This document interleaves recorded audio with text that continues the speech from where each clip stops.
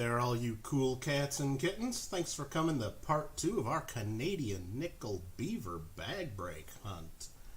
What's going on? I see a lot of cool people in the chat. Mostly cool people.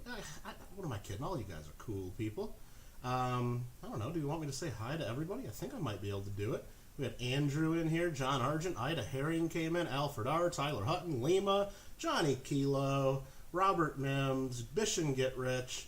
I saw Connon peeking his eyes in there. Johnny Kilo. I'll probably say people's names twice. Gab Zero. Ant Orta just yells, Kittle!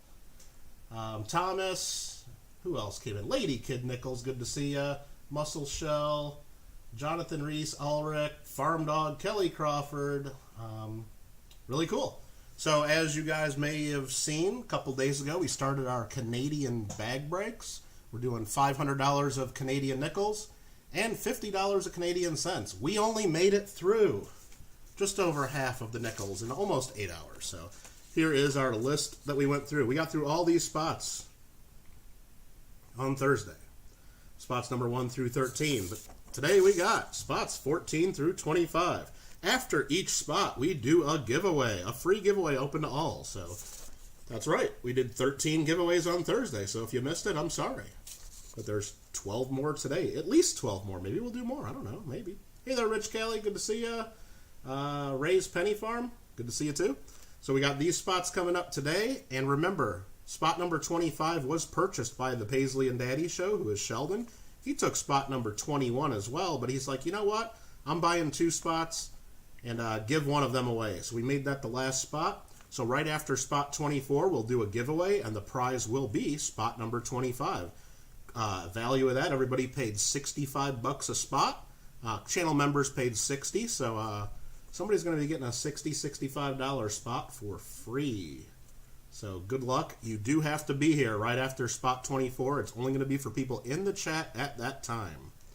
So good luck if you decide to get in on that, and if you wanted to get a spot and you weren't able to get one or weren't able to afford it or didn't have a chance before it sold out, you still have a chance. Or if you already have a spot and you said, shoot, that's so good so far, I wanted a second one, you're eligible to get in that giveaway too, courtesy of the Paisley and Daddy Show, which is Sheldon. And you know what? Let's just see if this works. I'm going to type in !Aloha. I set up a command for Nightbot to give us Sheldon's link. Will Nightbot listen to us? Boom, right there. Subscribe to the Paisley and Daddy Show, where every video they do is a comment video for free giveaways. So again, most of you guys know Sheldon or have checked him out before. Him and his daughter do mail call giveaways all the time. Definitely want to check out their channel if you like coins, if you like mail calls, and especially if you like free giveaways. All right, with that said, last stream took way longer than I thought. I thought I'd get way further than halfway through the bag. But, so we're just going to get into it. Again, right here, I made myself a little bit of a list of what we're looking for in the nickels. These are the major key dates. We're not going to find those, probably. I mean, I hope one of you finds one of these when you get the nickels back home and look at them. The better dates, unfortunately, a lot of them are varieties that we're just not taking the time to actually look at each one of them under the scope. I mean, we're getting tons of 1977s, tons of 64s and 62s, even quite a few 57s. Several 1946s we found, but I'm not looking for the varieties on each one, or we'd be here, we'd be doing streams of this like all day for the rest of the month. So hopefully somebody finds some of these when they get home. And there's a bunch of other cool stuff we've been finding too. So I'm just going to put this over to the side to kind of remind myself. And then again, so the bag break today, I saw Tyler Hutton. If you are here right now, the first thing we need you to do is pick a silver coin. So these are mystery silver coins. We've had a lot of dimes and quarters so far. I don't know what's in each one, so you're going to have to pick a number 1 through 25. And remember, if you guys have any questions for me, just let me know. Tag me in the chat, and I'll try to answer you, or one of the mods will, or try to get my attention some way. And so Tyler Hutton, if you got a number, we'll check to see if that one's available.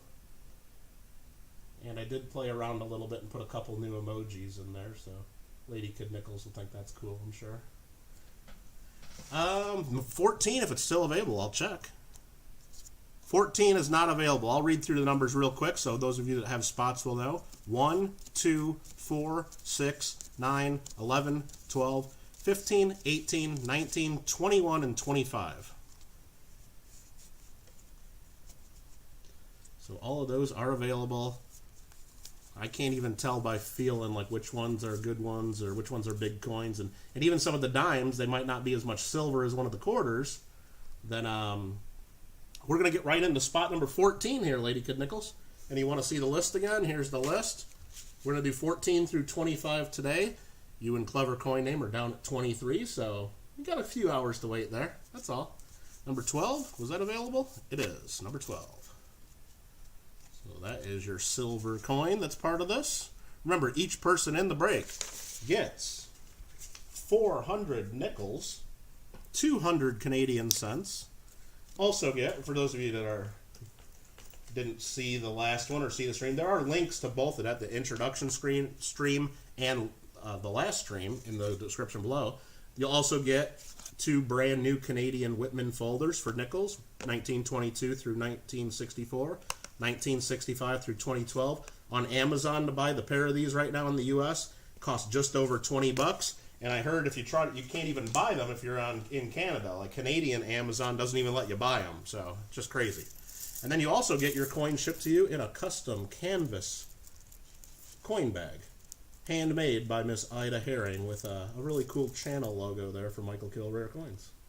So there you go. And plus, the last thing you get is one of these mystery silver coins. Don't know what they are, picked at random. We're going to get into this right here and see which one Tyler Hutton has gotten. Looks like it's a dime. And the dime Tyler is getting is right there. Let's bring it up on the microscope, see if we can get a date on that. Looks like a 1968 silver Canadian dime. Maybe it's 1963. I think it's 68. Yeah, it's a 68. So there you go. You got yourself a little silver coin there. So we're starting out with silver. I'll go ahead and put that in your bag for you, and we're going to start getting into some nickels. Hi there, Peter. How you doing? Let me get your bag out. Number 14. Make sure I put the coins in the right spot, of course. Hobby Lobby has the books. Hobby Lobby has the books, but do they have the books on Canadian nickels? I doubt it. Most shops in the U.S. at least don't carry any of the Canadian stuff. So we got a 1962, a nice looking 2009. I'll put one of these under just because, in case you haven't seen them. The original V nickels from the 1940s for World War II kind of look like that, but this is one of the commemoratives, 1945 through 2005. Not really much value. It's just cool. All right, this one here. We just got one of the Centennial Rabbit nickels from 1967. Coins got you in trouble again, Weiss. Uh-oh, you're in trouble. Thanks, Lady Kid Nichols. We'll see ya. Putting in a request for a rock dove emoji for 2000. Well, I'll have to consider that and take a look at that. No promises on that though, so we'll consider that. Let me just bring something up here to see if I can get that up on my screen to have that ready for a little bit later.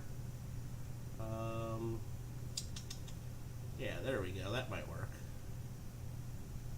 I might have to show that in a little bit later when it comes up. I just want to get that ready. Lincoln Central coins in the house.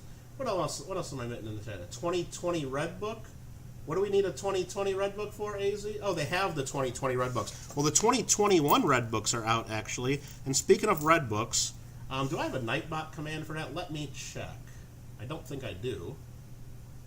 I probably should make one, but I do not. But if anybody knows anybody that's under the 18 years old that's a collector of coins or would be interested in becoming a collector in coins that needs a Red Book, let me know, because I often get older copies, few years old. They still have all the good information in them, and I'd be happy to send young collectors a copy of a Red Book. And that's part of what we do in these bag breaks. Part of the money that comes in from these bag breaks goes to funding me buying gently used or just back issues of the Red Book and shipping them out. And I just shipped one out yesterday to a young collector here in the stream that reached out to us. So there's a 1987. We just put a 1955 under the scope that we just got for Tyler. All right, there's the first group we'll do. Paisley and Daddy shows in here. Boomba Shoots crew. If you type in !Aloha, Sheldon, you can check that out if you didn't see that yet. !Aloha.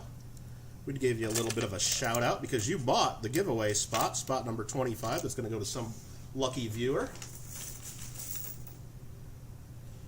Who else am I missing? Johnny Kilo, Farm Dog. I'm missing other people that say hello, and hopefully that link works. If the link doesn't work, let me know. I didn't test it, so hopefully it works. There's a 1974. It looks nice. A 63.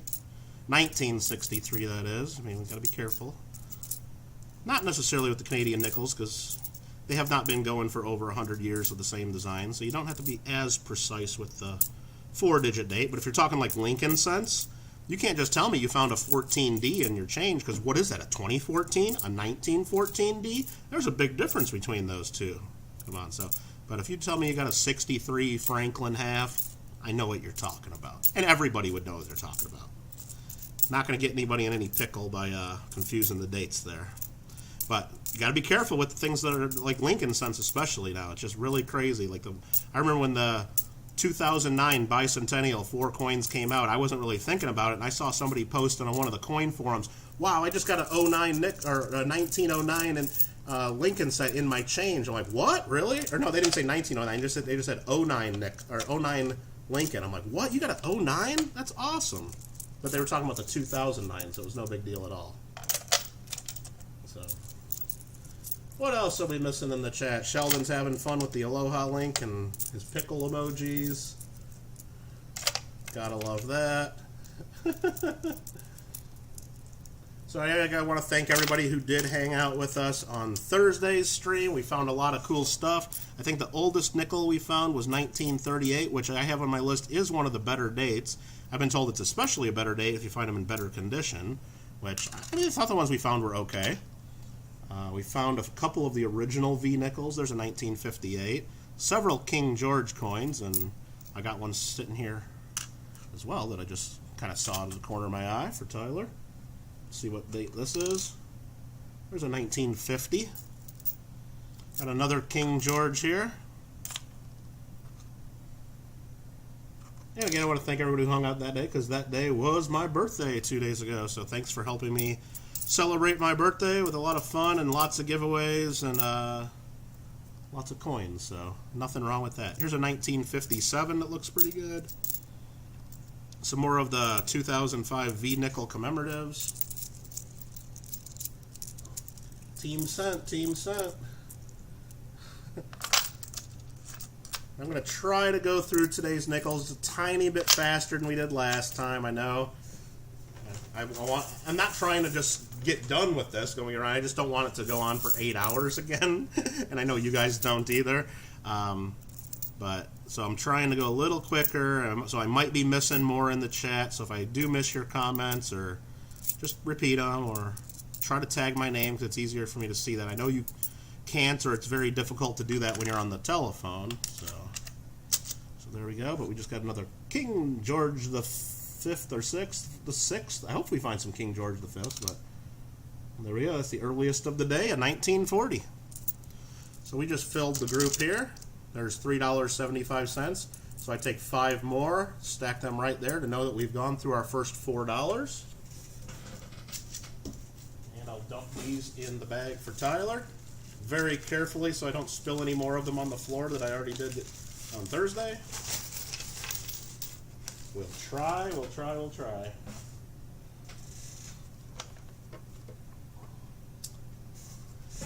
Having thunderstorms, well, hopefully you stay safe with that. SoCal Box Breaks is here. And SoCal Box Breaks is also Don Berry, who is the current stream boss there with 909 hit points. And if YouTube and Streamlabs does their thing, he's going to be taking hit points off of his other character there. So, I don't know. He's beating himself up. SoCal Box Breaks attacked. So that actually worked. And it actually worked for pretty much everybody that used it on Thursday. And then if you saw there, some Indian cents dropped in the tip jar there. That's kind of fun. So I was just playing around with Streamlabs, doing some fun stuff. And the only person it didn't work for that I noticed was my sister, who super chatted $100 for me for my birthday on Thursday. And so we would have saw some Morgan dollars drop in over there, and it didn't work. And I found out later when I talked to her, I'm like, check your credit card to make sure it went through and didn't just reject it or something. And then she was upset because she did it through her iPad, which is Apple. And if you guys, maybe some of you know that, I didn't know that, but Apple charges extra fees on top of that. and they charged tax on it too. So her credit card, instead of $99, was like $104 because they charged her Hawaii tax. So she's like, whatever. I'm like, look, and then I'm like, I know I'm only going to get like 50 or 60 bucks of that. So if that really bothers you, do a chargeback. Or she's like, no, don't worry about it. But I didn't even see it in my account on YouTube at all. So it still doesn't show up when I go look at my super chats. But just looking at the total that came in from the stream, I know it was counted in there, but it doesn't list it separately. So maybe that's something because it was through Apple or whatever. But it seems like maybe that's why, because you watch other streams and sometimes Streamlabs OBS or doesn't show like for the Stream Boss that people do or stuff like that. It might be people that do it through Apple or their iPads. Doesn't really go through Stream. It might be. I don't know. Or maybe it was just because it was my sister and she got unlucky. I don't know. But that's what we kind of figured out. There's a 1960 that's nice, a 62. A couple nice 65s and a 1980.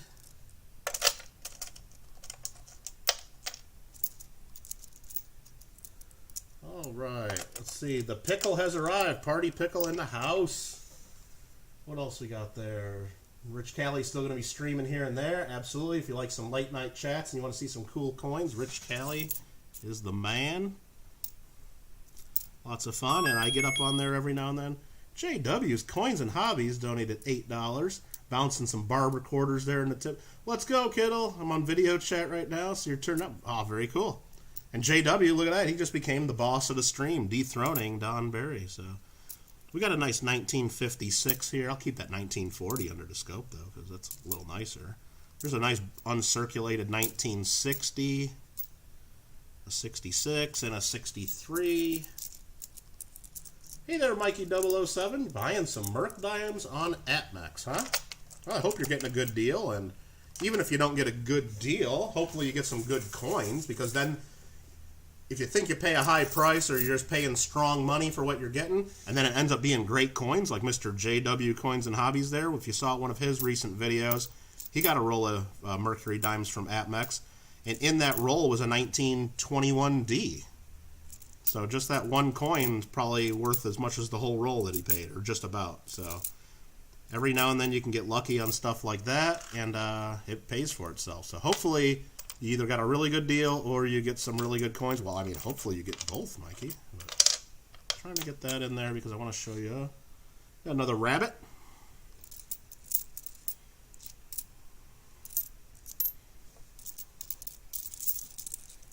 I hope everybody's having a great day today.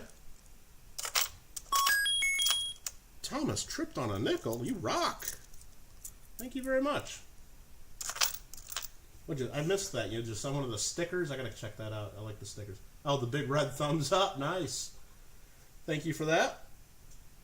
Thank you for that. That's awesome. Appreciate it. You guys don't have to do donations and all that, but anything you guys do like that, I do put back into the streams with giveaways or just other fun, and do appreciate that. Another King George VI, another 1940. So I don't know if we've gotten any like really major rarities, because like I said, a lot of the big dates or big ones to find in the Canadian nickels are either really early ones that I don't think we'll find, like the King George V's, or they're just varieties that we're probably missing and just not taking the time to look. So hopefully there's something in here that somebody finds later on. But I just know that in looking through what we're getting a good mix of dates. A lot of them from the 60s, 70s, and 80s, and plenty of 40s and 50s too. And even we did find a couple from the 1930s. So it seems to be a pretty good mix, and you'll be able to fill a lot of spots in the albums. All right, so we looked through all those. There's another $4 face value that's been searched. And we will get this put away for you carefully, very carefully, hopefully.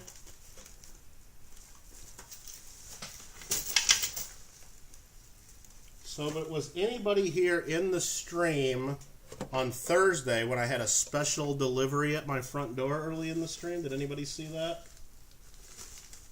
Anybody see that? Alfred R., the 96 silver proof was the best. Yeah, that was pretty cool, too.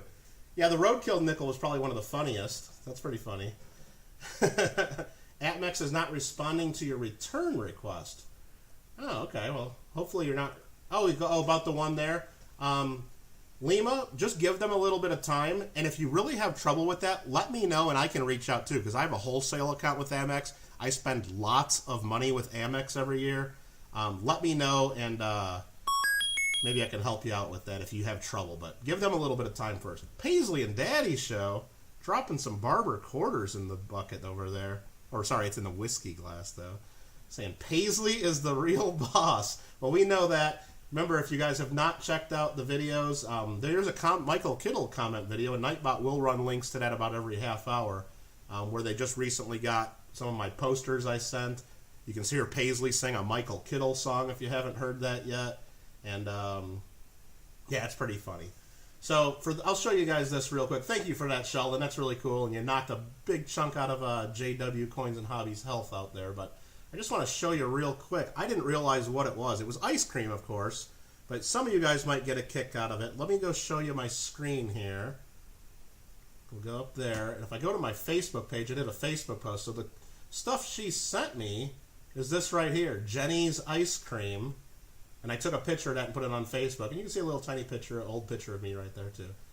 And this here is a picture that Nancy Pelosi took of her freezer, famously, a $25,000 fridge freezer full of ice cream she did during her quarantine, and it's the same ice cream that Nancy Pelosi got a bunch of trouble for because it's like $12 or $15 a pint. So my mom wanted me to be living the quarantine life in California at least as good as the Speaker of the House. So I thought that was pretty funny, and of course my mom thought it was hilarious. So I didn't realize exactly what it was when she sent it, but that is what it is.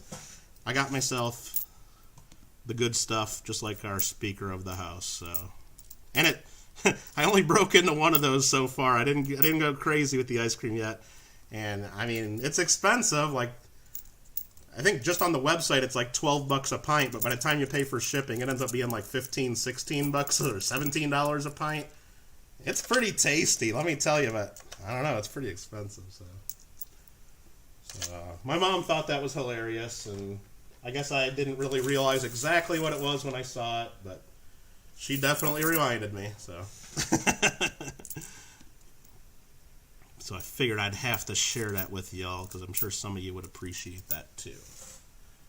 Alright, it is getting warm in here under the lights here. I might have to crank up my AC in a second if it doesn't pop on. No problem, that's easy to do. Another, like I said, we're just getting a good mix of dates. I'm not reading them all. There's a bunch from the 60s, some 80s. Here's an older one. We'll see the date of this one together. It's a King George. Let's see what else we got there. Looking at some comments, talking about some ice cream. That's funny. What a great mom. She is a great mom. I thought it was pretty funny. So what date do we got here? 1947 with the maple leaf. And if you haven't seen that, right after the 7 in the date is a little tiny maple leaf. Because they didn't have the dies ready for 1948 yet, is what I believe the story is. So they just started, they kept making the 47s with the maple leaf after it. And I think it has something to do with India. I read briefly on that, and the mint was busy dealing with minting coins for India, or switching over the coins from India when they're getting their independence. I don't remember the whole story. I just quickly looked at it. Our Canadian collectors probably know all the details, and they are like, Kittle, you're butchering the story. You don't know what you're talking about. But the little symbol there is just to show that the coins were not minted in 47. 1947, of course. I want to be clear. We got PLSCT Incorporated. Hi there, how you doing? What's Mikey saying there? You saw a 42 2/1 Merc Diamond XF on Atmex? It's possible. I mean, that's not a coin that they would just buy. Like, if they're not walking around coin shows saying, hey, anybody got a uncertified 42/41? No, so they probably got that in a big collection of stuff, and they probably quickly searched through it and noticed that. Probably. But even if they're quickly searching through stuff, they miss things like a 21D. Or maybe that 21D that JW got wasn't a high enough grade or a perfect condition. Like, maybe they just figured, you know what, that's only like a $30 to $50 coin. We're not going to waste our time at Atmex dealing with a $30 to $50 coin. Just throw it in the roll and make somebody happy. A lot of coin dealers do that too. So, but something like the 42 or 41, even a really junky one is going to be worth hundreds of dollars. If they spot it, they're definitely pulling that out and going to sell it separately. They won't just slip that in a roll. Most dealers would not do that. A bunch more from the 60s. And there's even, like I said, the most recent ones we found were 2017s. We found a couple of those yesterday. Most recent ones I'm seeing here, there's a 2015. That's about the newest. This looks like an older one, but it's only a 1978. Another 78, a 75, and a 73. Have you ever tried Rossellini Conan? I don't know if I tried that one. What's the one they got in Hawaii that everybody does? Lappert's ice cream. We've been there a few times. There's a little place just on the beach right across one of the Kamiole beaches in Maui. It's just like a little coffee shack, and they have a Kona bean shake. So it's Kona coffee and Kona coffee beans ground up in a chocolate milkshake. That thing's the bomb. And I also like shave ice. Not shaved with a D. It's just shave ice. No D at the end. Gotta like the shave ice because Hawaiians don't have the letter D in their alphabet. And Ululani, shave ice in Maui. Very good. And I like lots of sugar and sweets. So when I get my shave ice at Ululani's, I get the Keiki rainbow flavor, which is all the different flavors and all the fruity stuff all in one thing. You can also get the snow cap on yours, where they pour the sweetened condensed milk right on top of your shave ice, and probably has a couple calories in it, but what the heck, huh? Try to find some dry ice and no, you don't have to do that, Sheldon. No, that's that package that came from my mom. Yeah, it was like in a big styrofoam cooler that fit right in a box, and inside that were 2 big chunks of dry ice in boxes. And yeah, I just set that like right by my front door after I put the ice cream in the freezer. And after the stream, when I went to go get that box, the tile like on my floor was just like super freezing cold from having that dry ice boxes sitting on there. Find any odd errors yet? Not that I've noticed. So 1960 at 89, 69, 68, 78, 2002, 2013, 2009, 08, 76, 2011, 2012, real nice 1966, and a 2005, and a 1965. So every now and then I'll just read through a bunch of them just so you guys can hear the mix of dates we get. But if I'm not reading the dates, just assume that I don't think they're super special. Wait, what? You order a keiki size? Sheldon, come on. Get real. I did not order the keiki size. It's the keiki flavor. It's called the keiki rainbow, is what they call it, because really only kids order that stupid one with all the different flavors and colors. Adults usually order like the more sophisticated stuff or just one flavor. No, I get the keiki rainbow where it's all the different flavors, but I definitely get one of the larger sizes. But I don't get the largest size because it's just a big mess. But the place where we get them, they have the picnic tables, and they have like holes cut in the table that you can set your shave ice cup in there so like it doesn't blow around or fall over. It's kind of fun. 2009, 2012, and it's right next to the one we go to. At least there's a couple places in Maui that have it, but the one we go to, it's right next door to a pie shop too. I think it's a Maui Pies or something like that, and they have really good key lime pie and a couple other things too. So, but yeah, you can't have that and the shave ice. That's just too much. Another little bit of an old one that looks pretty nice. A nice 1956. Hey there, Coin Collecting with Tyler. Hope you're having a good day today. What is melt on a Canadian silver dollar? Darth Silver says, Silver Sith, I would recommend going to coinflation.com. It's when you go to it, it just shows U.S. coins, but at the top there's an option to select other countries, and they have Canada and Mexico. It tells you the melt value of down to the like fraction of a cent of everything. There's a 1950 King George the 6th. But Alfred probably got you the number right there too. But that's a good site just to have. It used to be like a private site, but years ago, Collectors Universe bought the site, which is the parent company of PCGS. So they run that site now, and it's all up to date. And I think there's also an app for your phone that's real good for coinflation. I don't do the app for the phone. I just go to the website each time, but probably should get the app for the phone because it seems easy. Let's get another big handful of nickels here. All right, you thought you'd order a cakey size? Nah. Do I get ice cream? Nah, I don't do that. I mean, I don't even get they call it the snow cap on it, where they put like the sweetened condensed milk on the top of the shave ice, and then it like hardens because it's cold. And I don't even do that. I just get the regular like plain shave ice with all the different flavors in it. And the way they do it, basically, I think it's only like 3 or 4 flavors, and then but they do it like where like they mix together. So really, where it mixes, you get like the combined flavors, and they mix together. I don't know. It's just a sugar bomb. It's another King George. I don't know the date. What did we get? A 1949. A nice 1968. A nice 1960. A bunch of 1977s I'm seeing in this group as well. And remember, that's one of those where there's a variety that if you get the low 7 variety, it's actually worth some money. There's a nice 1959. And a okay looking 1962. Use NGC silver melt values too. Okay.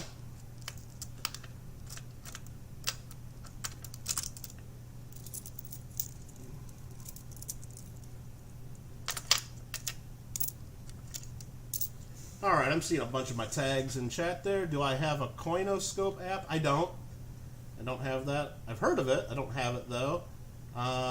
Pretty good deal. Yeah, I mean, not too bad of a deal on the Canadian dollars. Ran out of coins to look for errors.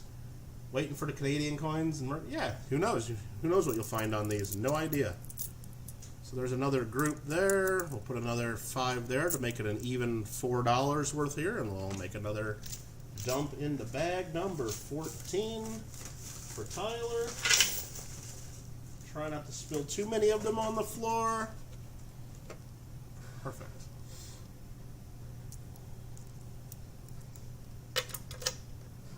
And then we're going to be doing a giveaway right after we get through another row here, because after each spot we're doing a giveaway. And I got a bunch of giveaways out here ready to go, and maybe even a couple extras if I just feel like doing another one, or if, you know, for some reason we decide to do another one. I got a bunch of stuff planned, but we got some more Canadian large cents. We got some more silver coins.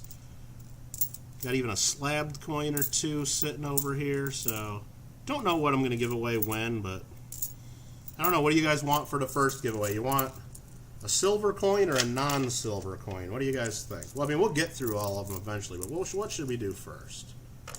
Let's see what the chat thinks on that. Silver or non-silver? I got Cheech's coins. Hello, everyone. Hello to you, too. Found it first. Very nice. There's an 07, a 68, a 79... a 1964. There's a proof-like 1965, so that's fun to find those. Show that under scope. That came out of a proof set. Silver's always nice, yeah. I think most would agree. I mean, I don't think anyone's going to turn down a silver giveaway, or if I send you some silver in the mail, you know, no one's going to be too upset about that. There's some 07, 2011. What do we got coming in here? Party Pickle. What? I am the captain of the ship now. Pow! As certain people would say. You didn't have to do that, but you did. That's awesome, Party Pickle. Very cool. Oh, and one of the Indian cents bumped out of the glass. I didn't notice that, too. That's pretty funny. Thank you very much for the 19.99 Super Chat. Very cool. Or as I would say, 1,999 cent Super Chat. Boom. Alright, very cool. That's awesome. And you are the boss. The new stream boss, Party Pickle. That is cool. Alright. We got some neutral. Silver's always nice. We got Daniel Roberts saying AG. I think he probably means symbol of silver, AG. Neutral, neutral. Everybody's pretty much going silver, so I think the first one we do might need to be a silver coin. Didn't have to do it, but you did. There's a nice 1974, real flashy. I don't know if it's an actual official proof-like, but it is proof-like. I think that probably came out of one of the sets. I mean, it's mirrored, but it's not an actual proof. It's like a proof-like. That's what they called their sets up to a certain point. I don't remember the exact cutoff date. I'm sure one of our Canadian collectors in the house will tell us, but I believe that to be one of the proof-likes. And if not, it's just a really killer business strike. Robert Mims is team sent all the way. Absolutely. He speaks the truth and knows what he's talking about because he's team sent. There's a nice 1969, 2011, 78, 11, 65, 76, 65, and a 1960. That's pretty nice. 82 and on are actual proofs. Okay. I might remember that. And that's about the same time they switched over to the copper nickel composition, I believe, too. And what, instead of the 100% nickel, if I got that right. Team sent, team sent, team sent. And I did add a couple new Zelda emojis there, which is kind of fun. I put the heart container there for Zelda, and I put Link holding up the Triforce because I thought that was fun. All right, so there we go. We got another $3.75. Actually, got one too many in that spot. Another $3.75. And 1, 2, 3. Got one too many, so I'll pick one of these. I'll pick one of the real common ones since I wasn't really careful. This one right here. And then there is an even 400 nickels. The next person gets at least one really common one because I overcounted by one. My bad. That is the end of Tyler's spot. We'll carefully dump these into the bag. And then we'll get on and do a silver giveaway in just a minute. So you guys know how it works with the giveaways. Let me check some chat here to make sure I'm not missing anything before we get on to it. Okay, pains me to do this, but I must. Exclamation point sent. Perfect. You don't have to do that. If you believe your team Penny, you can, even though the bot's going to tell you you're wrong. But that's fine.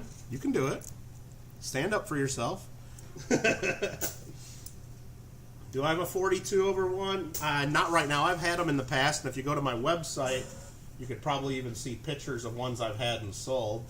I have a website, and Nightbot is going to tell you right there. It'll be in my archive, I'm sure. So that is bag number 14, all set. Silver, silver, silver. Which silver coin should I do? I don't know. Let's just start out. Let's not get too crazy. Let's just start out with a Merc dime. How about that? Here's a 1934 Philadelphia Mercury dime. So if you want to win this 1934 Philadelphia Mercury dime, all you're going to have to do is type the next word that I type in the chat. One time per person, spelling counts, capital versus small letters don't matter, but only once per person, type exactly what I type, and that's all you have to do. And as long as you do that, you will have a chance to win. Everyone will have an equal chance to win, so take your time, make sure you spell it correctly. If you misspell it, we will skip over your name. You will have no chance to win. If you spell it incorrectly, that's right, you'll miss it. If you put 2 entries in, we'll count your entry when we're counting who find the winner is, but if we land on you, you will not win. If you retract your comments, you cannot win. So be careful, once per person. Everyone has a chance to win, and I'll come up with a word here in just a second. And good luck, everybody. Jeff Dunn, how you doing? Thanks for coming in. Appreciate it. What else we got going on there? Is JW going to get in on this giveaway? Oh, yeah. He messed up. That's fine. Don't spell so good. Darth Silversith, just take your time. The first person has just as much of a chance as the last person. So that's the way we do it here. Sometimes I'll only roll like a 12-sided die or a 20-sided, and then only the first 12 or first 20 people have a chance. Roy Driscoll, Boomba Shoots Crew. Uncle Roy's in the house. Boomba! Thanks for coming in, Roy. Hope you're doing well. Did everybody type in dime yet? All you got to do is type dime one time. I'll give you guys a few more seconds to get a chance. Just a few more seconds before I type in stop. Paisley and Daddy Show, did you notice that the Uncle Roy song and the Michael Kittle song are very similar? I think one of us might need to file a copyright complaint against the other, so I don't know. Maybe. All right, we're going to go ahead and put stop. You guys have had a chance. I'm going to look real quick to see how many people typed dime. Is it more than 20? Probably. 2, 3, 4, 5, 6, 7, 8, 9, 10, 11, 12, 13, 14, 15, 16, 17, 18, 19, 20, 21, 22, 23, 24, 25, 26, 27, 28, 29, 30. It looks like right about 30. So what I'm going to have to do is I'm going to have to get out my 100-sided die. This one here tells us the tens place. If we roll 0, 0, that would be spot 100. If we roll 0, 0, and 0, that's 100. But if we roll 0, 0, and 1, that's 1. So it's 1 through 100. This is the ones place, this is the tens place. We're looking for 30 or less, or we roll again. We just roll a 36, 57, 88. That one went way off screen. It's a 38. 53, and we rolled finally a 14. So there we did. Everybody had a chance. I'm going to pull up, if it rolls a 1, exactly, JW. I'm going to pull up my screen just to share it with you guys. And how do I do that? This button. I'm going to scroll up to the beginning here. I'm on live chat. We go by my screen and my screen only. We're going to count down 14 people. JW doesn't count. He didn't spell it right. So we got 1, 2, 3, 4, 5, 5 is Old White Guy, 6 Sheldon, 7, 8, 9, 10, 11, 12 for Kickstar, 13 Andrew, 14 Ulrich. Capital small letters, don't care, but it is spelled correctly. Now we just need to verify that Ulrich did not enter more than once. I do not see more than one entry. Right there's where I say stop. Looks good to me. Type that in the chat just to confirm. I'll get my handy notepad out where I'll write down the winners. This is for the 1934 dime Ulrich. And if you actually want that mailed to you, you need to send me an email to claim. Even if you've won something recently, according to YouTube terms of service, I do not store people's addresses. That's part of the giveaway rules. So if you won something from me recently, I'm not going back and looking through emails. I don't store or keep track of all that. You have to claim it each time. That's just the rules. So congratulations, Ulrich. Very cool. Woohoo. Big smiley face. Indeed. Nightbot there's reminding us about my buddy SoCal Box Breaks, who is Don Berry, who works at the coin shop where we got all these coins. He's doing a big 750 subscriber giveaway when he gets there. He's around 630, 640-ish. If you haven't subscribed to him yet, he does some coin videos. Does penny rolling machines. I mean, cent rolling machines, but everybody calls those penny rolling machines. And he just did a video on showing how that works recently. He does some other videos, cool stuff. So if you want a chance to win a 1883 Hawaii quarter and you want a chance to win that faster, go subscribe to him. Help him reach that goal. Ulrich is the winner. AZ Coins in the house. Hope you're doing well. How are you doing today?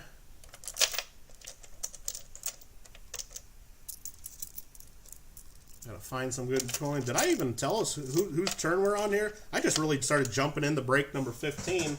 We don't even know who we're on right now. Spot number 15 is Joe and Diane Durbin. Is Joe or Diane Durbin in the house for spot number 15? I did not see them, but we're on their spot. So, just to be clear, and let me get Ulrich's prize out of our way here. Joe and Diane Durbin in the house. Anyone? If not, we'll keep looking for a little bit, and then I'll pick a silver coin in just a minute if we don't see them, or maybe I'll have one of you guys pick the silver coin just so it's not me picking. It's a 1965, a nice 1961. Here's a nice older one. Nice old Beaver, 1958. I like the Canadian. The more I'm looking at these, it's just having the animals and the coins are just fun.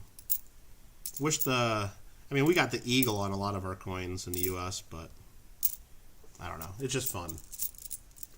And you see that with a lot of the stake hoarders. Joe Durbin is here. Okay. Joe Durbin, you want to pick a number for a silver coin, 1 through 25, and if it's available, you get that one, or if not, I'll tell you to pick another number.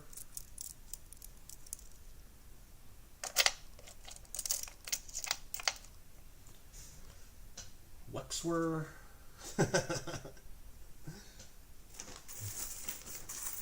Number 12. I think that might be in there. Another handful of nickels that'll go to Joe and Diane. And of course, I'm sure all you guys are subscribed and friends with Joe and Diane Durbin, but if you're not, Joe does all kinds of cool auctions. It is not available. Number 12 is not available. The numbers are 1, 2, 4, 6, 9, 11, 15, 18, 19, 21, and 25. So make sure you check them out. They're doing auctions all the time, all kinds of cool stuff. Start everything out at real fair prices. Number 4. And he makes some pretty kick-butt silver, copper bells. And he's got the coolest silver balls as well. Alright, so let's see what's in here. Looks like we got a dime for Joe. We'll check that out. We'll put this nickel away. Looks like we got ourselves a 1944 Canada silver dime, and that's going to be a King George the 6th. Indeed. So you got yourself a Canadian silver dime from World War II. Pretty cool. I'll put that in bag number 15 for spot number 15. So make sure that comes to you. Just sent me an email for the giveaway from 2 days ago. Yeah, I got you, Lee. I told you it was okay not to send me because I just had yours handy there, but that's the YouTube rules. I tell everybody you have to claim it each time, but I told you it was okay, so I didn't mean to make you worry about that or anything. But I appreciate it. It is helpful, though, when I'm going back to mail things, to have everything right there in the inbox all together. That is helpful. Linda Wallace, hope you're doing well. Thanks for coming in.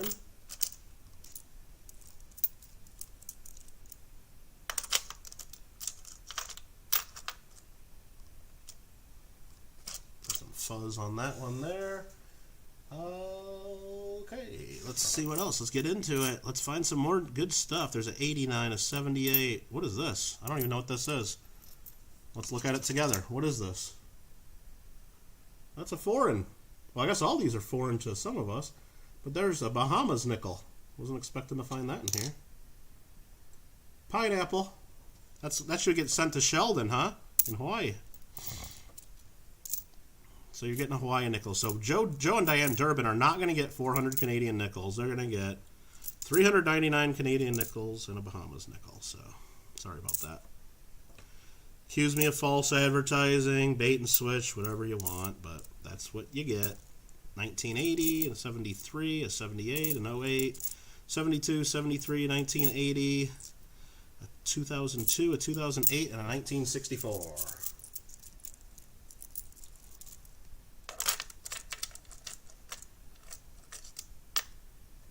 That there is the first $3.75. We'll get 5 more. Makes that the first $4. And we'll move these out of the way.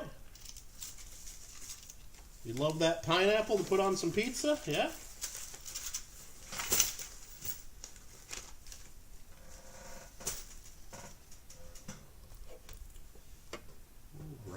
Let's see, and I'm going to have to turn on the AC here because it's getting warm.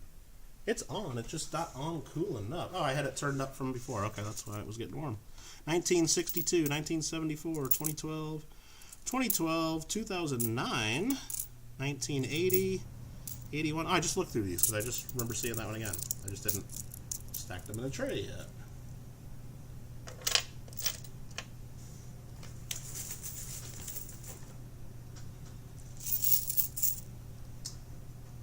Peter. Who's Peter? Peter Bose. Good. Thanks for coming in. See everybody saying, hi, Peter. Hi, Peter. I'm like, I didn't see a Peter. There you are, Peter. There's a real nice 1964. Remember, there is a 1964 variety with some extra water that goes over to the designer's initials. We're not looking for those, but they are valuable if you find one. There's a 1960, 68, 75, another Young Head, 63. And Sheldon, yes, that's 1963. You know, quit being a stickler on that. So there's a 2009, 1969, 2008, and a nice 1961. Anybody got any plans for the Memorial Day holiday weekend? Anybody got any big plans other than staying home and living that best quarantine life that you can live? I mean, that's probably what I'm going to be doing, because now I got myself a freezer full of $12 a pint ice cream. Living the California quarantine lifestyle there. So I'm all good. But, yeah. I don't have a $25,000 freezer, though, so that's where the difference is between my photos and those of our Speaker of the House. Here's a 1960. Here's an old, real dirty, worn down 1964. It looked way older. There's a really nice 1962. Here's a nice one. We'll get that Bahamas pineapple out of the way. Pretty nice, flashy King George VI. From 1940. That's a pretty nice nickel for 1940. Fortunately, no big plans. Yeah, I haven't really been thinking of too much, really, because you can't really do too much still here in California. But, a real nice 1962. I might, next trip to the grocery store, I might have to buy something special to throw on the grill, because I always like cooking on the grill if I can, you know, nice, even if I'm just doing it for myself, a nice little cookout of something. Buying maybe a fresh bag of Kingsford charcoal and do that. Here's a proof-like 1966. Real flashy from a proof set. Well, they didn't have proof sets then. It would just be a proof-like set, but it's their collector's set. An NIFC, if you want to call it that. Not intended for circulation. Gourmet hot dogs, huh? Roy Driscoll's gonna make some tube steak. Nah, I might do barbecue chicken. I'm thinking just throw some nice chicken, the bone in like the chicken half breasts, and just cover them with barbecue sauce and burn the hell out of the outside of them on the grill with charcoal, and that sounds pretty good. I might do that. And it's real messy and everything, so I'll certainly be licking my fingers after that, too. Not after I search all these nickels, of course. I'll have to wash my hands between. Nah, the only thing, I really like Memorial Day weekend, because I always like watching the Indy 500, and it's just a real bummer that they're not doing that until the fall now. I think August is when I heard they're trying to do that. So that was in 1959. Got another King George. I don't know the date. What is the date? 1940 again, okay. 1975, 1957, that's in pretty nice shape. There's a 2002 Golden Jubilee for Queen Elizabeth. We just filled another row there. Is that the right amount? It is. Grab 5 more, because this awesome coin counter sorter that you can get on Amazon, my link keeps getting shown by Nightbot, or if you need my Amazon link, just type in !Amazon. You can get one of these coin sorters yourself.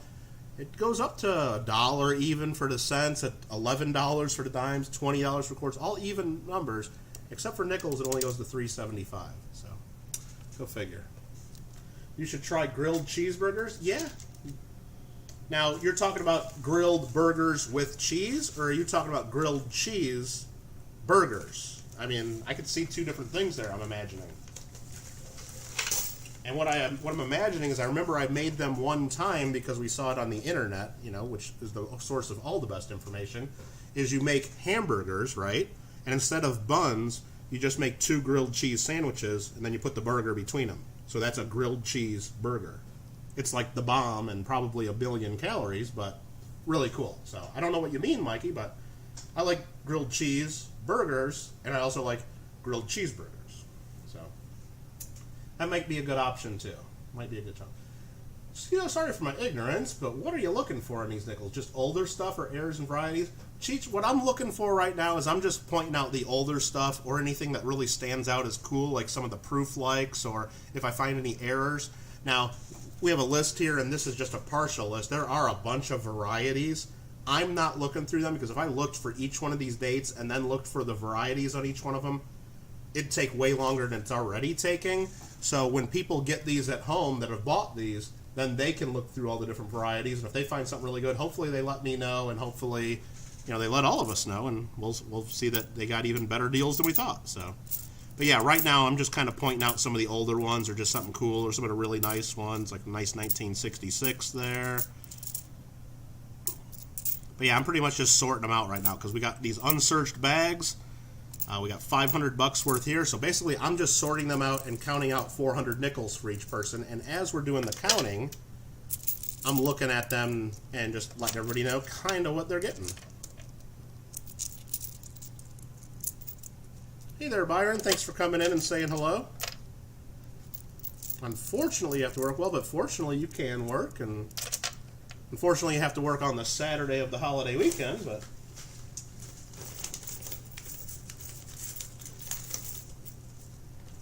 you cook the burgers first, then make it like a grilled cheese. Okay. Doesn't sound too bad. But what did you think of the other one I just mentioned, Mikey, where you'd make a burger, and then you make 2 grilled cheese sandwiches, and the grilled cheese sandwiches, each one of those is like half your bun. I mean, it's a lot of bread, so what you got to do is you got to use real thin bread. Like, if you go to the grocery store, you can buy like the sandwich style loaves, where it's like real thin pieces of bread. Because if you use regular bread or thick bread, it's a ton of bread, and you know, a ton of cheese too. But it's kind of the bomb. I've only made that the one time just because we had saw it on the internet and was like, oh, that sounds cool. But I guess it's not cool enough to keep making.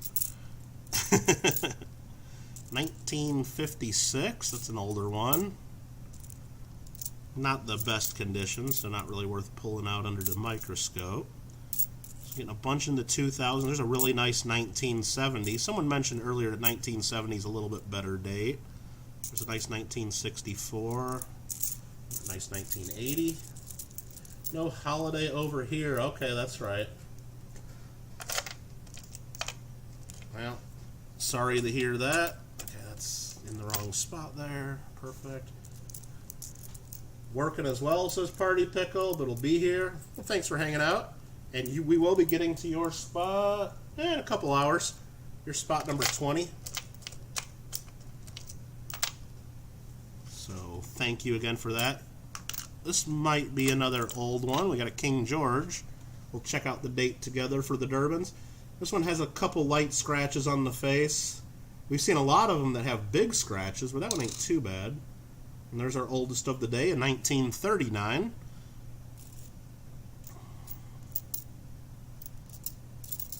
There's some more from the 70s, a couple from the 80s, 70s, another commemorative V-nickel from 2005, which are cool, another Jubilee.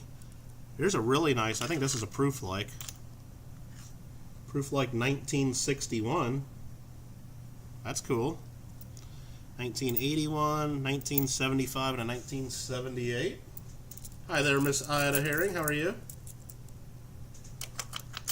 We are currently on spot number 15 in the break. You are coming up at number 18, so at least another hour or so for Miss Ida Herrings.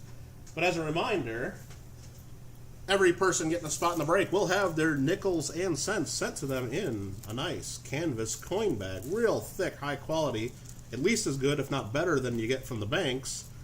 All handmade by Miss Ida Herring with a pretty nifty channel logo on there, too, if I do say so myself. So, very cool.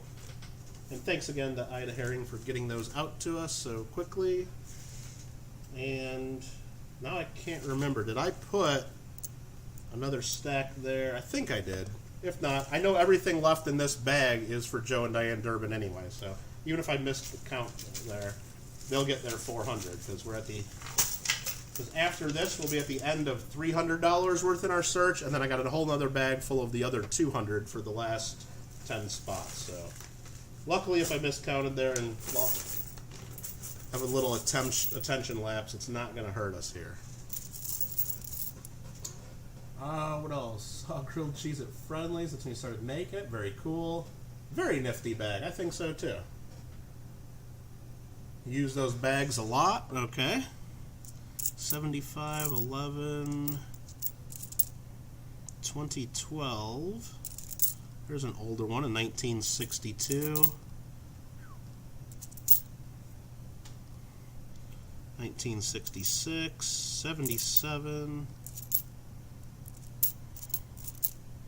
Another 1962. Yeah, I think you'll get a lot of the spots in the albums filled up for sure with these. You're not going to get every one from the 50s. You'll get several of them in the 50s and a few in the 40s, I think. But for all the recent dates, I think they're mostly here. So you get a good start on a Canadian nickel collection, filling those albums. There's one of the rabbits. Those are fun. A nice 2009. I don't know if 2009 is a better date. Like, people really, for U.S. nickels or U.S. anything, they all save their 2009s because they're all low mintage. I don't know if that's the case in Canada. I mean, I guess I could look, but just don't know offhand. There's a nice 1966 and a nice 1959. You just found a 1909 S wheat penny, like a wheat cent? Very cool. Where would you find a nice 1909 S? Where'd you find that? Darn it, you missed part one. Well, part one is in the link in the description. You can watch that back at any time. We did have some good finds. It only took about 8 hours to go through 13 spots, so it's a nice long video if you ever want to scroll through that and check it out. We had a lot of fun, and it was also my birthday a couple days ago, so a couple people got a little crazy with the super chats, which is always fun too. And of course, as I mentioned, I always put that right back into the streams and try to have fun with that. But I think I forgot to put 5 more nickels there for Joe and Diane, so I think we're actually further along in this spot than we think. There is George VI, 1942. Very cool. 2009s are going to be the next 1960 small light. Maybe. It's possible. In a bag of Wheaties you got. Okay, that's pretty cool, Andrew Forbes. You were there for the 8-hour hunt, huh? Oh, thanks, Cheeches. That's cool. Yeah, it'd be nice if it was an 09 SVDB. Heck yeah. 64, 61, 1963, 07, 07, 64, 1974, 72, 2009, 2014, and a 1968.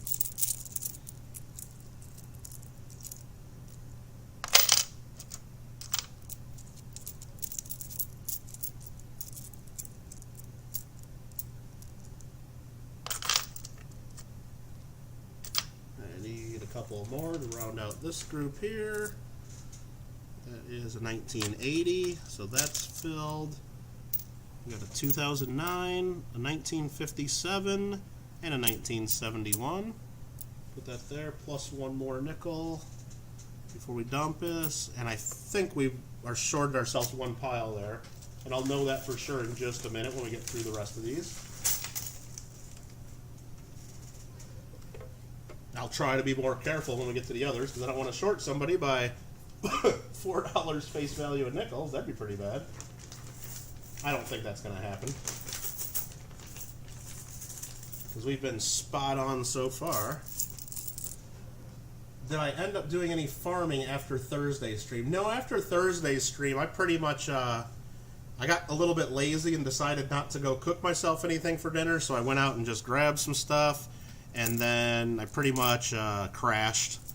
And then Friday, I was busy catching up on some work, and then I got tired of doing that, so then I farmed last night a little bit on my farming simulator game on my other channel, which Nightbot does show the link to that every now and then, but if you do want to check that out, I think that brings up, if you ever want to watch me play some PlayStation and chat with us while I play, 'cause it's a real relaxing game, and basically it's just me sitting there playing video games for a few hours, talking to everybody in the chat about coins, so it's kind of fun. There's a nice 1958, 78, 2001, real nice 2015. I don't think it's a proof, it just looks proof-like, but they had real proofs that year. 73 and a 65. Are you going to recount the Canadian nickels for yesterday to make sure everybody got? No, not going to do that.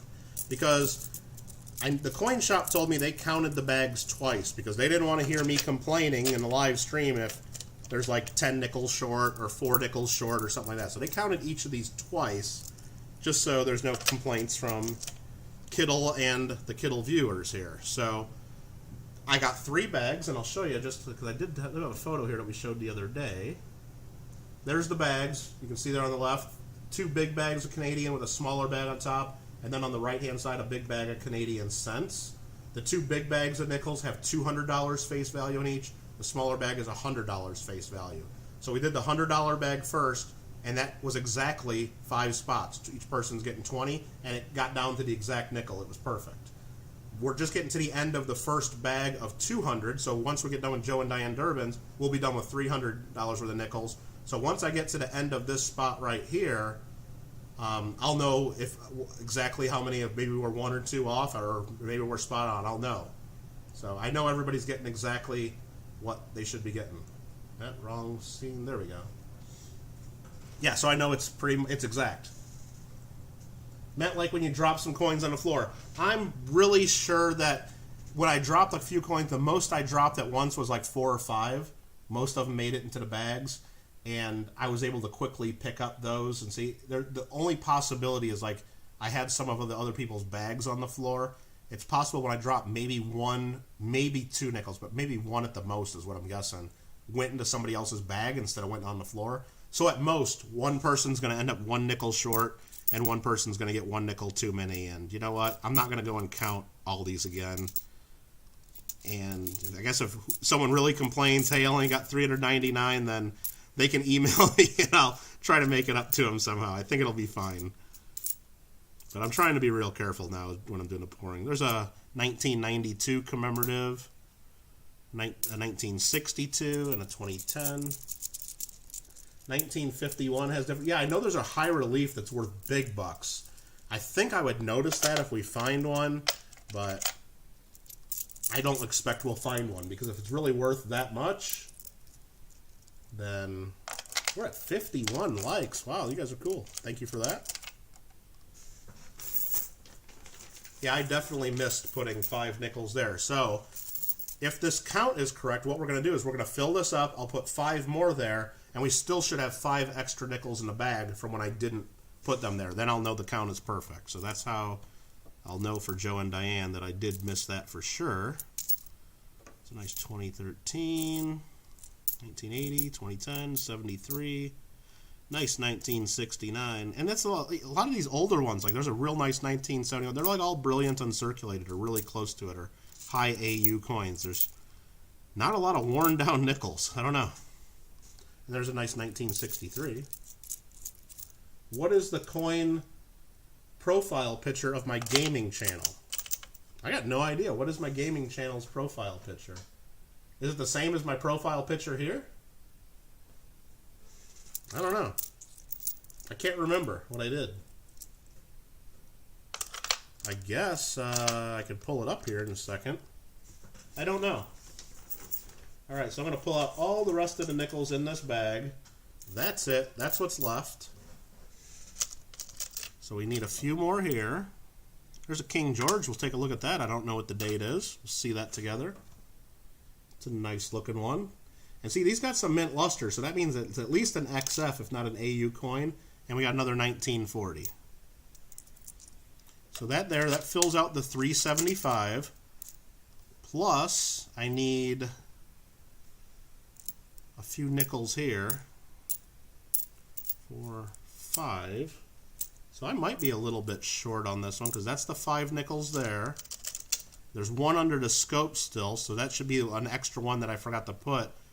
So it's possible I either have 1 too many nickels, like I already put them in the bag, or I'm 4 short on this one because this bag is now empty, which the only way I'd be 4 short is if sometimes 6 nickels get in one of these slots instead of 5. But, yeah, I don't know. We just might be a couple short in this bag. That's possible. So, Joe and Diane Durbin, you got everything left in this bag at least. I think it's very close, if not 1 over, or maybe 4 short at the most. I might go back and count yours again, because it's the only one that's I know is not right for sure. But that is the end of spot 15. I'm going to get those in the bag without spilling. And I think we got some pretty good ones. We'll be doing another giveaway here in just a second. You'll make sure they get enough. You'll cover it. I think this one is 4 short. But and I don't really have a bunch of Canadian nickels lying around. Unless the other bag has 4 too many. We'll see. I know Joe and Diane aren't going to be worried about 4 nickels. Or I'll find something extra to put in there. Don't worry. Alright, so that is the end. And you can see there. I can move this out of the way. Big bag. Empty. Out of our way. Alright, we did silver last time. Let's do non-silver. Let's give away a Canadian large cent. Here's a 1907 large cent. This one has been cleaned. It's not the best shape, but it's still pretty cool. Where are we at? You're back now. We're just doing a giveaway, JW. Back in time for the giveaway. And we're going to give away a 1907 Canadian large cent. So you guys know how we do the giveaways. I'm going to type a word in the chat. Then all you got to do is type what I type. 1 per person. Spelling counts. The rest of it I don't care. Once per person, that's it. Only enter if you want a chance to win.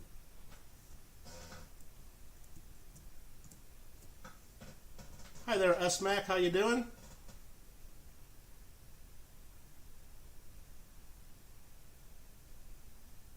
Here comes all the answers popping in real quick. Thank you very much. And I got to write down that we're giving away 1907 large cent. And who's the winner going to be? Oh, Robert Bims is in on this. He only won 3 times on Thursday. So, might be Robert Bims. We'll see. All right. There is 1, 2, 3, 4, 5, 6, 7, 8. 9, 10, 11, 12, 13, 14, 15, 16, 17, 18, 19, 20. So we got more than 20. 21, 22, 23 so far. You guys are killing me. That means for everyone to have a chance, I got to get the 100-sided dies again, but that's okay. I think that's about it. I'm going to go ahead and type in stop. 37 people in the chat, and only about 23 or 24 entered. So I still want everyone to have a chance, so I'm not just going to roll the 20-sided die and make it easy. I got the 100 out here. We got to roll a number like under 25. There's 88, 58, 53, 16. Nope, that's a 19. The line's on the bottom of the 9. So 19 is going to be the winner. I guess I should put them this way because 10 and 9. I'll pull up my chat. We'll go up to the top of my chat where I typed in me. And Ulrich was first. Farm Dog second. Cheech third. 4, 5, 6, 7, 8, 9. 10 was Andrew. 11. Sheldon 12. 13, 14, 15, 16, 17. 18 is AZ Coins. Did AZ Coins guess more than once? Of course not. AZ Coins knows the rules. So you'll see me type it right here. Official AZ Coins is the winner. Congratulations. You win the 1907 Canadian large cent. Awesome. Enjoy. Thank you for playing. Another giveaway right after spot number 16. Spot number 16 is for Roger Pollock. I did not see Roger in the chat yet today. If Roger, if you are here, let us know, and then we can pick a silver coin for you. But otherwise, we're going to get into this bag of nickels, and it's another sealed bag of $200 of Canadian nickels. So I got to cut it open because I can't get in it yet. All right, it's cut open. It's official. We're doing it. Only $200 worth of nickels left to search. Only 4,000 more nickels to look at today. Only 4,000. There's the first handful. And I'll try to do a really good job counting because if I mess up the count now, it could be bad. So right away we got a nice 1961. Got a proof like 1965 for Roger. And Roger, if you're in the chat, just remember to let us know. Pick a number, and we'll try to number 1 through 25. We'll see if that silver coin's available. Otherwise, I'm going to have somebody else pick one in just a little bit. It's okay if you're not here. You're still getting your nickels and your cents and your silver coin and your albums and your Ida Herring handmade bag. And I think that's it. Here's a nice 1956. I'll show you. Yeah, not the nicest, but still pretty nice. Right here I see a King George. We'll skip ahead to that. Find out what date this is. 1940. 1940 must be a pretty common date because we're finding a bunch of 1940s. There's a real nice, I think this one's a proof-like. Proof-like 1965. Did we see Roger in the chat? Is Roger up in the channel? Up in the chat. Up in the channel, up in the chat. No? It's okay. I just want to, before I have somebody else pick for Roger, I want to make sure to give him the opportunity. Some nice ones from the 60s, a few nice ones from the 80s. There's a nice 64 and a 79. You rolled a 19, but I only counted 18. Did I really? AZ, do you think I did that? Did I only count? Did I count out 18 and do 19? Andrew's telling me I counted 18, but I rolled 19. I know I rolled a 19, but if for some reason I only counted 18, let me take a look to see if I can check real quick. I'll give both people giveaways then if that's the case. So 1, 2, 3, 4, 5, 6, 7, 8, 9, 10, 11, 12, 13, 14, 15, 16, 17, 18. You're right. Deanne H. probably won. So Deanne H. is probably furious with me, and she probably already left chat. I think you're right, Andrew Forbes. Thanks for checking me on that. So Deanne H., I'm sorry. Are you still here, Deanne H.? Because I want to make sure you're not upset with me and calling me a cheat and a loser and a fraud and whatever else you're probably thinking that I skipped right over your giveaway win. I'm in a pickle now, Sheldon. What do I do? What do I do? Now, AZ, you're getting this for sure. You're getting something for sure. I just want to know if Deanne H. is here because we gotta solve this pickle. No worries, it's all good, not upset. Okay, because you're not going to be upset. So, Deanne H., do you want to win? I'm giving AZ Coins this large cent. That's the way it's going to happen. But, Deanne H., do you want another Canadian large cent, or do you want something silver? Just let me know. And I'm going to write down that Deanne H. won something here. Because that's the way we do it. If I make a mistake, everybody benefits there, and I can't tell you... get you all excited about winning something, tell everybody you won, and then say, oh, shoot, you didn't win because I messed up. And thank you very much for pointing out that I did mess up, because there you go. That's a first for Michael Kittle. You know what? I've made a couple mistakes. I mean, I'm not completely perfect, and no. Especially when I'm looking at so many nickels and just going into, like, the zone and trying to do 100 things at once running the stream. But there's a nice 1961. Nice 1980. There's a nice 1958. There's some nice ones here. Roger's going to get a good mix. Now we have 2 winners. Heck yeah. Well, how about this? Deanne's going to tell me, do you want another large cent or do you want silver? I'll show what it is.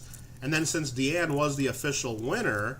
if she wants the other large cent that I said AZ wants, she can pick which of the 2 prizes, and then AZ gets the other one. How about that? I mean, that's probably just making it more complicated than it needs to be, but that seems about as fair to Deanne, who was the official winner, and because AZ said he's willing to trade. So. Why have you invested so much time into my channel? Well, because it's about as close to perfection as you can get, Party Pickle. How about that? No worries now. Yeah, so Deanne, just let me know if you want me to pull out something else silver or another large cent. We can do either one. Absolutely. Here's a proof-like 65. I need 4 more nickels to round this group out here.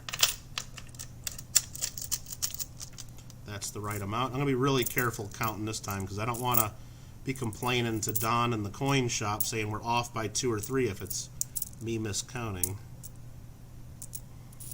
There's a really nice one. So that's the first group there.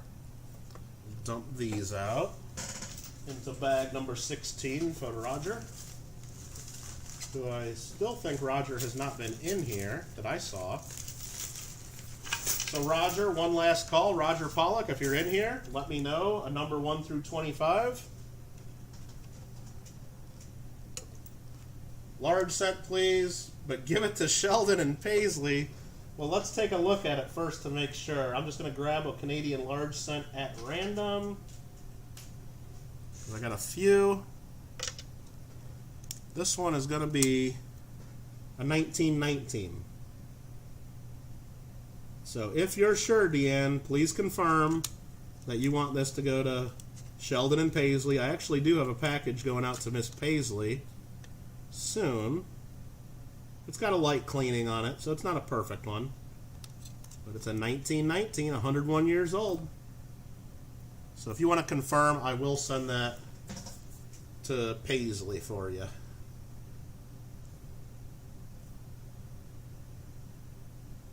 And thanks for being so cool about it, too. Seeing a lot of 63 through 67 PLs that were sniped out of the... I'm seeing several. I don't know if I'd say a lot, but there's several in here. By the way, you're still captain of the ship. You are, Party Pickle. Nobody challenged the boss there. You got 1,909 hit points for sure. Yep, give it to them. Thanks, Deanne. That's awesome. Everybody say, thanks, Deanne. That's awesome. I agree.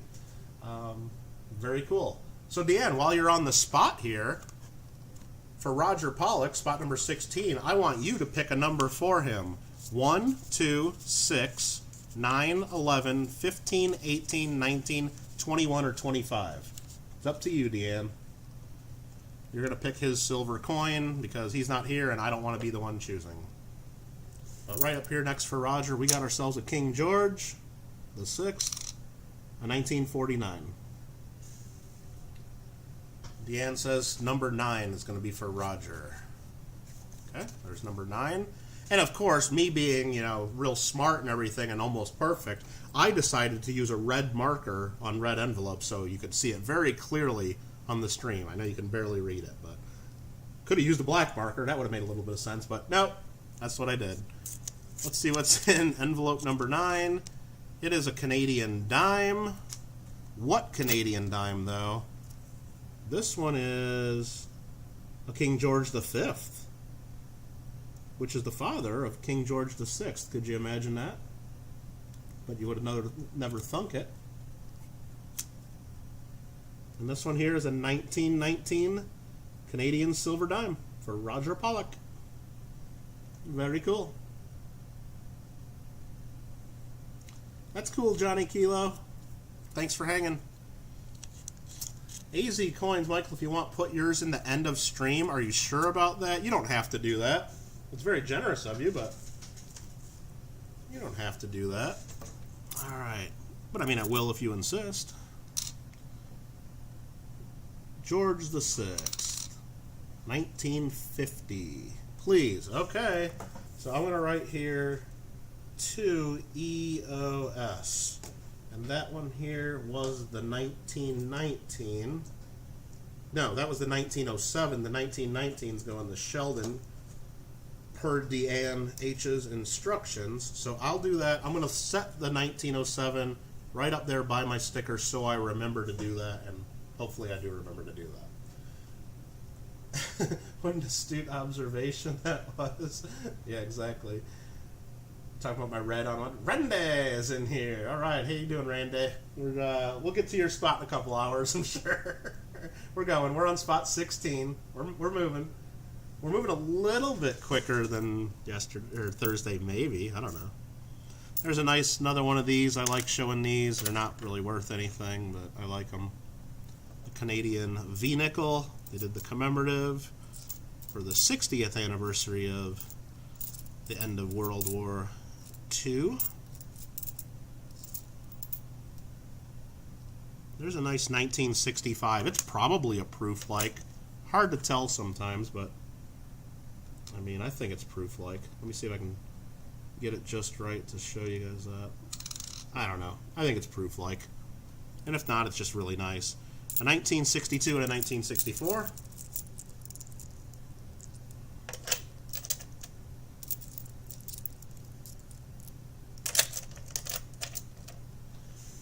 Perfect. I'm making a big mess over here with other stuff. Let me move a few things around so I can get some more nickels. Get a big handful here. And right over here on the top, it looks like it's another proof-like. This one is, it just might be another nice, just a really nice nickel. I don't know if that's really a proof-like, but it kind of looks like it. Just might be a really nice 1968. It's hard to tell. 1977, 74, 74, 75, 65. Again, that one looks like a proof-like almost too, but it's, I don't know if it is. 1958, 1963, and 1986. 1919 was the last year they were 925. Oh, very cool. Good to know. And I'm glad to hear the information too, because we all can stand to learn a little bit every now and then. There's a 1957 that's pretty nice. Yeah, might as well just show that under there.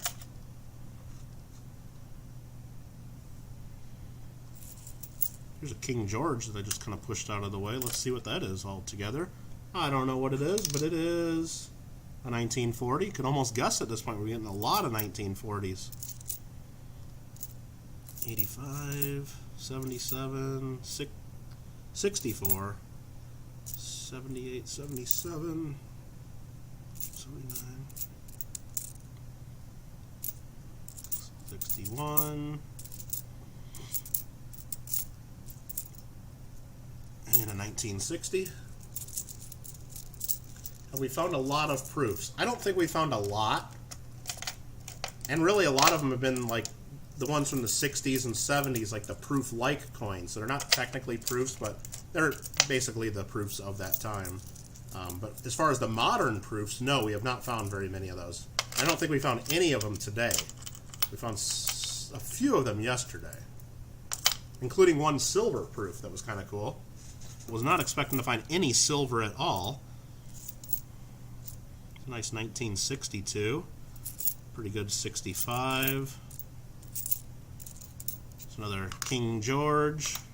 I already saw the date, but we'll take a look. 1949. 1960, 63, another 63, 68, another young head here, a nice 1960.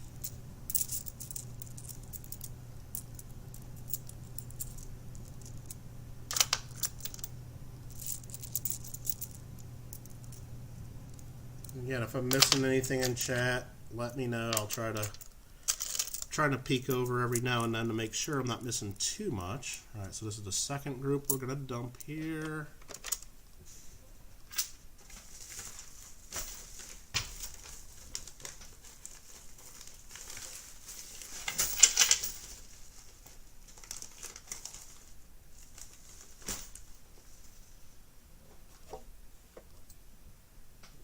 Lost my bag break roll sheets there, but we got it. Local by Eddie Canadian silver at 10 times. That's pretty cool. Again, without going to coinflation.com, I really don't know what the price should be on that stuff, but yeah, usually if it's available, you can usually just get it for the silver melt value if you do some shopping around. At least I'm able to do that, and that's my experience. Others might end up having to pay a bit more. I don't know. It's a really nice 1961. This one's definitely a proof like. I don't have to think about it too hard there. 1964.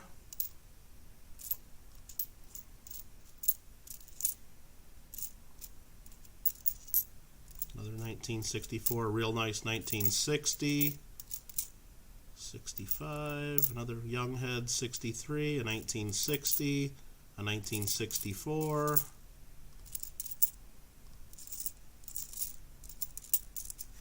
There's the first one of these, I think, for Roger. We got a Roger Rabbit for Roger. There's a 1970 that's really nice, a 58, a 68, 60, 56, 62, 1960, and this last one I'm looking at is a 2013. Have you found anything that wasn't Canadian? Yeah, today we found, what was it, Bahamas with a pineapple on it, which was pretty cool. I think that's going to Joe and Diane.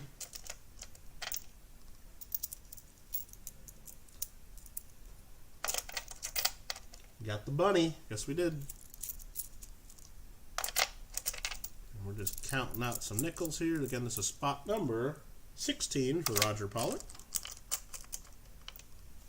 And make sure that's the right amount. Looking good.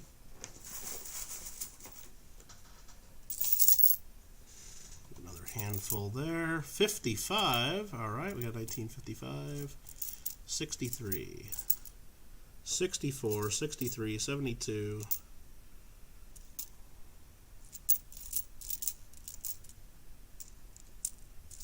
There's a 2015. So every now and then we're getting some newer ones.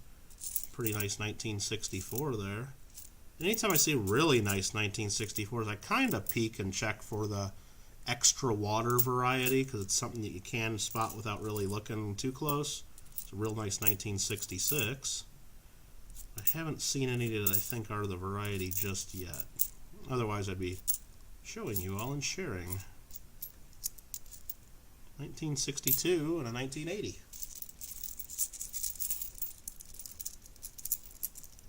Going to the post office now, says Lima. Perfect. Hopefully that package is in the right P.O. box for you, because in case you guys don't remember, Lima Echo Numismatics was one of the winners of the Kittle Rare Coins 2000 subscriber giveaway. Won a 5-ounce silver quarter. There we go. There's the next group. We'll get 5 nickels here to make it an even $4. Boom. Dispose of these.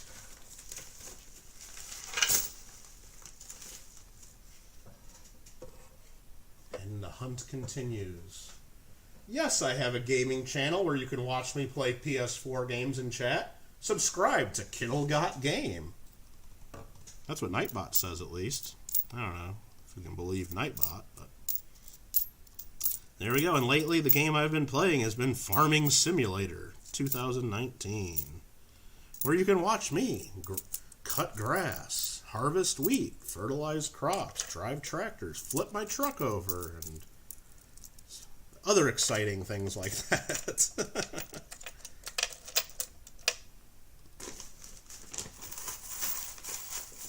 And then when you're tired of watching Kittle Got Game play Farming Simulator 19, you can go over to JW Coins and Hobbies gaming channel called JW Undiscovered and watch him farm for hours and hours on Farming Simulator 19.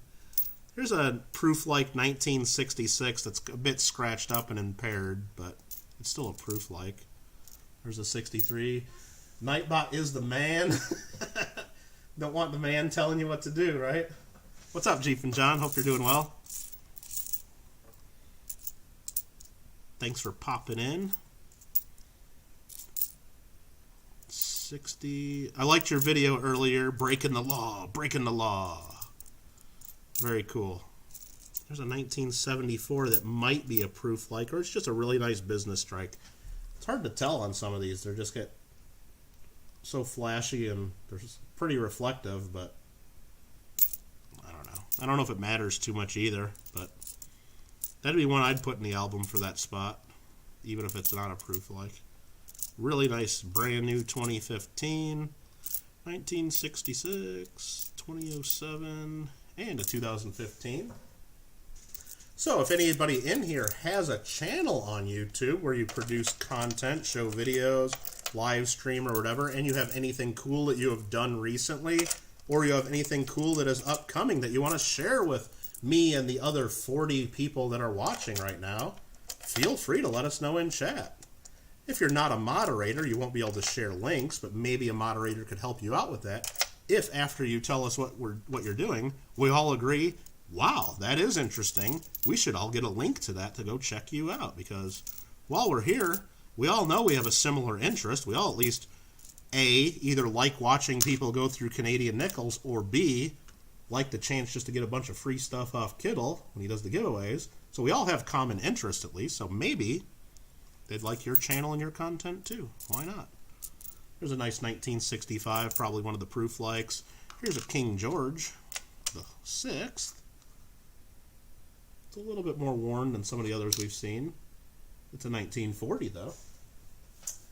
Alright, what do we got here? Aloha Mr. W. Sheldon says, Farm Dogs in the building. Yep. When do you think we will break the Nightbot to the point you have to restart the bot? Depends on how many more questions you keep asking, Mikey. I know. I don't know. No, I don't know. I hope that's not the case. And luckily, I haven't had too many problems with the Nightbot yet. There's a real nice 1963. And a nice 1959, too. We might even show that one. It's pretty flashy. For a 60-year-old plus coin. Ida Herring is auctioning off a Red Dragon quilt on Monday the 25th on Big T's channel. Yep, very cool. I've heard about that, and I saw a couple other channels doing shout-outs on that, so that's very cool.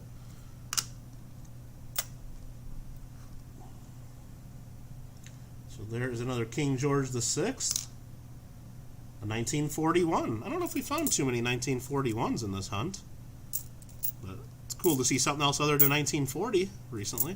The 1968, 61, 71. And I just really wish that people could just easily click on each other's channel names and go check each other out. Like way back when I was on YouTube back in the day, we used to be able to click on each other's names and go right to their channel and stuff. But we had it easy back in the day. But should always be there when you win. Got an upcoming video in about 2 weeks. Gonna be a big Beaver mail call. All right, I'll watch that, S-Mac. I believe I'm subscribed to you. I wish I could just check to verify, but I think I am. But even if I wasn't, I know that what I do is like at least once or twice a week, I just search YouTube for Michael Kittle and I check, I just search for anything posted that day or that week, just so I can find anybody that puts videos with my name or in their title or description. And every now and then I'll find like a shout out that I didn't see, and so that's kind of cool. So I recommend doing that on your own as well if you do send people a lot of stuff. There's another group search for Roger. We're on the last $4.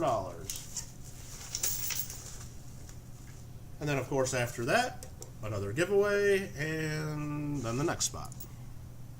There's a nice 1960 in this little group.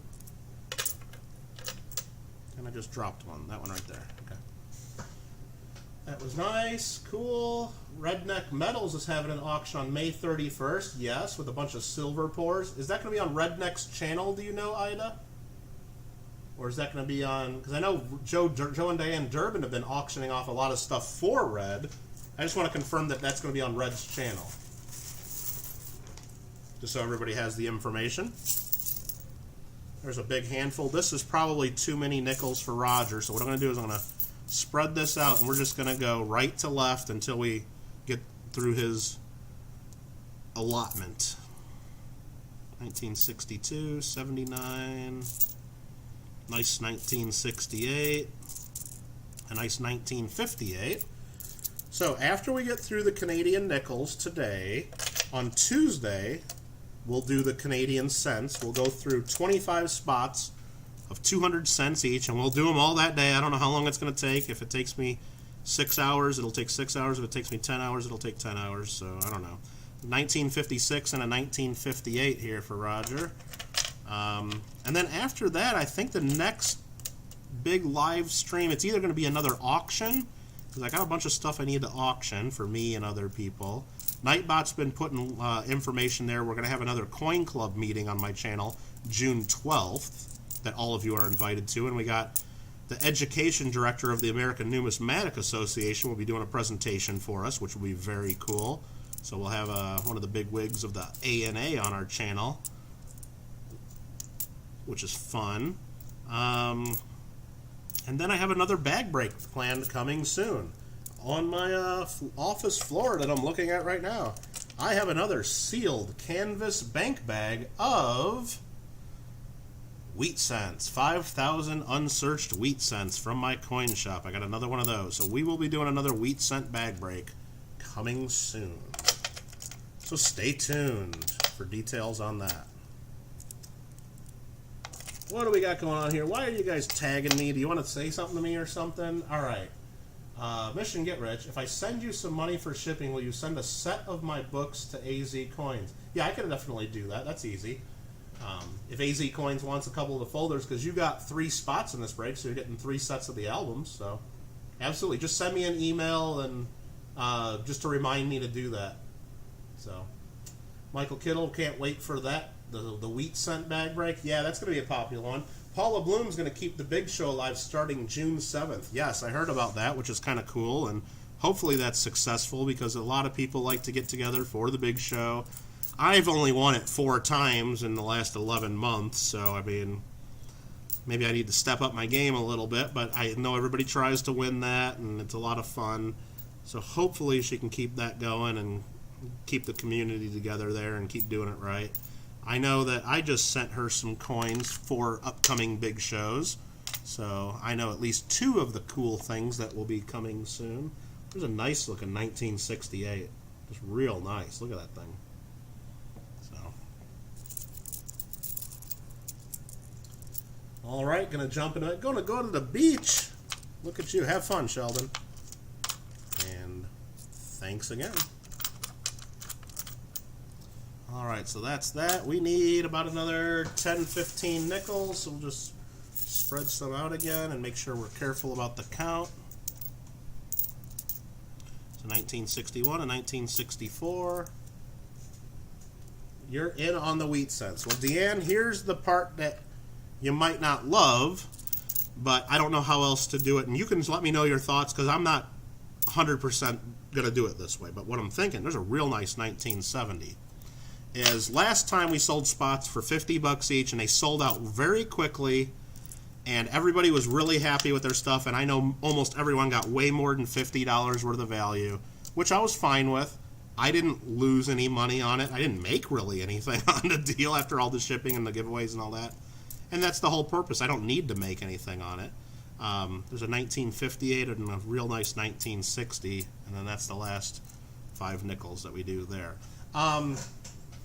But the problem is I had more people wanting spots than I had spots. And then afterwards, just based on how much cool stuff we found and how everybody loved it, I had a lot of people email me saying, oh, I definitely want a spot the next time you do this. And basically everybody that was in it last time probably wants a spot too. So I don't have enough spots if I'm going to do 10 spots of 500 cents each, which I still want to do. So one, I either have to raise the price a ton, or I have to tell everybody that wants a spot to tell me, and then I have to do some kind of like a lottery pick, so pick randomly. So what I thought of doing,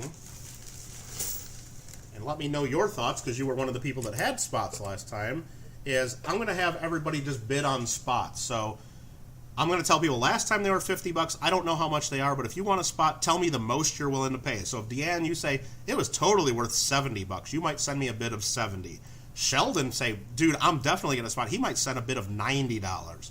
Other people might send me bids of $55. Somebody might say, there's no way I'm not getting on this. They might send a bid of $150. So what I'll do is I just list out everybody's bids. I won't make that public, of course, unless, people really force me to. But then what I'll do is I'll look down the list, and whatever the 10th highest bid was, everybody will pay that. So even if you bid like $150 and you were the highest bid, we'd go down to the 10th highest bid, which is maybe $60 or $65, and everybody would pay that price. And then I'll go through and look, and I'll see if I'm making way too much money because it's way higher priced than I need to be getting. What I'll do is I'll just add that many more cool giveaways into the break. So I think it'll be good for everybody that way. So it's kind of like a silent auction, but you all pay the 10th highest price. You won't pay necessarily the price you bid, unless you're the 10th highest bidder. I think that'll be cool. And if everybody bids like, and the 10th highest is $75, and I'm getting like $200 some more than I got last time, we're gonna have a lot of kick butt giveaways, and I think that's fun. And I don't know. I think that's about the way I have to do it. Otherwise, I have to do a lottery and then randomly pick people. Then we're gonna have a bunch of people upset because they didn't get spots, or they were willing to pay more than the 50 or 55 or whatever. Because I think $50 was too cheap, because after shipping and everything, it was pretty tough, and I didn't really. I mean, I made like a couple dollars, but I didn't really even pay for like my dinner or lunch that day or something after all the expenses and giveaways. But so I think that might be good that way. And then I'll have a couple people, Deanne, that definitely want spots and don't care how much it costs. They'll probably put in a bid of like $200, $300, $500 or whatever, just to make sure. Now, if 10 people do that, you guys are all going to have to pay a ton of money, and then I'll probably be giving away like gold bars and stuff. But hopefully, I don't think that's going to happen. So I'll try to figure that out, and we'll come up with something there that's pretty fair. But I got to do a giveaway. As Sheldon says, we forgot the giveaway. Sheldon and Paisley, we forgot the giveaway. All right, what did we give away? We gave away some large cents last time. We need to give away silver. So how about SMAC? SMAC, do you want to give away newer silver or older silver? Older silver or newer silver? What do you think? Yeah, and Mikey, that'll be definitely, I think, the case. We'll limit it to 1 spot per person. Even though if I let someone get 3 or 4 spots and they're willing to pay for it, it's easier for me because it's less shipping and less packages to back up. But I think 1 spot per person will be good. What else do we got? Comment. List of prospective bidders and roll the 100-sided die. That might be a possibility if we decide to go that route. But I think doing it the way where we bid, it's in everybody's own hands. If you really want a spot, then you need to bid. And if you don't bid high enough, then you don't get a spot, and then it's nobody's fault but your own that you don't get a spot. It's not random that way. And then if people end up just bidding way more than we think, and they're actually going to pay that, then we're just going to have a really great show and tons of giveaways, and it's great for everybody, including those people, because they can win the prizes too. So SMAC wants older silver for the giveaway, so we're going to do older silver, and boom, 1896 Barber silver quarter. Does anybody want an 1896 Barber silver quarter? We got 42 people watching, 42 in the house. This better not be the S-Mint, because that's a key date. Okay, good, it's not. It's only the Philadelphia. If it was the S-Mint, I would have canceled, because that's like a $1,000 coin. But 1896. 1896 is probably a good one. Gav Zero's OMG, I don't have a Barber, I need that. So if everybody wants Gav Zero to get his first Barber quarter, then when I do this giveaway and type in the next word in the chat, I'm only going to type it 1 time. To enter, you just need to type what I type in. Only do it once, not more than once, or you're ineligible. Spelling counts. But if you really want Gav Zero to win, if everybody stays out of it and doesn't type except Gav Zero, he'll win, because he'll be the only one. I don't think people are going to do that for you, Gav Zero. I know people love you, but I think other people probably want the Barber quarter too. So remember, only enter this giveaway if you want an 1896 Barber quarter. And I guess good luck to everybody. And cool. Take your time. Everybody will have a chance. Don't misspell it. Don't mess up. Don't shoot yourself in the foot. Oh, for half a second, Gav Zero was the only person on my screen responding. I thought everybody was going to stay out of it. But look at you guys. You're breaking Gav Zero's heart. Come on, guys. What are you doing? Okay, you might as well type it in. You might as well type it in. Everybody else is. I tried, Gav Zero. I tried for you. But you know what? I still could roll a 1. It's possible. You're number 1 on my screen. I tried. And just to give you a heads up, NCFX-STI is next in the break. So if NCFX-STI is in here, I don't see him entering this giveaway right now, but if NCFX-STI is in here, get ready to pick a number for your silver coin. It wasn't going to, but the lemmings were jumping. Yeah, everybody else did it. Look at Gav Zero's broken heart. I'll even put in the Zelda special heart there for you, too. How about that? All right, that's enough, people. That's enough, people. You had your chance. I'm typing in stop. There we go. Let me count how many people to see which dice I need to get. 1, 2, 3, 4, 5, 6, 7, 8, 9, 10, 15, 20, 20. Yeah, there's about 30 people. And I just like, if I win, I'll give it to Gav Zero. There you go. So we got about 30 people in on this. So I'm going to roll the 100-sided. Again, this is the 10 spot. If we roll double 0 and a 0, that equals 100. So, but if we roll double 0 and then any other digit, that's just 1, 8, 4, 6, whatever it is. But we're got to roll 30 or less. We rolled 41. That is 70. It kind of went under there a little bit. 56. 71. 83. This might take a while. That one went under the thing. 94. 24. So Gav Zero lost because he was number 1. Unless whoever wins number 24 is Ida Herring, but let's pull up the screen and let's take a look. Number 24, and hopefully I can count correctly. Let me verify. 2, 0, and 4, 24. I don't want to do this wrong again and give away 2 bar recorders, but here we go. Gav Zero was first. Loser.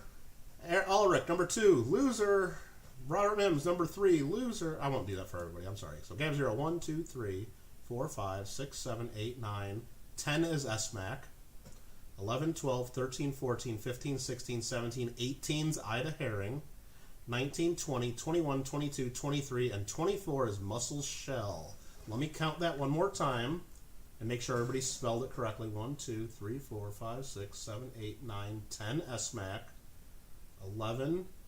Well, it's cool, period. I'm going to count that as okay because it is spelled right and it's not another letter or something. So, I mean, I could get really sticky and picky and say that doesn't count, but I think that counts. But so SMAC was 10, 11, 12, 13, 14, 15, 16, 17, 18, 19. Mikey's 20, 21, 22, 23, 24 Muscle Shell. Now we got to confirm Muscle Shell did not enter in more than once. And it looks good. So we're going to go Muscle Shell confirmed. Back to the other screen so we don't get this craziness off the screen. Congratulations to you. Very close for some of you. I know it's frustrating, but that way every single person had exactly a fair shot. Doesn't matter your internet, doesn't matter how fast you type. No excuses except these stupid crazy dies that take me forever to roll a number under 30. So what do we got here? Everybody wants silver, especially silver from 1896. I know that, Mikey. So let's see there. Thank you. Cool. Where are we going? Congrats to Muscle Shell. Muscle Shell says, sweet. I better write this down so remember to win. Remember, we still got a lot of spots left. We do a giveaway after every spot. Gav Zero, there are more chances to win. Our recorder. Let's make sure I get the name correctly. And to claim the prize, you just need to email me, of course. So NCF, if you're listening and you want to pick a number, I'll read off the numbers real quick in case you are listening. 1, 2, 6, 11, 15, 18, 19, 21, or 25. If you want to pick one of those numbers, that'll be your silver coin. And we'll start getting into the nickels for you. And we'll get this prize out of the way so it quits torturing Gav Zero having to look at it. Very, very cool. Don't have any silver bar recorders either? Well, you got one from 1896. How about that? Awesome. NCF wants number 6, so we'll get number 6 out right there. And again, just to show you guys, let me bring up the list of, so we'll get exclamation point list, and that brings up instantly our Google document right here to show us the list. That's how I do it. This is how that works. We are now on spot number 17 for NCF XSTI. Upcoming, we got Ida, JW, Party Pickle, Paisley, Renda, Lady Kid Nichols, Clever Coin Name, Mission Get Rich, and then after spot number 24, we'll select a winner of a giveaway for number 25, courtesy of Sheldon. So, all right, NCF, let's see what silver coin you get. This doesn't feel like a dime, but it's hard to tell. but it's a dime. I lied. 1964 Canada silver 10-cent sailboat dime. Pretty neat. Not too bad shape either. So there is your free silver giveaway coin as part of the break. I gotta grab envelope number 17. I'll put that in there for you. Move this to the side there, that to the side there. We got a few nickels we'll start out with. Nothing amazing there. 1964 is the best of that group. What else we got there? Wow, high tech. You like my Google Doc there? Yeah. No, I think eventually I'll actually have to have my sister in the stream on Thursday offered to help me with Google Documents and setting that up, because when I do my auctions, I usually just have a PDF and a link to it, and people have to click and download or open up the PDF. And I mean, believe me, I think that's easy and easier and looks nicer than a Google document.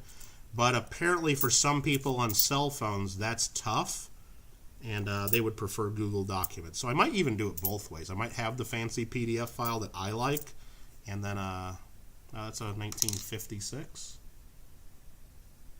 Might do it both ways, I don't know. And then right away we'll quit looking at that 1956 because we got ourselves a King George VI. We'll take a look at what date? 1950. And that was your birthday year. 1896, that Barber quarter that we showed, Tim.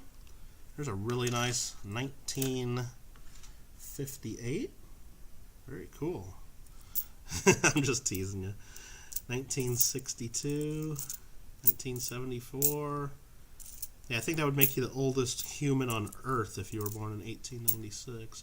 1960, 65, 79, 65, 74.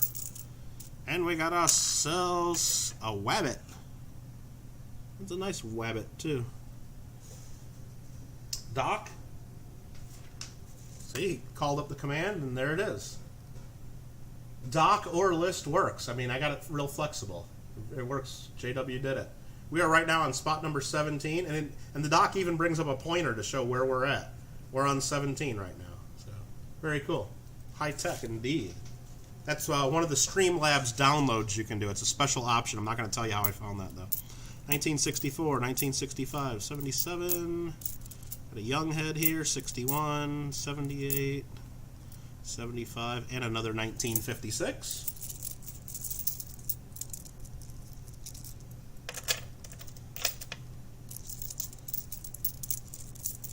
Clear out some more space. Keep counting through some nickels. Again, we're only looking through about 4,800 of them today. No big deal. No big deal. Yeah, it's probably update 1.11.90.4-2. Yeah, I'm on 0.4-3, so you'll get it one of these days, JW. You just got to take a few minutes away from your farm and focus on your other channel.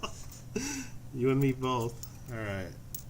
I'm already getting addresses for giveaways there. Perfect. There's a 1958 that's real nice. Nice 63. 71, 64, 2015, 2011. Real nice 1980. And a couple 77s. Got the coin shop link going in there. Absolutely. They hook us up with all these cool coins. Most of the stuff I put on my channel, I get through them one way or another. Oh, JW, you should, talking about getting realistic, you've noticed I haven't been putting out my videos as frequently as I should be because Kittle Got Game's been farming too much. Here's a proof like.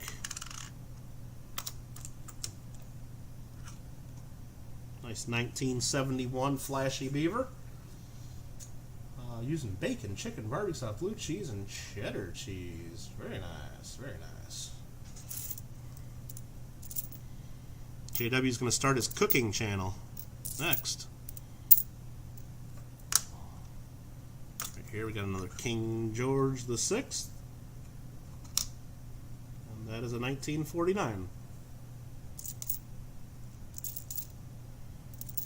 68, 74, a young head, 64, another 64, nice 65, a couple 65s in a row, Another one of those V-nickel commemoratives. And a 1961. That's a shiny Beaver, eh? That's all you get there in that row. We'll count out 5 more to make an even $4. And we'll carefully and ever so gently dump this into bag number 17.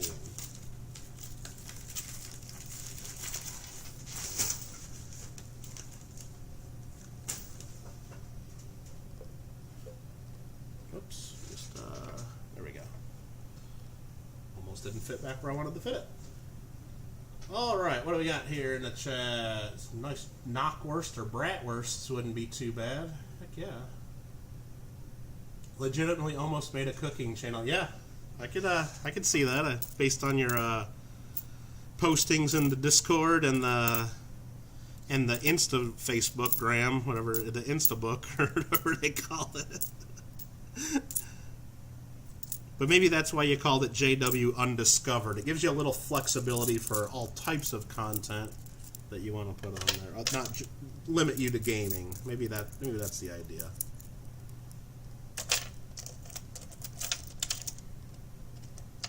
All right.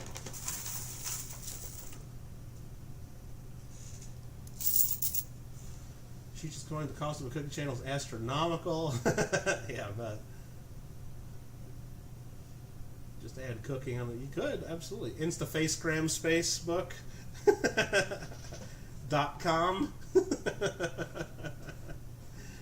All right. 61. 1960.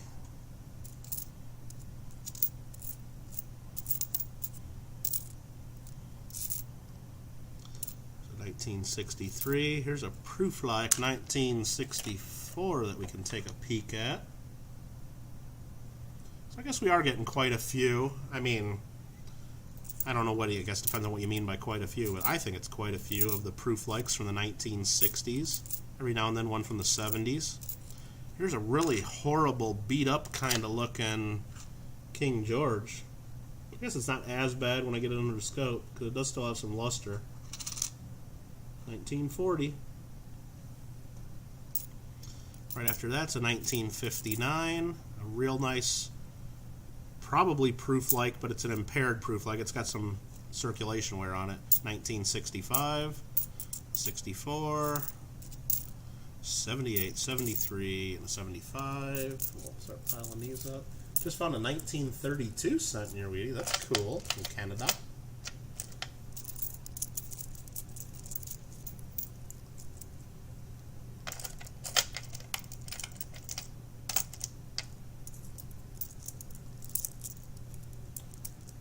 Alright, what else do we got here in the chat? Up in the channel, up in the chat. I'm trying to keep up, and you only have one pickup bank now. $6 or $7 a box. I mean, I don't know, Tim. Depends. I mean, if the cost of, you really want to hunt a box of stuff, that's pretty cheap. You know, it's cheap entertainment. You know, I guess. Now, if you're doing it like if you're getting box after box every day, and yeah, that adds up. But if you just get a box occasionally, and that's your only option right now, I don't know if it's that big of a deal. And I know some of the guys that get the $50 and they're selling them to other people to do the roll searching. I hear them complaining, well, yeah, I could get as many as I want here, but I have to pay $10 a box or $5 a box or whatever the charge is, which isn't really that high of a charge. And it's like, you know, especially when you're selling the whole box for a couple $100 to people, yeah, the $5 ain't that big of a deal. But I mean, I can understand that just as the average collector, if you're doing a bunch of them, it adds up. But I don't know. I wouldn't complain about it too much if it makes it easy to get boxes, and if it makes the tellers not bug you about it. $5 is cheap, just to not have to deal with the hassle of the tellers, you know. 1950, because you go into most people go into their bank and say, yeah, I need like 10 boxes of cents or 5 boxes of halves. A lot of banks give you a hard time. Not all, but a lot of them will. So yeah, to avoid that hard time and just to be able to have them do their damn job and give me the boxes I want, if I have to pay $5 for that, awesome. That's my thinking on that one. and as long as that gives me the right to return them as well without them hassling me. And there's other banks I go to that I bring these big bank bags and I can fill them with $1,000, and that'd be 2 full boxes of halves. Don't have to roll the coins, just put them in a bag, and they charge me $10 to deposit a bag of coins. You know what? Is it worth that to not have to hassle with going to a Coinstar or doing them in a coin counting machine myself, or having to hand roll them and then take them to another dump bank? Just give them $10 to fill a bag of coins? Sure, that's easy. Cost of doing business, you know? That's it. If I'm the whole thing is if I was selling the rolls and making a few bucks off of it anyway. Now, if I'm just doing it on my own and I'm not finding anything, yeah, that $10 a bag adds up, but it's not really that big of a deal in my opinion. So if that's what you're getting offered and it's $5 or whatever to get a box, or $6, could be a lot worse, is what I think. Could be a lot worse. Game Channel does a yearly cooking special. He's awful at it. He only does it once. That's pretty funny. Closes all drive-thrus. Okay, that sucks. Well, max of 2 at a location, so you do pay. Yeah, that's a kind of a bummer if they charge you and then still max out on it. That's a bummer. Farming sim is fun, and so is Call of Duty. Yeah, I haven't played the Call of Duty Warzone in a little while. The problem is if I decided to play it right now, I'm sure I'd have to download a bunch of updates, which means if I decide to play it right now and turn on my PlayStation, all the updates and loading and installing means I'm really not going to be able to play it for a few hours. So looking at the chances of having to do that, I'd probably just play something that I don't have to spend a bunch of time updating. Even though I have my PlayStation set to update automatically and download in the background, I don't think it does the installing or anything. Sometimes just deleting the old version and installing the new version takes an hour or two, so kind of crazy.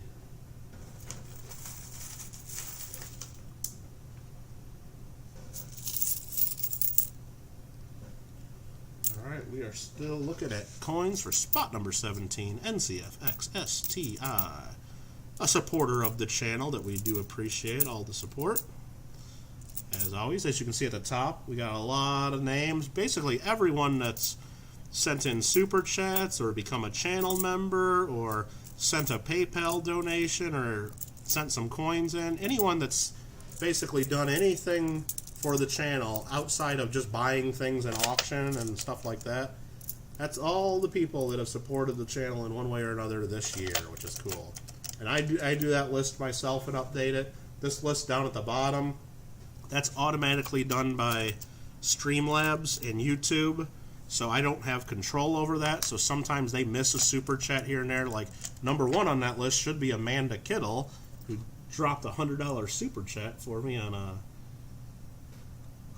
Thursday, and it didn't register, which is kind of a bummer because she did it through Apple, I think is what it did, and they do it separately and charge separate fees and on top of the YouTube fees. But so don't feel bad if your name gets messed up in that list, but up here, if you've supported the channel, your name should be there, and I have control over that one. So that's what those are. We appreciate all the supporters.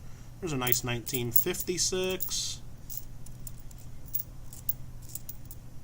And of course, appreciate not only the people that support the channel financially and through donations or memberships and all that, but just everyone here viewing and hanging out. I mean, that's all very important too. We got 44 people watching right now. It's crazy.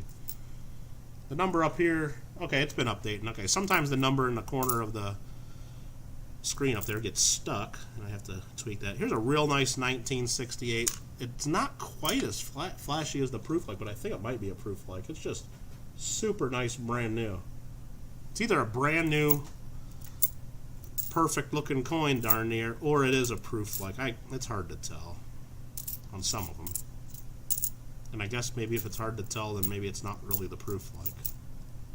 65, 66, 1960, 1980, and what's that last one? 1977.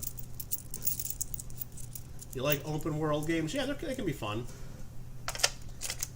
As long as there's missions and stuff you can do too, because the open world's only fun so much. Like when I'm playing Red Dead Redemption 2 online, total big open world. I can go hunting, I can go pick berries, I can, you know, do my moonshining missions, I can do bounty hunting, all that stuff, or I can go online and do like team death matches and games, or there's a couple story mode missions. There's a lot of flexibility depending on what kind of mood you're in. And same with like the Grand Theft Auto 5, and so I do like that. But if it's just all open world with no real direction, then that's kind of not. It can get old, I think. 1975 is in that pile. Amanda wrote you a rubber check. That's what I thought happened at first, because Lincoln, what I did is after the stream, I went in to look at the list of super chats when I go into my analytics. Just so I could make a list and add all those people that were first-time donors to my list up there, and to the credits that are at the beginning and ending of my streams. And then I didn't even see my sister's name there for YouTube, so I'm like, well, YouTube doesn't even show that it happened. So then I called her anyway to thank her for that and just to talk to her because it was my birthday and everything. And I'm like, you need to check your credit card to make sure like it didn't automatically reject that, because hey, what maybe it's a red flag. First time spending $100 like on YouTube. I mean, it doesn't sound right. Maybe they blocked it. So, but no, she checked and said not only did they charge her, they charged her I think like $104 some because she did it through Apple, and they charge Hawaii sales tax on it too there. So she was a little upset about that. Not enough to get crazy about, but when she did it through the thing, nowhere did it say the total was going to be 104 instead of the 99. So she's like, well, that's not right. They should tell people. I'm like, well, it probably said it in the fine print. But I'm like, well, make sure that's on your card, because I don't see it anywhere on my end. But then the next day or two, they update the analytics to show you the revenue you get, like your cut of the super chats, and the total was high enough that I'm sure it's in there somewhere, but it wasn't, you don't get that full $100. And when people do it through Apple, you don't even get the 70%, because Apple takes a cut in addition to Facebook, or not Facebook, YouTube. So it's, And my sister's like, well, and if because she thought I get the full $99. She's like, I didn't know you only get 70%. Otherwise, I would have just sent you cash or bought you dinner and had dinner delivered or something. I'm like, well, I don't even get, the 70% because you did it through your Apple. She's like, oh, come on. I'm like, well, if that really upsets you, go ahead and cancel it somehow, and that's fine. That's fine with me. But no, Lincoln, that's what I was trying to say. I mean, I appreciate all the people, even if you can't donate that way or choose not to, just being here, hanging out, that's all support, in my opinion, too, and appreciate all of that. Assassin's Creed and Tomb Raider. I've played Assassin's Creed a little bit. I've never played any of the Tomb Raider games. Yeah, the metal detecting's kind of interesting, even though, come on, it's like, set in the year like 1890 something or whatever, and metal detecting, that's a little odd, but whatever. I guess we can overlook that, because they actually got coins in the game, even though they're not like, they did make some mistakes, and there's some coins that don't exist. So we got a 1940 there we found. That one's got some glue on it that looks ugly. 1968 and 1962. Word of mouth pays off dividends. There you go.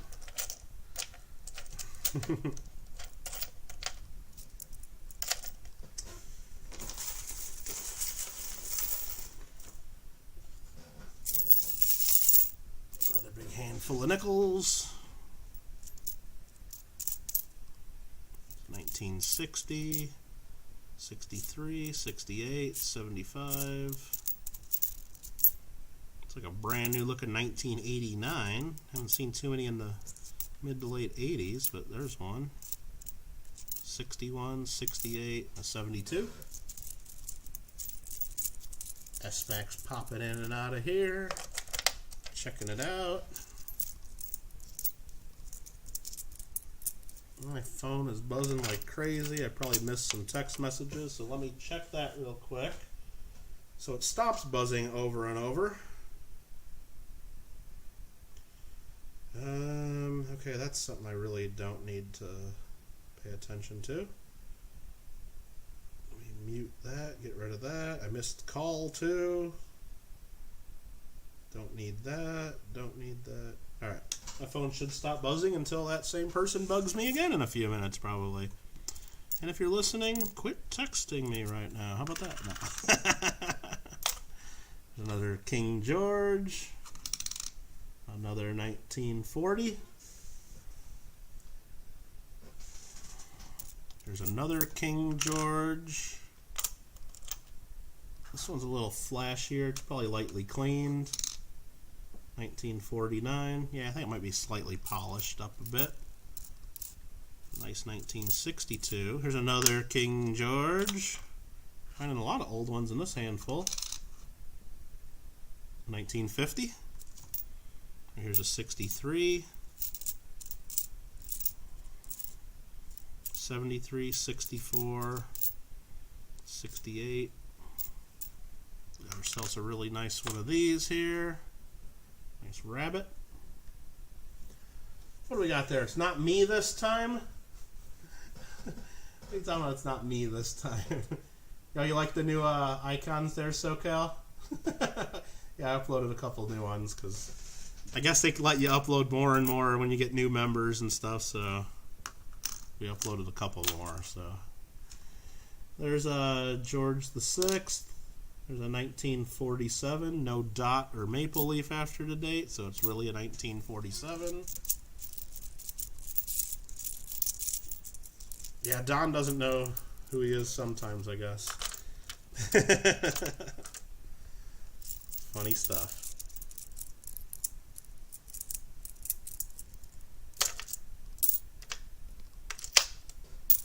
Alright, that looks like the proper amount right there. We'll count out 5 more. There we go. And we're getting to the end of it.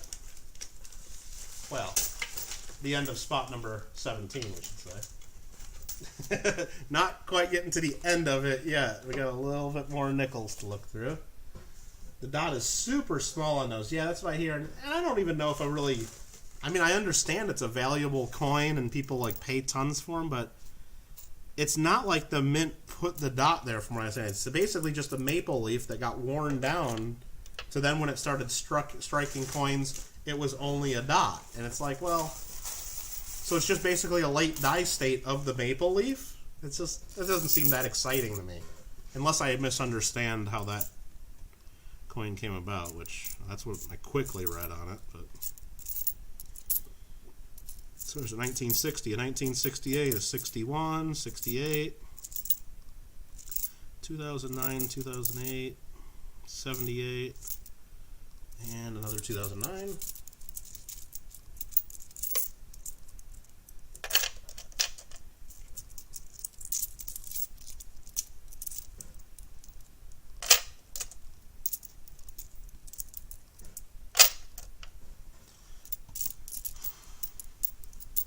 $1957. Here's an older one.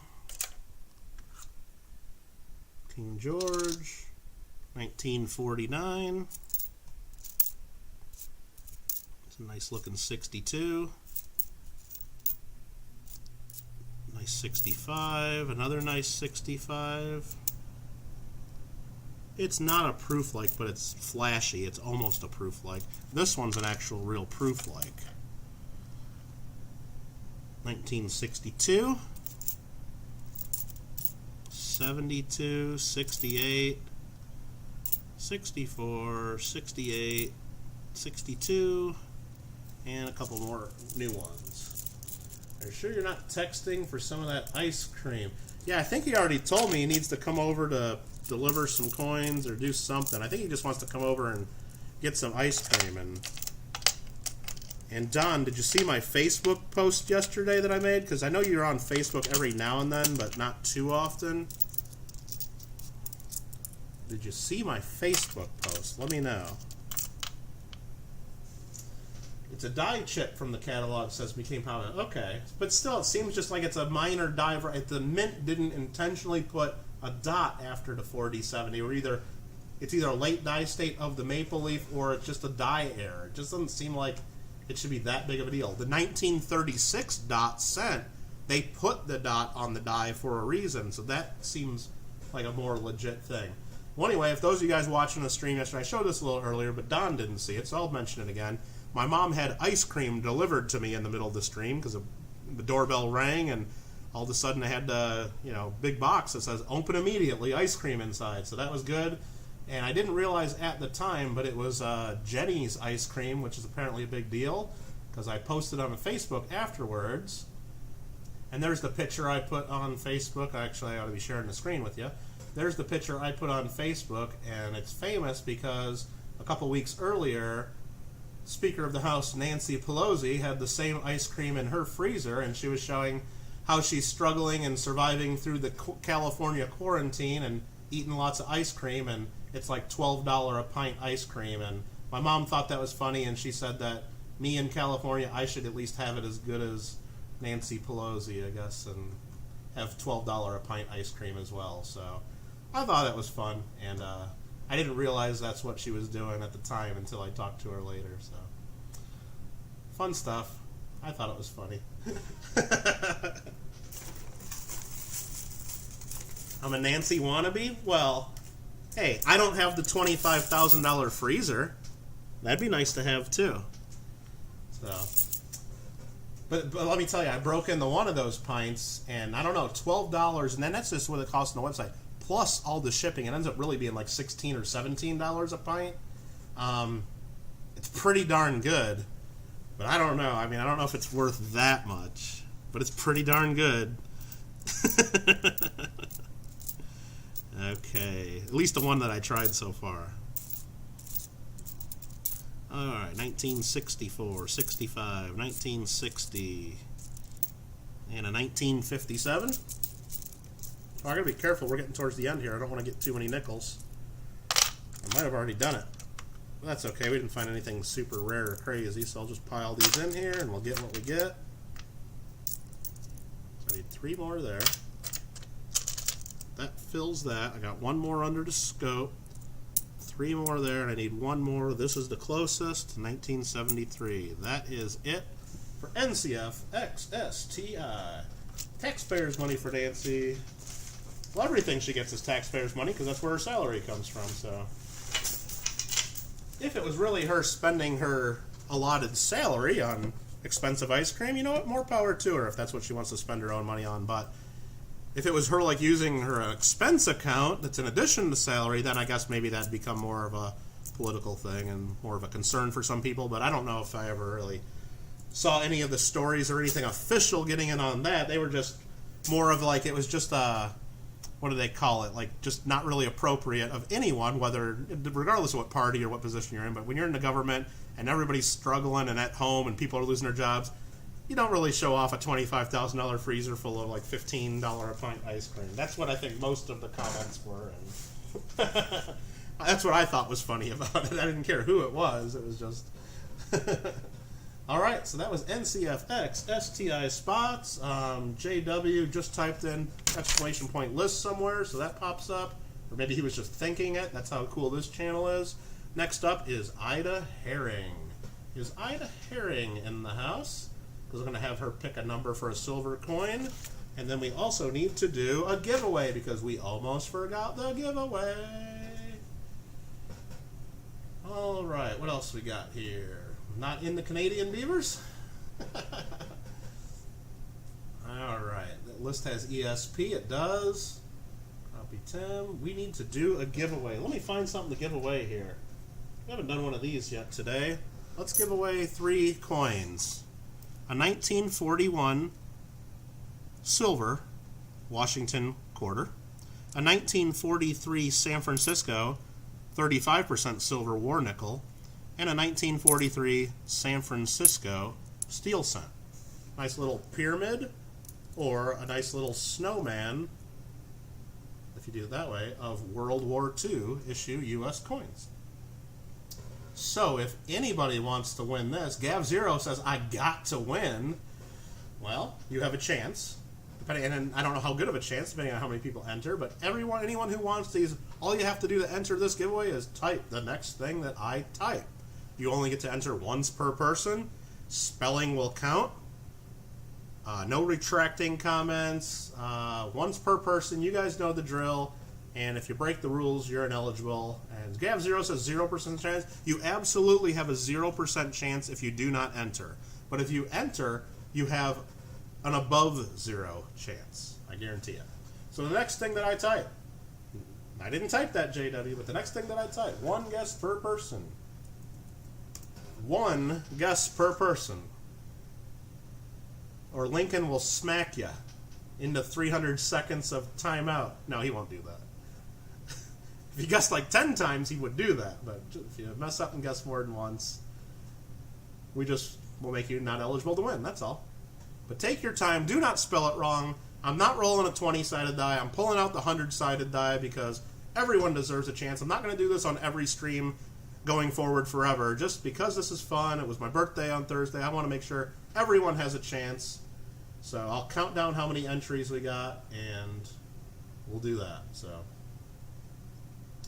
and my chat stopped all of a sudden, so let's see if we can get caught up. Okay, it's there. I'm going to have to type stop soon, so keep getting in if you want a chance.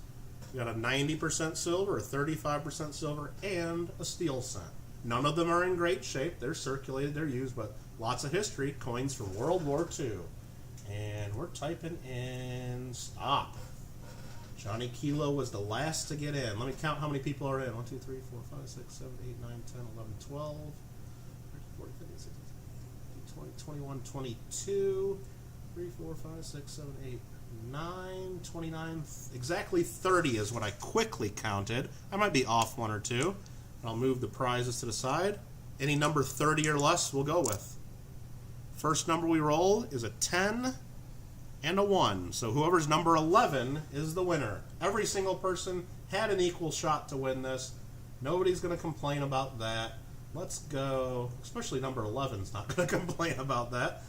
Go right here to this screen. Right here. Me, number 1, but I don't count myself. So JW was number 1. We had the number 1. We had half of it for you, JW.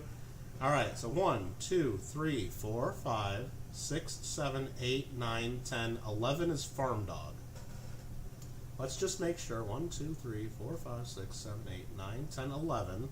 That's what it says on the dies. And let's make sure Farm Dog did not enter more than once. Farmer George right there, who's also got a gaming channel and is a farming simulator player. If anybody else wants to watch some more farming simulator, check out Farmer George. But that is not Farm Dog, so Farmer George is still in only once. Let's keep checking. Farmer George. Nope, I mean Farm Dog.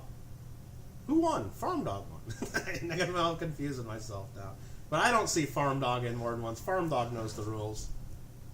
Farm Dog. Boom, boom.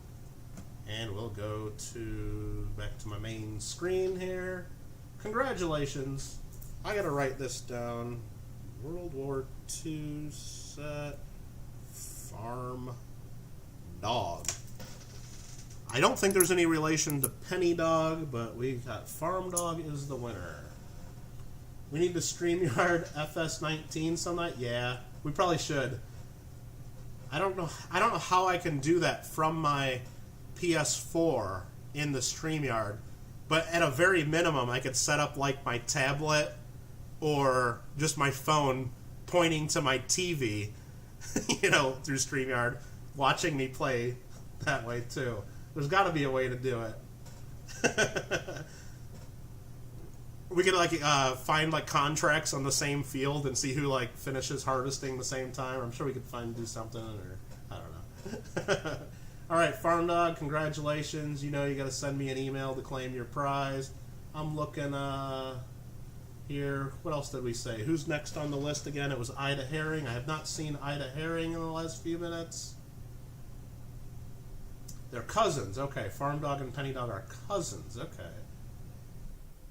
I'm sure they're connected on the family tree if you go back far enough, right? Probably. Yeah, I heard that too. JW, I think it was Alfred or somebody came in and goes, "Oh, I'm coming over to watch you a little while." I was watching JW, like, oh no. I guess that's going to happen with how addicting and how much time we spend on that game, though. But Farmer George is almost at 20 subscribers. Very cool. Good, congratulations. So, okay, we're going to go to Miss Ida Herring's spot. We're just going to go ahead and get into some nickels here. If she shows up in a little while, we'll let her pick her silver coin. If not, I'll have somebody else pick one for her. But the show must go on. 1968, that looks very nice. Here's our first kind of a find, a nice looking 1956. And probably Farmer George and Farm Dog are probably cousins on the other side, instead of Penny Dog and Farm Dog, probably. Here's a nice, this one's actually a proof, I believe. Nah, it's probably just a proof-like given the date, but it looks like more of a proof. It's got some cameo to it. A 66. A nice 1960. Another nice 1960. 1985. A 75. If Ida Herring comes in, make sure somebody lets me know, or she tags me, or I'll keep peeking over at chat, of course, but we don't want to forget to give her silver coin, because that would be bad, and I'd be in a pickle for sure if she didn't get her silver coin. And does she get one of the Ida Herring hand-sewn, handmade bags, too? Even though she made them and sent them to me, and now I got to send one back to her? Absolutely, that's part of the deal. So, even though she could just sew herself another one if she really wanted one, nope, I'm mailing it to her. That's how it works. Okay,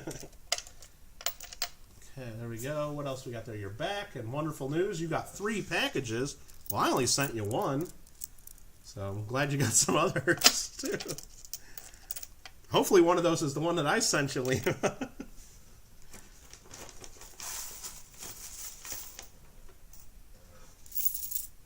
Yeah, I got to make sure to subscribe to Farmer George. I'm going to write myself a note right there. Farmer George. Because last night I did subscribe to him from my coin channel right here. But I got to make sure to subscribe from my gaming channel too. So he'll get another sub there. Just for fun. 1959. Because we know it's so hard to start out new channels, especially right now to try to get new subscribers. Because you can't just click on people's names and go to channel and quickly join. They've made it very hard for everyone. So the more support we can give to especially the smaller channels. Now don't get me wrong, you need to subscribe to me too, even though I only have 2,230 some subscribers, but I still need more. But it's even more important on the smaller channels because it's just that much harder. So we had another rabbit there, and we got a 1950 which is a King George. Brad Burge, a little bit late. You might want to make sure watching live.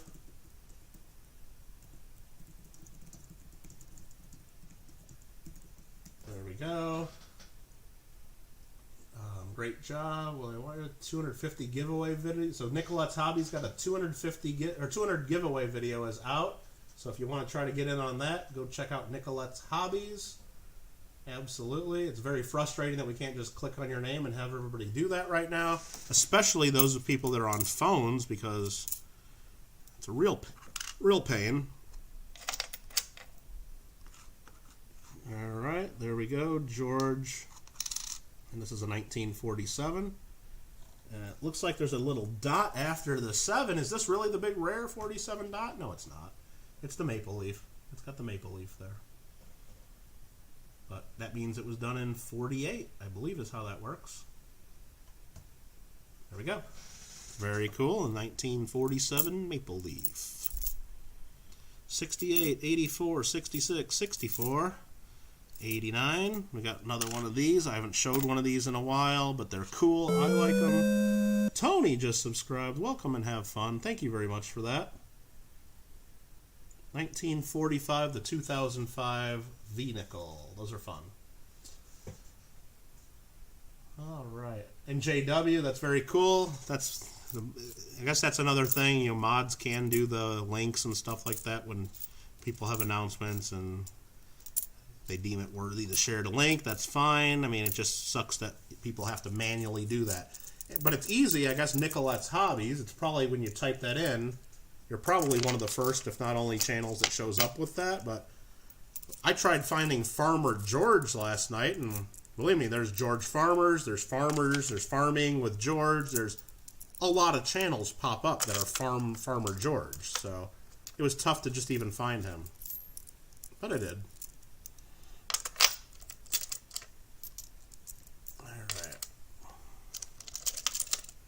That. I need 5 more, so we got that. Let me grab 2 more real quick. 73 and a 75. That is the first group of $4. Grab the next bag for Ida Herring, bag number 18.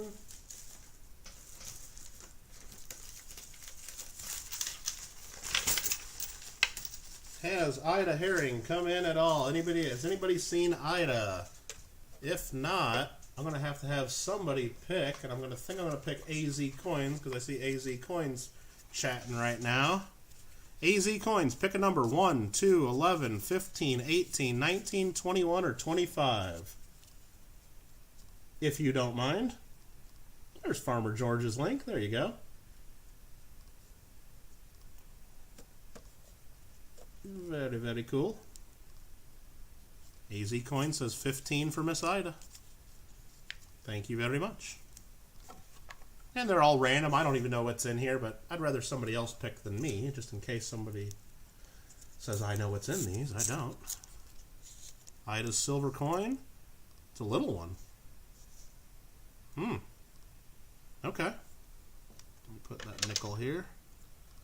That there has King George number 5. And it's only 5 cents. But it's 5 cents from 1906. And you know what? This is cool enough. We haven't seen this yet. Let's go full screen. One's got a lot of meat left on it, too. 5 cents Canada, 1906. Small 5 cent silver. I believe these are 925 silver as well. Very cool for Miss Ida Herring. And thanks for helping us pick that AZ Coins. Put that back in the envelope for her, sort of. And get that into her bag. Thanks again. And now let's grab some more nickels. And right on the top here's a King George. What do we got? 1950. I call them the fish scales, Alfred. Probably makes sense. I know a lot of people in the U.S. say that about the 3 cent silvers that we have, also called the trimes. Though they don't call the 3 cent nickel trickles, but they call the 3 cent dimes trimes. Go figure. Alright. But I've also heard them called fish scales. 1957, it looks pretty nice. Nice 1972. A nice, pretty nice 1956 that I almost threw under the thing there. 1961. And oh, this one looks real nice. Hopefully the other side's just as nice. Look at this King George. There's a lot of luster. There's some hits on it, but that's a nice George VI. It's nice and flashy. Oh, 1939. Wow, that is a really nice 1939. Look at that thing. Wow. Trickle rhymes with pickle. It does. That is really nice. And when you really think about it, Sheldon, why do we call the nickels from 1942 through 1945 war nickels? They have 0 nickel content in them. Shouldn't they be called war silvers? Just saying. All right, let's get these out of the way. That's a real nice 1939. I don't know what value that would be, but it's definitely a nice AU coin. It's pretty close to being almost a mint state. But I would call it a high AU just to be conservative. Shane, thanks for coming in. Appreciate that. Mr. Doughboy, hello to you. U.S. had none, 3 cent nickel, silver, 3 cent trime. Okay. Farm Dog says awesome. It is awesome. Yeah, that's a cool. I mean, I just knew it looked good from the other side. I had no idea it was 1939 until I flipped it over and we all saw that together. There's a nice 1984, a nice 78, 68, 59 that looks pretty sweet. 61. I think Farmer said he's just about up to 20 now, so it looks like a couple people clicked on his link and gave him a little help, so that's kind of cool of you guys to do that. 1957. Real nice 1957, actually. And a nice 1966 and a nice 1969. That's true. We should call them war silvers, absolutely.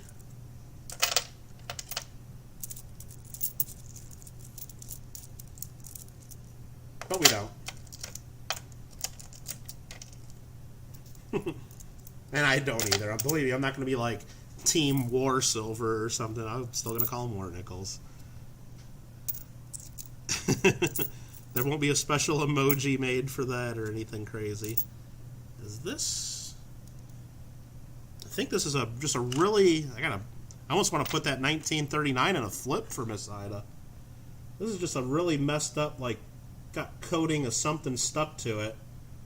Maybe even a thick plating of something. 1953. First year of QE2.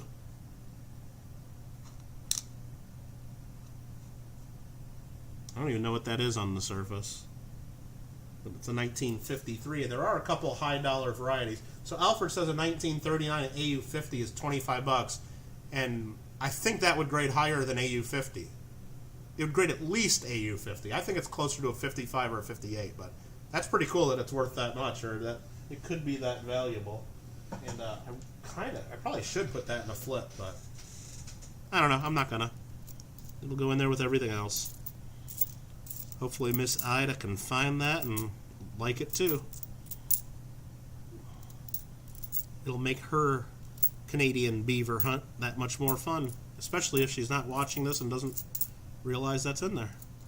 She'll be like, holy smokes, look at this really nice one. Gets mad that we call them war nickels. They didn't cover the entire span of dates. Well, yeah, it's true. It does come up a lot. Well, then I'm sure you get, like, I mean, crazy about the steel scent, too. I mean, that was only 1 year. Nah. 73, 64, 64, 77, and 2011. Yeah, I was telling you when we were chatting on the stream the other night, a lot of cool people in the coin community here on YouTube, George. So if you're ever in the coins or if you have questions about coins, there's lots of cool people. Here's a real nice 1968 and then a okay looking 56. So there's the extra 5 we pile up to keep count. Those are all the correct amount, and we'll get those in the bag for Ida.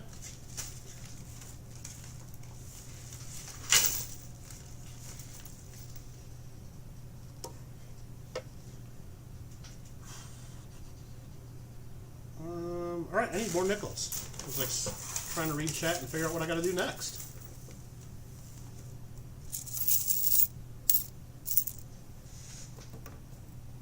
It's finally starting to look like we're putting a dent into this bag of $200 worth. Finally. Alright.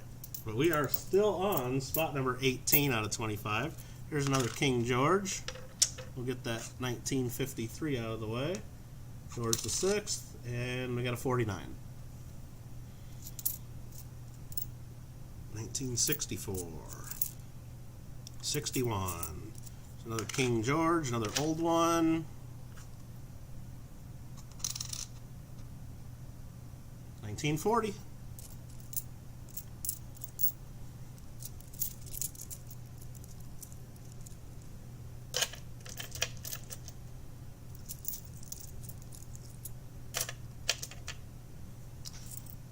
Alright, 1965, it's a proof-like. Looks okay. Not the best looking proof-like, it's slightly impaired. Bunch from the 80s and 70s and a couple late 60s there. 1961, 1962, 62, and a 1956.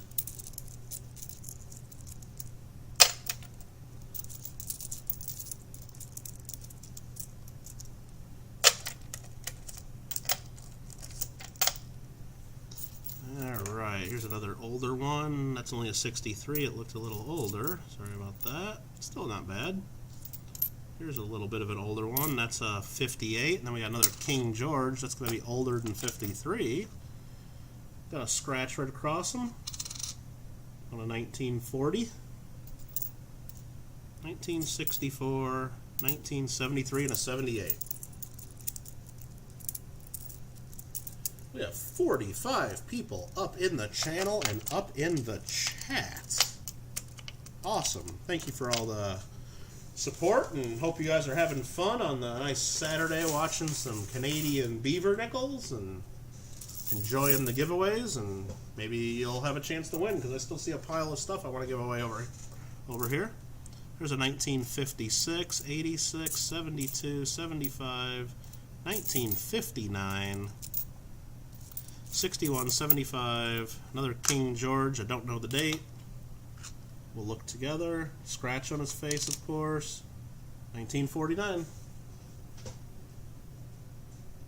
Very, very cool. Alright, what's next? This one looks like a proof-like, but it's not. It's just a nice brand new one. It's a 2015.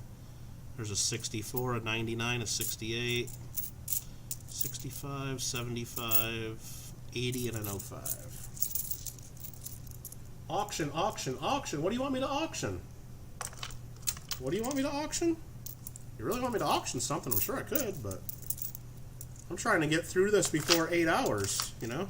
I don't want to do another 8 hours, because I'm doing this again on Tuesday. I know the one on Tuesday might be a long one, going through 5,000 Canadian cents for 25 different people. So there we go. There's another lineup there. A couple more common ones.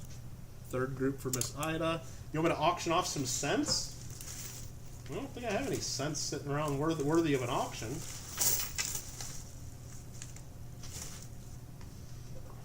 Not unless you want to start bidding in the hundreds or thousands of dollars. I could pull out something really good.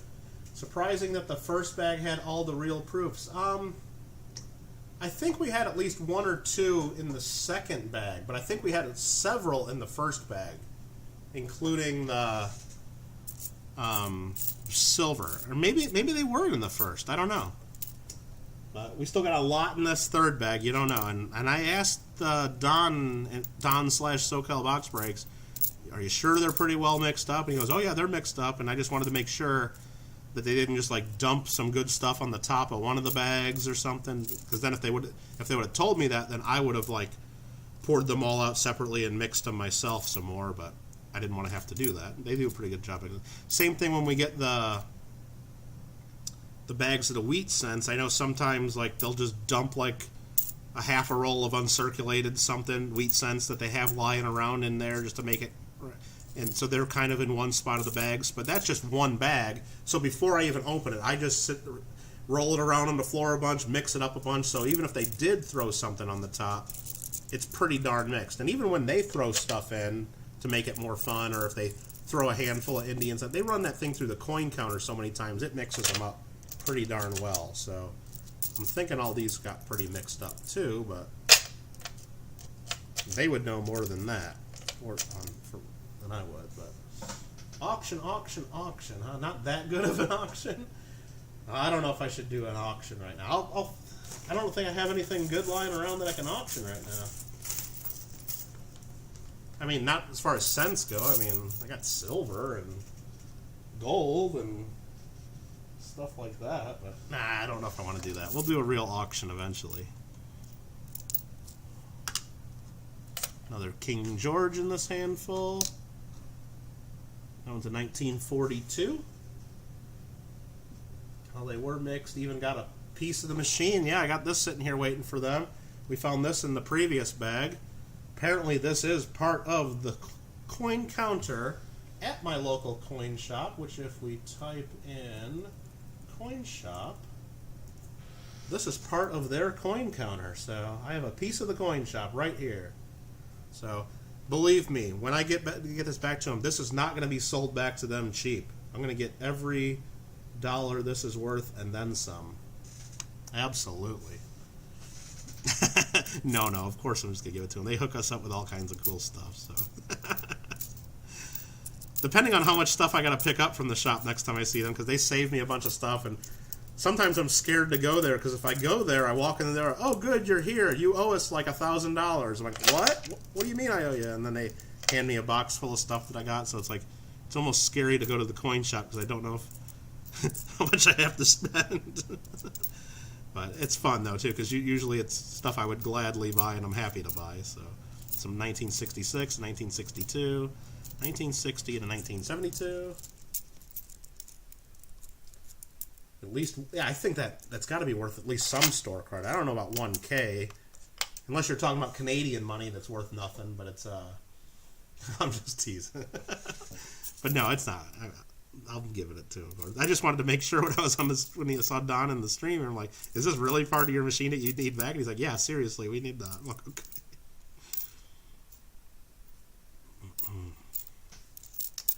Bunch more common dates there, or relatively common. There still might be varieties in these. I don't know. Take a picture of it. No, he was on there and saw it. He knows probably exactly where in the machine it goes or what it's for. I don't know what it is. I dropped one nickel on the floor when I reached in the bag there. Let's see what that is and see if I can find it quickly. I can. That was a young head, 1957. Good thing I found that. It's an older one. Hello there, Nancy Barber. 1964, 1959, 1959 again, 75, 72, 77, 79, 65, 78, 64, and a 64.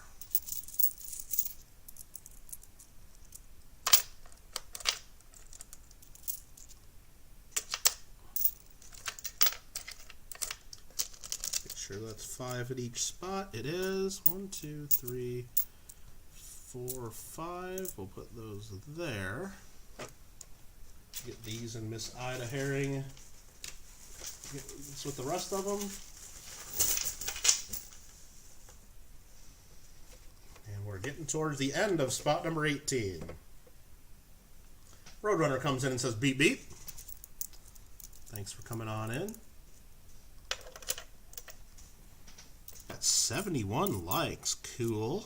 Appreciate all the support. Thank you very much. And another King George. This one is a 1946. I'm not going to really check to see if it's the 6/6. I guess maybe if you have eagle eyes or know exactly what to look for, maybe you can tell. But not going to look at every one because I don't really know exactly what I'm looking for unless I get my loop out. And it is a variety that I saw that people do look for and is worth looking for. 75, 68, 65, and we got another King George here. Boom. Yeah, I can't believe how nice that 1939 was that we found. There's a 1942. That was real nice. What up, Beaver buddy?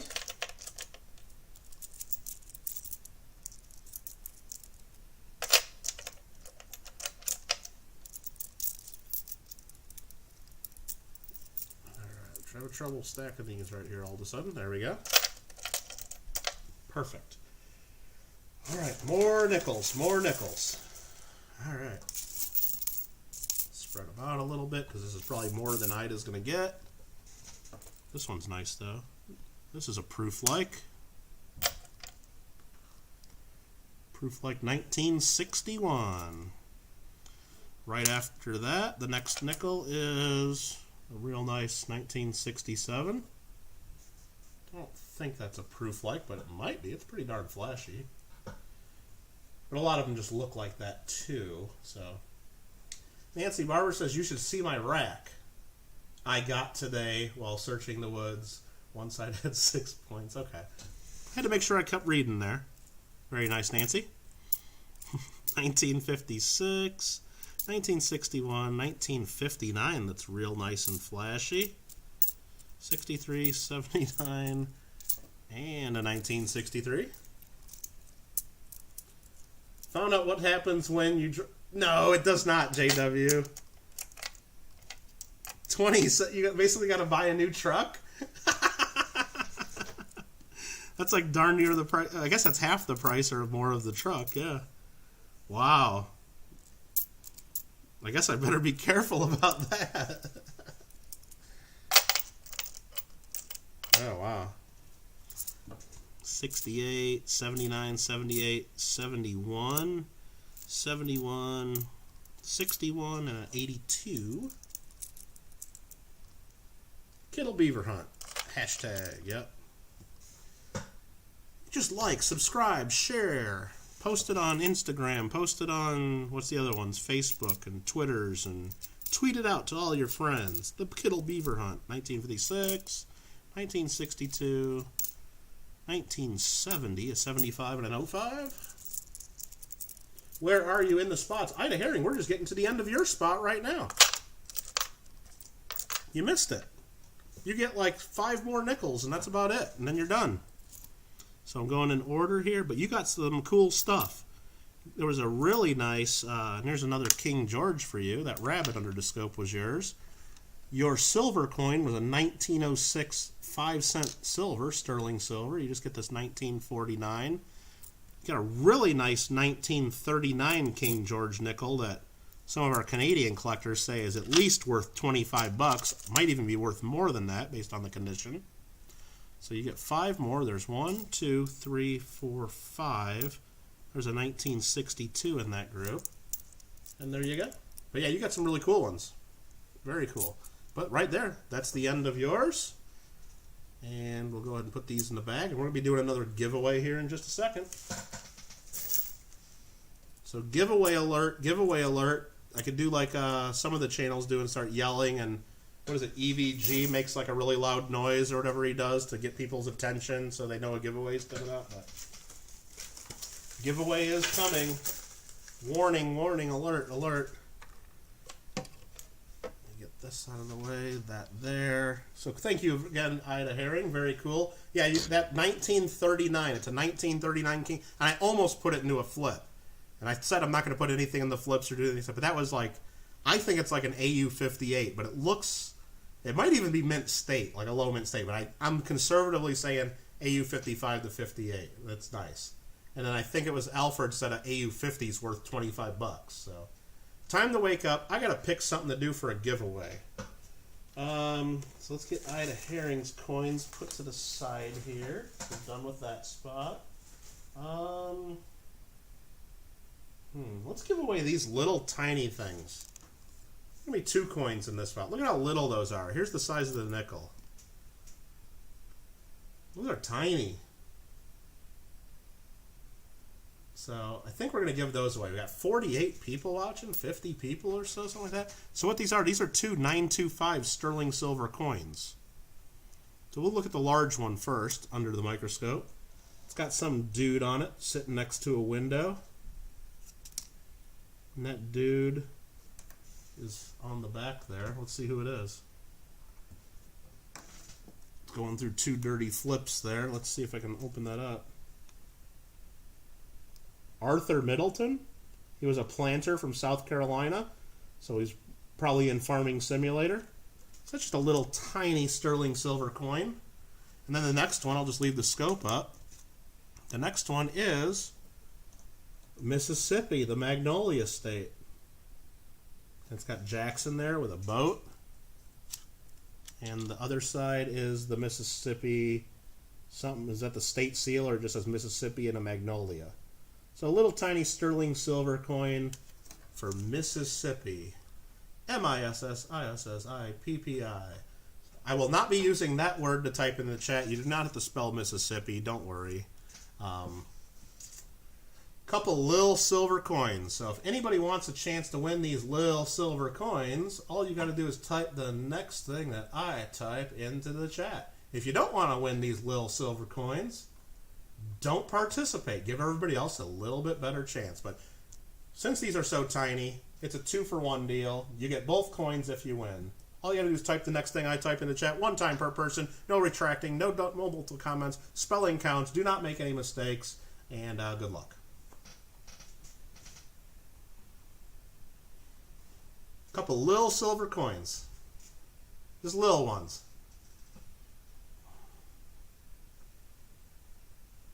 Good luck. And then next up in this bag break is JW's Coins and Hobbies. Here's the list we just brought up in our handy dandy Google document. Not really, but JW's Coins and Hobbies. After that, we'll see spot 20 Party Pickle, 21 Paisley and Daddy, 22 Renday, 23 Lady Kid Nichols Clever Coin Name, 24 Mission Get Rich, and 25 is the giveaway spot. Crap, you're rolling dice, says Orda. You don't want me to roll the dice? How do you want me to pick? You want me to just pick my favorite person in the chat? No, we're not doing that. Or you just want me to pick who's first because you're the first one on my screen? Yeah, I think that's what you really want. That's not going to happen. All right. It auto-corrected to LOL. Well, that sucks. Well, I guess you lost, Gav Zero. Sorry. I tried to be fair. You had all the. You got to be careful. So you didn't win this one. But we have more giveaways after every spot. Sorry about that. So let me start counting and see how many we got to roll. 1, 2, 3, 4, 5, 6, 7, 8, 9, 10. 1, 2, 3, 4, 5, 6, 7, 8, 9, 20. 21, 22, 23, 24, 25, 26. 7, 8, 9, 10, 11, 12, 13, 14, 35. There's about 40 almost. So a lot of entries here. We're going to type in stop. Nobody won yet, Nancy. Nobody yet. I didn't even roll the dice. So I'm going to get out the 100-sided dies. Again, this die represents the 10 spot. This is the 1 spot. I'm going to roll a number 40 or less. If I roll a number 40 or higher, I'm going to roll again. 002. So that is spot number 2. Almost Aunt Orda. I'll tell you right now, Aunt Orda did not win. And Gav Zero, don't worry, you were number 24, so you didn't win either. It doesn't matter that you misspelled it. But in this case, we need to see who was spot number 2, because Orda almost got it. JW almost got it. I see Orda 1, Joe Durbin 2, JW 3. The winner is number 2. Joe Durbin. Did he spell Lil correct? Is that one I1 or are those capital I's? It could be I if we did capital I's. I guess I picked a bad word because that could be I. And then if that was the case, well then JW would lose 2 and then Peter would really be second. But I said small letters are fine. It's probably LLL. It's probably not I. So I guess we'll go with Joe Durbin, number 2. Make sure Joe didn't enter more than once. Doesn't look like it. He wouldn't have done that. He knows how to play. So congratulations, Joe Durbin. And I actually rolled a number 2. It's possible. Everybody had the chance. Very good. Joe Durbin's got 2 little coins. Maybe future giveaways on the Joe Durbin channel. Who knows? Maybe even part of a Joe Durbin future auction. Always check out Joe and Diane. They do all kinds of cool stuff. And congratulations. Thanks for participating. Sorry you're lost. Well, what do you need? What are you lost on, Nancy? Let us know, and we don't want to make anybody confused or lost. But that was our giveaway. And now we're getting into spot number 19 for JW. I'm going to read through the list of coins we have left for the free silver coin. You can pick number 1, number 2, number 11, 18, 19, 21, or 25.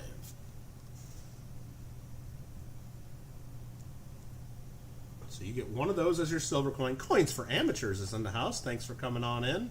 JW picks number 11. He didn't pick number 1. Come on, he's always wanting to be number 1 in the giveaways, but this feels like a large coin. Let's see. Nancy would have said 21. I would have said 21 because 21 was my birthday, but we got ourselves a moose. 1960 silver Canada quarter. So it was one of the bigger ones. So very good. 11's your favorite silver number. Well, there you go. Starting out with a silver quarter. And the leftover coins from my last handful. Let me put this in your bag first for spot number 19. First couple coins we got for you are a 1960, and we got ourselves a King George right away, number 2. And it's a 1950. Caribou, is that what that is? I don't know, it looks like a moose. Yeah, it's probably a caribou, you guys know. And now that I look at it more, yeah, it's a caribou, it's not a moose. Thanks for the correction there. Again, I'm wrong every now and then. You know, I don't know it all. Especially when it comes to coins from north of the border. All right, let's get into it. Let's find something good for JW here. There's a nice 61. A couple more 61, 75, 68, 63, 64, 63, 86, 03, 65, 64. Tons of Beaver right here. 66. Here's an old one. Another King Georgievus VI. It's a 1946. All right. Nancy Barber likes the Canadian coins. I like them too. Absolutely. Coins for amateurs. Are you guys going to be doing a show tomorrow? If so, let us all know so we know when and where to watch. There's another George in this pile. Georgievus number 6. 1950. There's a nice 1966 here. Didn't pick it up.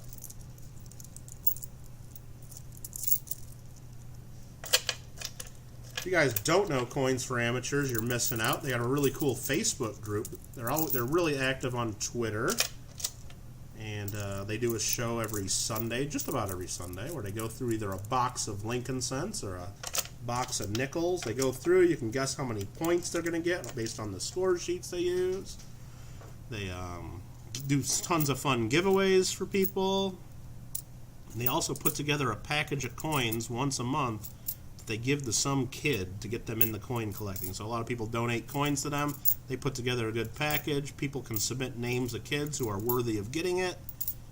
And they pick a winner and they do a nice video for the Coins for Kids. So they're really cool channel, good people. 4 p.m. Pacific tomorrow. Mrs. CFA is opening up a box of cents. So what you guys got to do is, first of all, you got to make sure you're subscribed to Coins for Amateurs. And right before they start the video, they start at 4 p.m. Pacific.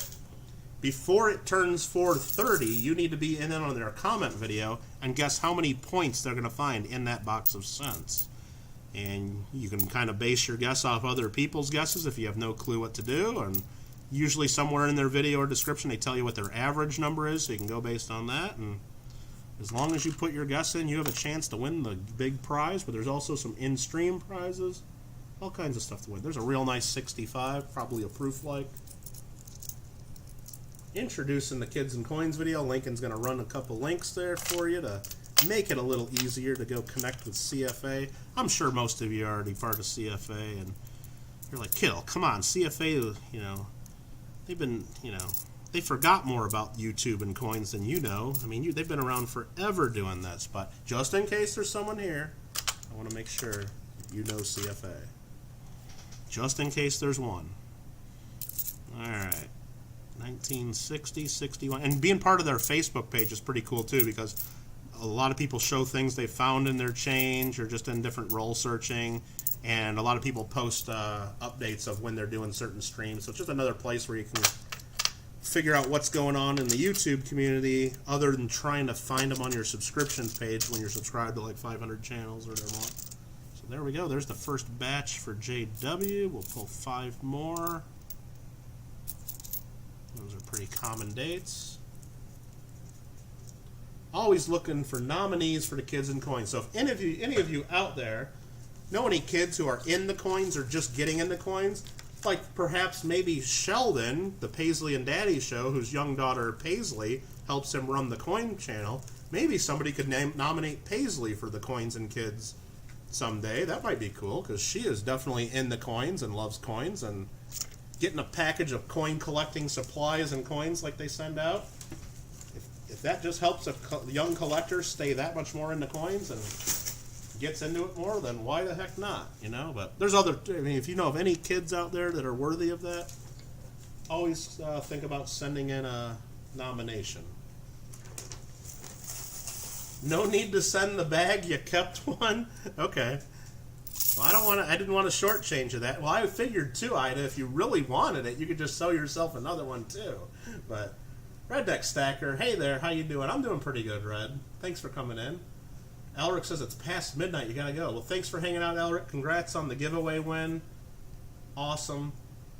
What else we got? I'm missing in chat. Redneck Stacker's in here. I know you got an auction coming up in about a week or so, right? I think it's the 31st. We're gonna be selling some silver pours and fun stuff like that. There you go. Sheldon Paisley would love a Coins for Kids package. So right there, if CFA's listening, Lincoln just nominated Sheldon's daughter. I nominated Sheldon's daughter. You got 2 nominations right there. How about that? And Gab Zero's doing some thumbs up. Redneck's there. Yeah, the 31st, I think Redneck's doing an auction. And I think you're actually doing that one on your channel. Correct me if I'm wrong. So here for JW, we got another proof or proof like, we should say, a nice 1965, 66, 75, 76, another King George. You don't get to look at that nice shiny flashy Beaver too long. You get to look at this Beaver, which is a 1950. Your 4-year-old loves coins. Well, Nicolette, if they've never won the Coins for Kids, feel free to contact CFA and make a nomination for the Coins for Kids. And it's even better if once they receive that package, you take a quick picture of the big smiling face on your kid, or a short video of them getting all thrilled when they see all the treasure they get, and then they can share that out too, if you're willing to do that, of whoever receives it. And then that just makes it more cool, and everybody can see how excited someone gets over some coins. Got another King George in 1946.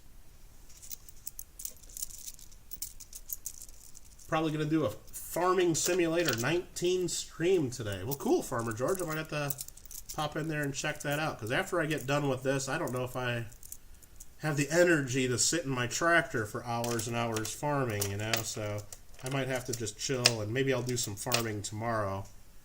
But, anyway, so maybe I'll check you out if I see you streaming for sure. And anybody else that's interested in watching people farm on their computers, the Farmer George right there. There's a 1959, 2003, 64, 63, 1970, 63, and a 65. JW is currently harvesting potatoes. You're right, painfully slow. The harvester that they gave me, it wasn't the biggest fields, but it was like one of the bigger fields. Like probably on the map, it's more of a medium size, like maybe 5 acres or so, that kind of range. The harvester would only harvest like 2 rows, maybe 3 rows max of potatoes at a time.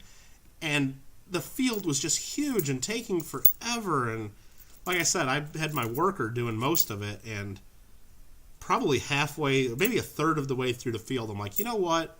Screw this. I canceled the contract. I got fined because I had already, I guess I took some of the potatoes, they said, so I had to pay back some of the harvest. So it actually cost me money, and then I went and harvested something else that was a lot easier. I would have kept it going if there was nothing else to do, but I kept seeing all these other contracts I wanted to do instead. And you're right. If you could do like 2 or 3 contracts at once, that would be so much better. And I think there's even a mod that lets you do that, lets you do multiple contracts at once. But the largest field, 5 rows at a time. Okay, I think so. They must not have given me the biggest potato harvester, because it was only doing 2, and if you gamed it just right, like lined it up, you could get 3 rows at a time.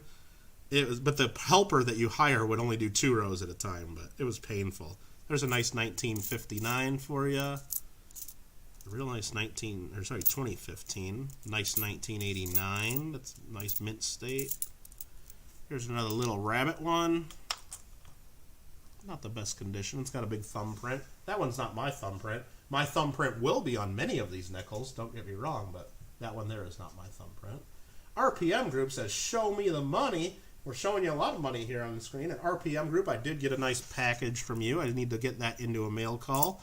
Sent a lot of his RPM Group pins there, which was really cool. And I do need to email you, so to clarify, like, am I supposed to like just do giveaways, or what? I mean, are certain ones more, because there's ones of different colors, and I just want to make sure like which ones are more special, or I got to clarify what exactly I'm getting into here, because you get sent a lot of stuff, and I can't remember if I've already sent you, because I know you wanted to get some of my stickers. I can't remember if I've done that or if I still need to do that. So if you haven't gotten stickers from me yet, that means I didn't do it, and I need to do that. So I definitely got a note here to get in touch with you, because I think I do owe you some stickers. Here's a real nice 1964.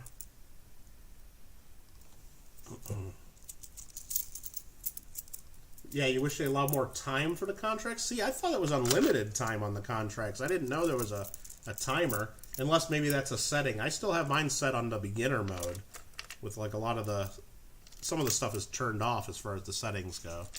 So there's that. We'll count out 5 more nickels for the pile here, because we got another $4 hunted for JW Coins and Hobbies, aka JW Undiscovered.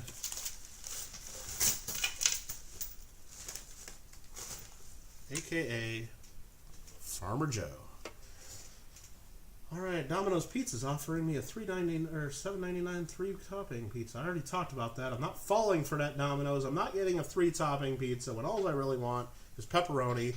You're going to sucker me into trying to pick 2 other toppings that I want with pepperoni, and instead of putting the proper amount of pepperoni on my pizza, you're going to put these other toppings I don't even really want in the first place. So, yes, give me a 3-topping pizza, and my toppings will be pepperoni, pepperoni, and pepperoni. But no, you won't do that. You'll charge me extra for that.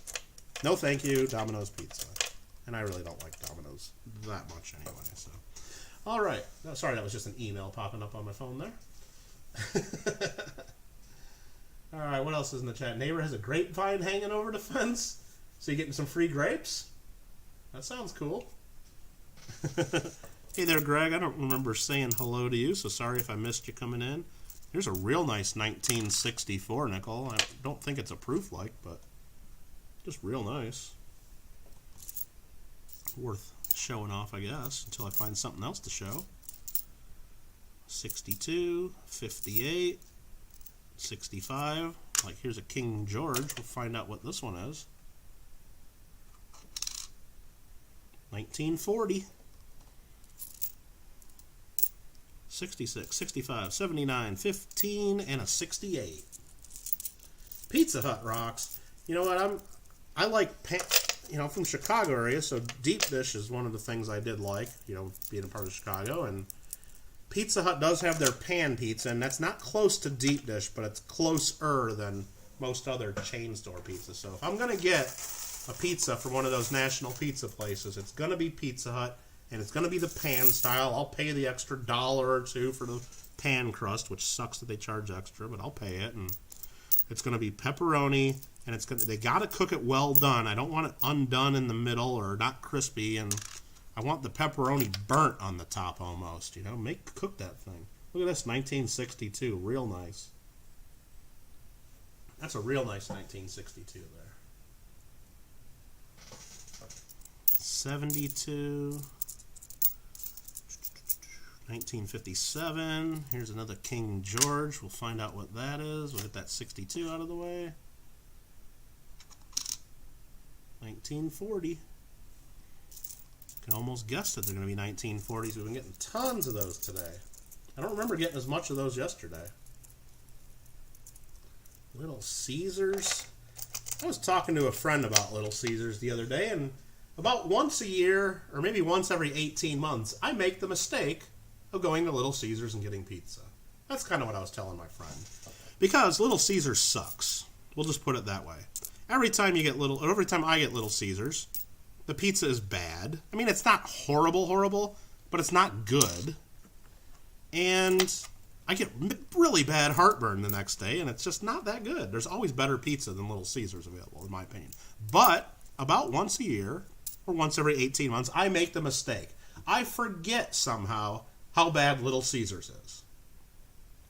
And I get ads on Facebook, or I see an ad on TV about their new cheesy crust, or their new hot and ready pepperoni wrapped, or bacon crust, or stuffed whatever. They always come up with some new garbage that sounds good and suckers me into saying, you know what? I might go try that. And when you get there, it's the same exact stuff that it always is, just packaged a little different. And the next day I have horrible heartburn, and I say, why the hell did I go to Little Caesars? And it was a nice 1956. And then I don't go there again for another year or two until they come up with some new style pizza, or put some more bacon on something, or stuff cheese into a different part of the pizza, and sucker me into going there again. So get light sauce. I don't know, maybe it's not just the sauce though. It just doesn't, I don't know, it just doesn't agree with me as well as other pizza, and it's just not good. And yeah, they sucker me into thinking, oh yeah, the hot and ready, and all I want is just pepperoni anyway, so I should be able to walk right in real quick, get a pepperoni pizza. It's never ready. You gotta wait 10 or 15 minutes. It's never hot and ready. So, anyway. Other than that, I love the place. How about that? Other than that, 1973, 2016, and a 1971. Boom. All right. That's the next group done.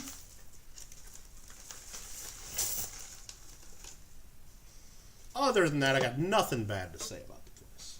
Perfect. Let's get some more nickels for JW, Coins and Hobbies. I don't even have to mention it, but you guys all subscribe to JW's Coins and Hobbies already, so we don't even need to talk about his channel or tell you to go subscribe or run a link or anything like that. But if JW feels it necessary, just to make sure in case one of you is not part of the JW OG22 family, JW is always welcome to let us know what's going on in his channel and run a link or whatever he wants to do here. Because if we can get him to step away from his potato field for half a second and do a little ad for his channel if he wants to. So what do we got there? Little Caesars, okay, yeah. Only a little, see if he bets on the Red Wings. I don't know. It's I gotta remember next time I see one of them ads for Little Caesars and I'm thinking about it, I gotta remember just to go to Pizza Hut. That's what I gotta remember. I'm like, don't do it, Mike. Just go to Pizza Hut. And then part of it's also just that you think Little Caesars. Oh yeah, not only is it hot and ready, it's only going to be like $7 or $8, so it's going to be cheaper. But it's not really. Pizza Hut's, it's like the same price if you just get a one-topping pizza anyway. So it's like, it's not even that good of a deal. I don't really have any strong opinion on it, right? So there's another King George that looks pretty nice. It's a 1942. JW used to eat Little Caesars when he used to run marathons for some quick, cheap carbs. Yep, there you go. JW has some wildly mediocre content on his channel, and there's his link. If you're not part of JW, go check him out. He does all kinds of stuff, all kinds of videos, educational videos, fun videos, role searching, some stuff not even related to coins every now and then, just all kinds of good fun. Another nice King George. What date do we have here? 1949.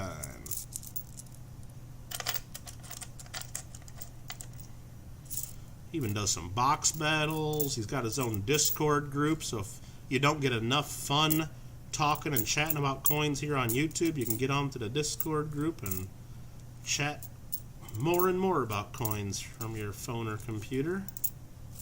And I'm on there, and I every now and then will pop in there and check it out or post a link to my stuff, but I don't know, just don't have time to be on there too much, and every time I think of going on there, there's like so many new posts, and I miss so much stuff, I don't even know where to start to see what I've missed, and so I'm not on there as much as I probably should be, but it's there if you are interested, for sure, if you need more coin content.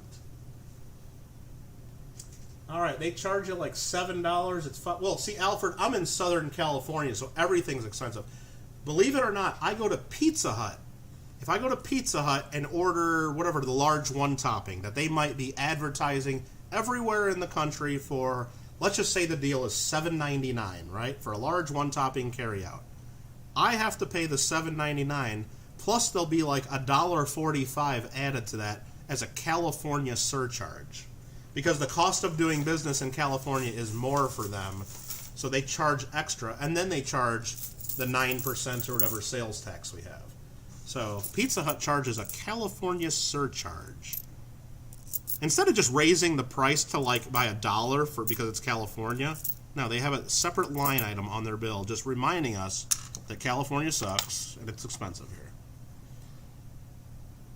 Now, I know my family struggles with something similar in Hawaii. You look at, national commercials saying, hey, check it out, Papa John's has this for $9.99, or McDonald's has this, 5 for $5, or 2 for $5, and at the very bottom it always says, except Alaska and Hawaii, except Alaska and Hawaii. But when you go to the store, it's not like it's advertised for $1 menu thing, and they just add an extra 50 cents because Hawaii. No, you just never even see the price. The price is just always higher there. That's the way it should be. Found It Buried has become a Kittle fan. What? Look at you. Awesome. Thank you very much for that. Appreciate the support there and joining. And look at that right there. Big Mill Hunt Silver donates $3.99, 3.99 through the super chat. You rock. Are you slaying the beaver yet? 399 cents from Big Mill Hunt Silver. You did not have to do it, but you did. Boom. Pow. I mean, I kind of did it, but there you go, Big Mill. Thank you very much. I'm slaying the beaver left and right here. We're slaying some beaver right here for JW Hunts, and look at this. We found another King George for him. Thank you very much for the support. Big Mill's up in the channel and up in the chat. I believe Big Mill's doing a $50 hunt tonight. Is that correct? Correct me if I'm wrong. And I still got at least a few more hours here, Big Mill, so that's why I didn't scream it, because I still got to preserve some of my voice. I know you don't really think of that when you're doing your show, apparently. Sorry, working while watching. No problem, Redneck. That's cool. But did I get your package yet? I did get yours. Yes, I did. I was waiting to see if I was going to get the rest of that giveaway to probably do a mail call together from Found It Buried, but I'm going to be doing a mail call pretty soon, and I'll probably show it out. But I did open it. I took a sneak peek, and it's very awesome, Red. Absolutely. I do appreciate that, and that's an awesome thing you did there for your friend, being part of that giveaway. Absolutely. And yeah, Redneck Stacker, we did mention you're doing your auction. I believe it was May 31st. And just wanted to confirm that's on your channel, correct? Because I know you've also been sending a bunch of stuff to the Durbins, and they've been selling it on Joe Durbin's channel too. So I've been telling people to check that out if they haven't seen it already. And what else are we missing here in chat? Chat just all of a sudden flew by after Found It Buried did that join, and Big Mill asked me about slaying beaver. Let's see. Boom! Yeah, no Ric Flair. Come on. I mean, I don't know I don't know if I can do it any justice, but I'm not no limousine riding, jet flying, diamond ring wearing son of a gun. I know that, and I know I would have a hard time holding alligators down. I know that for sure. So, but I don't know if I'm Ric Flair by any means. The pickle hath returned. Don't cut off fingers. Chat's just all of a sudden going, huh? Awesome. Big Mill Hunt Silver, look at you. Boom. You did not have to do that, but you did. That's awesome. Thanks, guys. Thanks for the support. Muscle Shell saying thanks to JW for the item received. Awesome. It's on the Redneck Metals channel, May 31st. All right, so you guys got to keep that in mind. That'll be advertised around the community. We'll know that. We got ourselves Big Mill Hunt Silver as a Kittle fan. He's a Kittle fan plus. Ooh, look at that. Look at that. Boom. Yeah, I got a little bit of the Ric Flair there. I mean, I guess I've seen Big Mill do it enough. It's just kind of ingrained, but, you know, I've spent more liquor. I'm running on spilt liquor in all around the world than you guys make in a year, right? That's how I know that. And, yeah, well, we got that Zelda music playing, so I can't think of anything else to put for emojis, but I like Zelda, so that's the way I roll. But you guys are awesome. Unless people tell me something else to put, but I don't know. It's good as anything. So we got a bunch more Canadian nickels, and I see something here that's not Canadian, it looks like. But Party Pickle is still the captain of the ship there. Look at that. You guys are all being fun and all, but Party Pickle's been captain of the ship for so long here. That is awesome. I saw that plus-size Kittle fan. Is that what that means, JW? I didn't know that's what I was going for, but I did not say that. But you did. I didn't say it, but you did. All right, let's get these nickels in JW's bag here. We got $4 more to search here. All right. Now Redneck's on the correct channel. So those of you guys looking there, Red Dot Neck Metals is the channel. Auction there for some cool silver stuff, and we got a roadkill nickel for JW. You tell me right now, Big Mill would know, tell me this is not a beaver that's been run over by a very large vehicle. No, not that one. That is a beaver with tire tracks across it.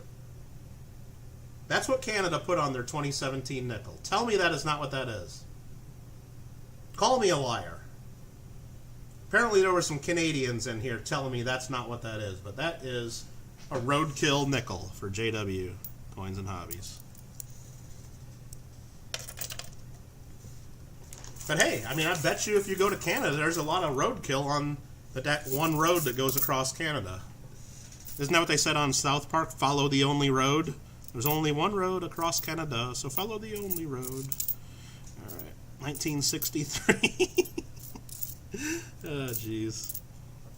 Alfred R. is going to start not liking me pretty soon here, I think.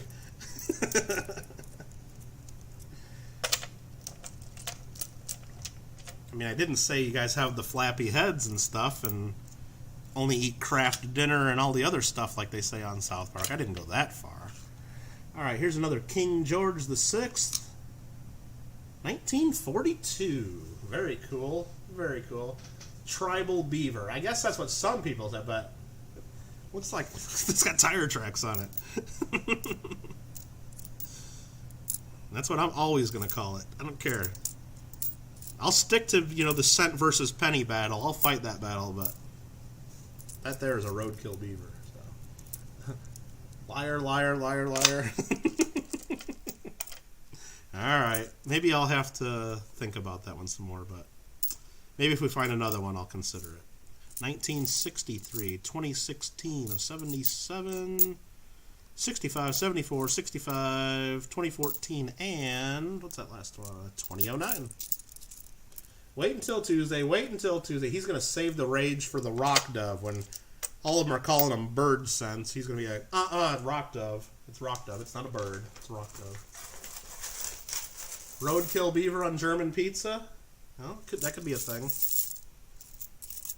Probably not, but no, I call him rock dove sense too, so 1960, 2011, 1965, 1963, and I have no idea if we're even going to find any of them. I have no idea what's in that bag. I didn't even really peek through the plastic to look. So, one, because if you look at the bag, I'll show the picture again. It's like it looks like it's been sitting around for a while because the bag's all discolored and kind of dark, and unless it's just like a red tinted plastic, is what it looks like now that I look at it a little closer. It just didn't really look as easy to look through, so I haven't even really taken a peek. No idea what's in that bag. Which, I guess, makes it fun. Kinda. Sorta. Alright, not a parking lot fine. That doesn't sound good. Did you find a bird penny? Yeah, there might be a couple bird pennies in there. Big metal. There's a 1960, a nice 1959, a 77, 62. Come on, JW. What else are we going to find here in these last few beavers? 74 and a 2009. I got to make sure I don't give you too many of them here. Whoever has the next spot might not appreciate that. Don't want any strongly worded emails heading my direction during or after this stream. Okay. There's a 65 that's a proof like, so you're going to get one last proof like at least. And that fills that. You get this one back out, and you need 4 more nickels. So it's this one, this one, this one, and this one, not that one. 72, 72, 60, and an 86, sorry. There you go. There is your nickels.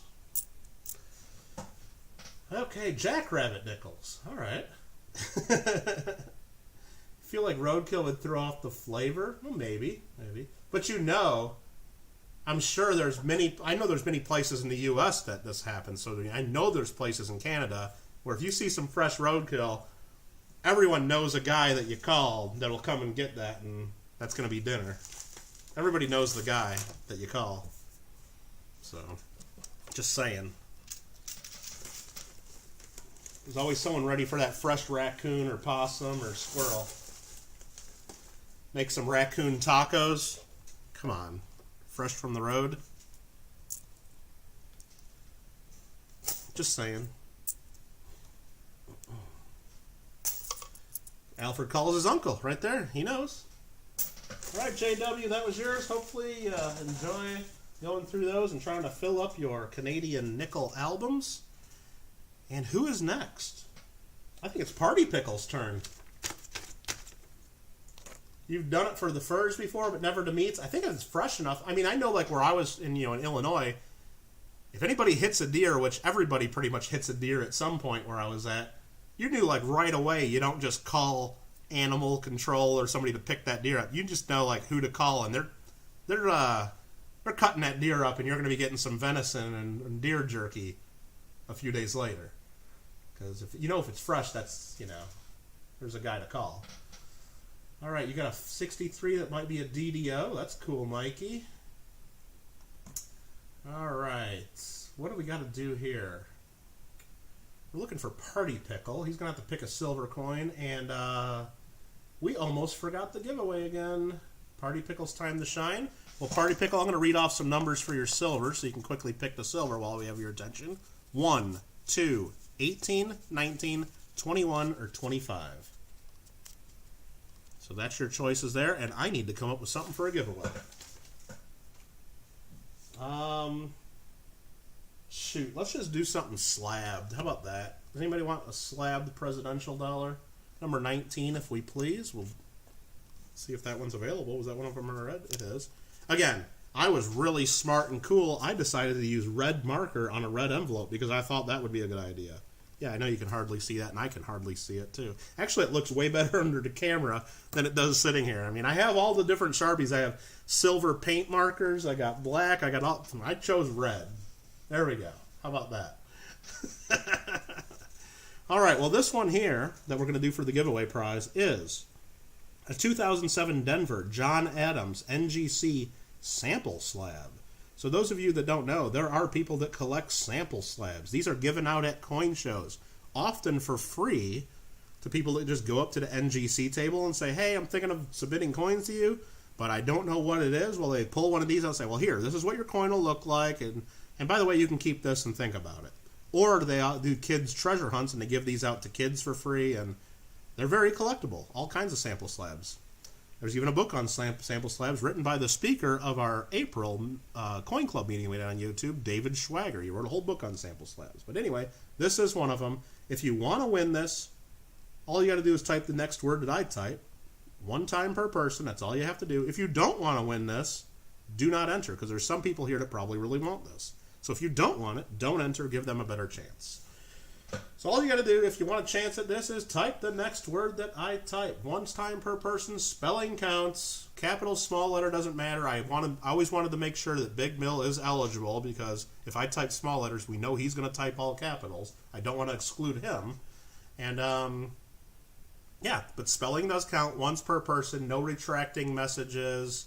And just remember, have fun with it, and good luck to everybody. And good luck. I got to come up with a word. There we go. And now Big Mill is probably going to type that in small letters just to show how smart he is and how funny he is. But anyway. Good luck, everybody. Everyone will have a chance. Take your time spelling it. Do not make a mistake. If there's 5 entries, you'll have a chance. If there's 50 entries, you'll all have a chance. Even though there's only 34 people up in the channel and up in this chat, everyone will have an equal chance. So the first person might get it, the third person, the 30th person. There's a chance for everybody. As long as you follow the rules, one per person, no retracting, and you spell it right. So take your time. I'll make sure everybody's got a good chance. 1, 2, 3, 4, 5, 6, 7, 8, 9, 10, 18, 19, 20, 21, 22, 23, 24 entries so far. So you are not letting me roll that easy 20-sided die. You're going to make me get out the 100-sided and roll a few times. Looks like we got about 25, 26 or so. I think 25 is where we're at. And I think everybody's pretty much had a chance. I guess I'm just going to assume the others are sleeping, or they just don't want to win this and they're letting others have a better chance. Type it in spot. There we go. What about the counter-marked coin next time? You know what? What about next time? Since I already got to spend a little extra money to ship this. Boom. Let's add them in here. We're adding all this into one. Because I didn't even have these ready to go. And SoCal Box Break, these are all going to somebody. Check this out. This is an Ike dollar with a counter-marked bow tie. We're going to make this a big giveaway. So sorry if you didn't get in. That's just the way we're going to do this. Look at that. Ike dollar with a bow tie. Lincoln Central Coins probably does not have this one. Hopefully you got in on this giveaway or is here. Or if not, I know probably someone you could sell this to called Lincoln Central Coins. There we go. Awesome. KFC Ike? How about that? And not only that, here is a nickel that has one of them things, one of those musical things. What are those called? I can't remember. Is that the treble clef? Is that what that's called? 1946 nickel with a counter stamp. It's a Philadelphia. Don't have that one? You didn't enter? Well, just because I'm doing... If you really want to get in on this and you have not entered, if you type in NGC even after I typed in spot, I will count that. So if you want to get in there, Lincoln, or anybody else, because I'm adding more things, you can still get enter. I will count it if I roll a high enough number. I think that's fair. I don't want to exclude people because I'm adding more stuff. So if you want to get in this entry and you haven't get in, ignore where I said stop. You still have a chance. Only if it's your first entry. If you enter again, it'll count as your second entry and you'll be ineligible. So this one giveaway is for the nickel with the treble clef, the 71 Ike dollar, the KFC Ike as some people call it, or bow tie, and the NGC sample slab. So there we go. I think Lincoln was the only person that added himself again. So I'm going to type in stop again. I think now we have 25 or 26 entries. So really, any number under 30 we're going to stick with. That was a 53, 51, 51. I rolled the same number twice. What's the odds? 90. Come on. 18 is the number. So Lincoln did not win it. Number 18. Who is number 18? Let's see. Good luck, everybody. Number 18. Bring that up on the screen. Going by my screen and my screen only. JW thought I'd roll a 1. We didn't. There's number 2. 3, 4, 5, 6, 7, 8, 9. SMAC is 10. 11, 12, 13, 14, 15, 16, 17, 18. Lima Echo Numismatics. Let's double check. 1, 2, 3, 4, 5, 6, 7, 8, 9, 10 SMAC. 11, 12, 13, 14, 15, 16, 17, 18 Lima. Does Lima know the rules? 1 per person. I'm pretty sure. Well, here's another entry, but that was not entry. I'm just kidding. Lima Echo Numismatics. It's official, according to me. Congratulations on the win. 3 cool prizes. Congrats to Lima. Awesome. You do not have to send me another email because you won yesterday. Perfect. So let me write this down. NGC sample plus 2 counter stamps. So I'm going to be getting another mail call from Lima Echo Numismatics in about a week or 2. Very cool. Lima Echo Numismatics. Congratulations. Boom, says Big Mill. Wow, thanks, says Lima. Well, wow, you're welcome. And thank you for playing Kittle Rolls Dice. Lima waited to die. No. Wasn't the case. Wasn't the case. All right, next up, we are on Party Pickle. Going to get 400 nickels here. Boom. Pow. Number 19 is the envelope they picked. It's feeling small, like maybe a dime or maybe even a 5-center, but let's see what it is. Tear that envelope. It's a dime, and it's got a fishy on it. The fish dime. Alfred, don't even type it. I'll say it's a mackerel. Don't worry, it's the mackerel dime. Holy mackerel. It's got some toning to it, too. Gotta get it just right to see it, though. It's kind of some dirty toning, but there's some color in it, too, that just doesn't show on this microscope too well. But holy mackerel. You got yourself the fish dime. Silver coin from Canada. And we're starting spot number 20 for those of you scoring at home. All right, you was typing it. He was starting his strongly worded email, but I prevented it. There we go. George the 6th, 1940. So we're starting out with a King George already. 65, 74, 68, and an 86. Joe from Family Guy, let's do it.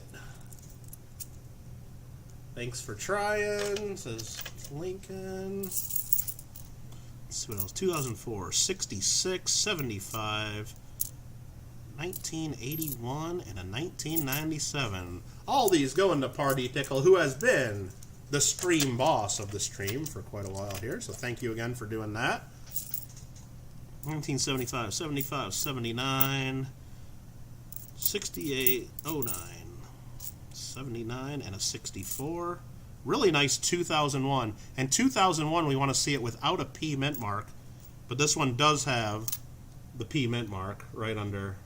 You know, so if it did not have the P, it's like a better date, I guess. But that's why this one had the P, because the other one's a better date. Of course. That's how it works. 2005, 2009, 65, and a 1956. Coin shop, email me. Yes, winners have to email me, except for Lima Echo Numismatics, because already got email, already got the address, and won yesterday too. And I do like when people win multiple items. That is one less package for me to ship, one less postage bill. SoCal Box Breaks is trying to game the bot, trying to get the perfect amount of hit points in there, saying, my turn, let's see if Streamlabs cooperates. There it is, dropping 3 Indian cents. Oh, one of them just popped out of the glass. Oh no, but it still counts. SoCal Box Break says, my turn, boom, right there, full 1909 hit points. SoCal Box Breaks is back in the boss's chair. Thank you very much for that, Don. Appreciate it. 1957, it looks pretty nice. 1965. 1968, 2009. And I didn't even realize, like, I just put the little glass there that drops stuff in there for fun. It doesn't really do anything. But I didn't realize until I was wondering what would happen when it fills up, because it got pretty full yesterday, but then I kept checking it and it wasn't full. I didn't realize until yesterday when I watched back some of it, when I go switch to my microscope and then come back to it, it resets the glass and then everything falls in it again. And when that happens, stuff bounces out. So it's always like kind of emptying itself when I switch back and forth. So it's kind of funny, but anyway. I find it funny. I don't know. You guys might think it's in the way and annoying, but that's my channel. I do what I want. Or at least I'm doing that for now until I find it annoying or if I think it gets in the way. But I don't mind it because it is transparent for the most part. So if it was totally solid, then yes, it would be in the way and be taking up part of the screen. But usually all you see is my wrist in the bottom corner of the stream anyway. So we got another King Georges the 6th. 1940. JW is occupied with farming. Yes. Looks like this stream's chat is not spam from the mod. Oh, you like that it is. Why, do you find other chats have spam from mods? Like, what do you mean? Like, just mods, like, talking about themselves? Or mods, like, running links to a whole bunch of other channels? I mean, what do you mean by spam from the mods? I don't know if I've seen that, or maybe I've seen it and just don't know what you mean. But I'm glad that you like that we're doing it the way you like it, I guess. But if you could clarify so I know not to do what you don't like, if I can avoid it, that might be helpful. 1964, 2010, 86, 2015, a 71, a 74, a 62, 93, 01, 09. Oh, I gotta check that 01. Where was that 01? I forgot. And the 01 has the P mint mark. That is not the rare one. Okay. And a 2004. You'll pop in, you still read every message. You don't like the blue. I'm sorry, I won't put too many messages. I don't want to turn blue. Smiley face. That's not spamming, right? But you know darn well if anybody else put in like 7 messages in a row, we'd time you right out. No, I'm just kidding. We don't do that. Not unless it's 7 stupid messages or the same thing over and over. All right. Thanks for that, JW. Appreciate it. Sorry to pull you away from your potatoes, because I'm sure you're still doing that potato mission, because those take forever. Right there, there's a full $4 worth going into bag number 20.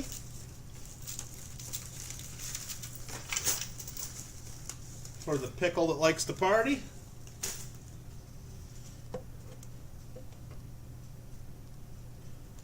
Okay.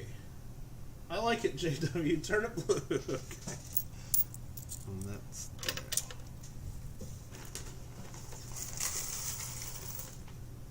Another big handful of nickels. There we go. This bag is... there's a big dent in the bag now. I'm starting to see the light at the end of this tunnel. Whew. Deep breath. Starting to see it. Thank you for the reminder there, Lima Economist Bags. We have 77 likes on the stream today. Thank you very much for that, everybody. Turn that thumb blue, as Lima says. It's appreciated. I don't know exactly what it does for me, but it's kind of cool to see. There's another rabbit nickel. That one's not in very good shape, though, but it's still a rabbit nickel. 63, 63, 74, 2015, 62, 73, 64, 75, 73, 81, 61. Okay. 61, 2011, 2001, another 2001 P.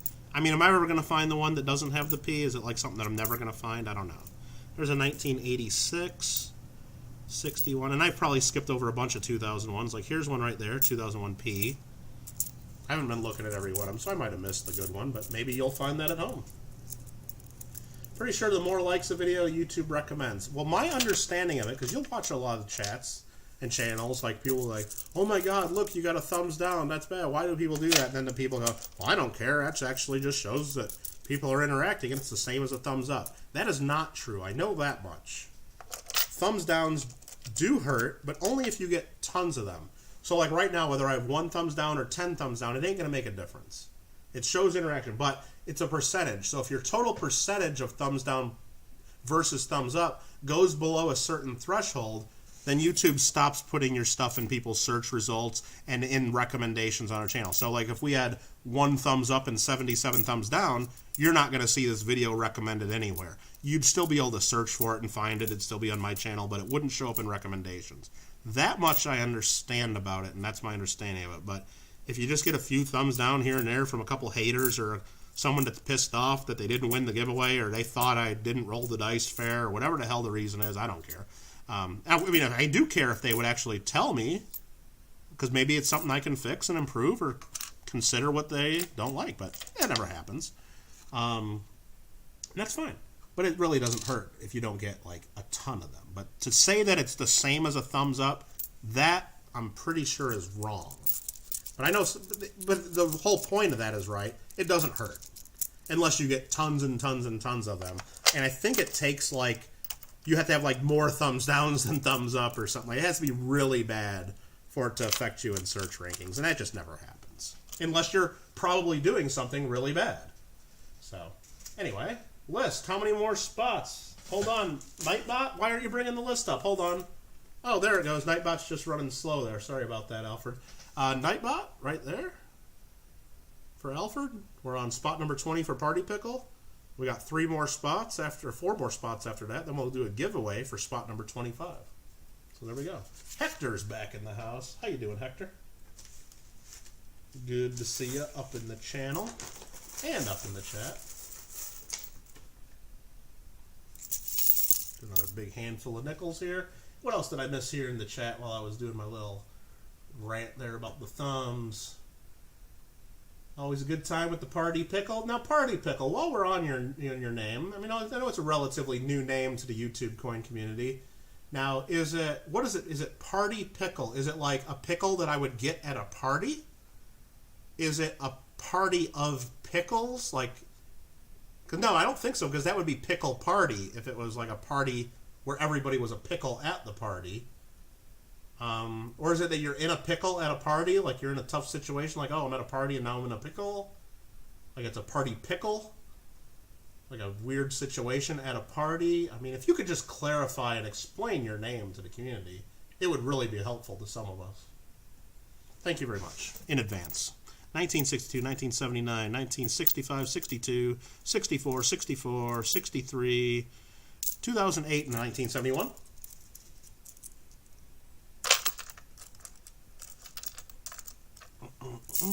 63, 66, 65. That looks like it's probably a proof-like. You guys can have your own opinions on that, but it looks pretty good either way. It's my way of saying that I am the life of the party. All right, fair enough. And you probably look through the list of emojis and you're like, damn, there's a pickle emoji. Even though if you would have read the fine print, it's really a cucumber emoji that you keep sharing. But, I mean, every pickle is a cucumber, but every cucumber is not a pickle. I see. I got it. I mean, I see the connection. All right, Lima, been here all day today and yesterday. All right, there we go. Looks like it's dime time. You think it's dime time? Is that what we're going to do for the next giveaway? Did I forget the giveaway? No, you won the giveaway, Lima. What are you talking about? But are you saying the next giveaway should be dime time? Maybe. All right, but we got a King George here we got to look at. That's what I'm trying to think of. 1940 is that one, and we did fill the group here, so I need to count out 5 more and do a little bit of a nickel dump here. All right, I'm doing good, Hector. Thank you very much. All right. If I could have stayed when I was filming the video, would have. JW, is he really the life of the party? JW is busy right now, Party Pickle. Simmer down now. Rob uploaded dime time, so it is dime time. Did he do one of these like, oh, what time is it? What time is it? I think it's dime time. Or was there like the clock going, oh, I think it's dime time. Or did Charlani like come wake him up? Rob, it's dime time. I'm sure he did something fun like that. I'll check that out later.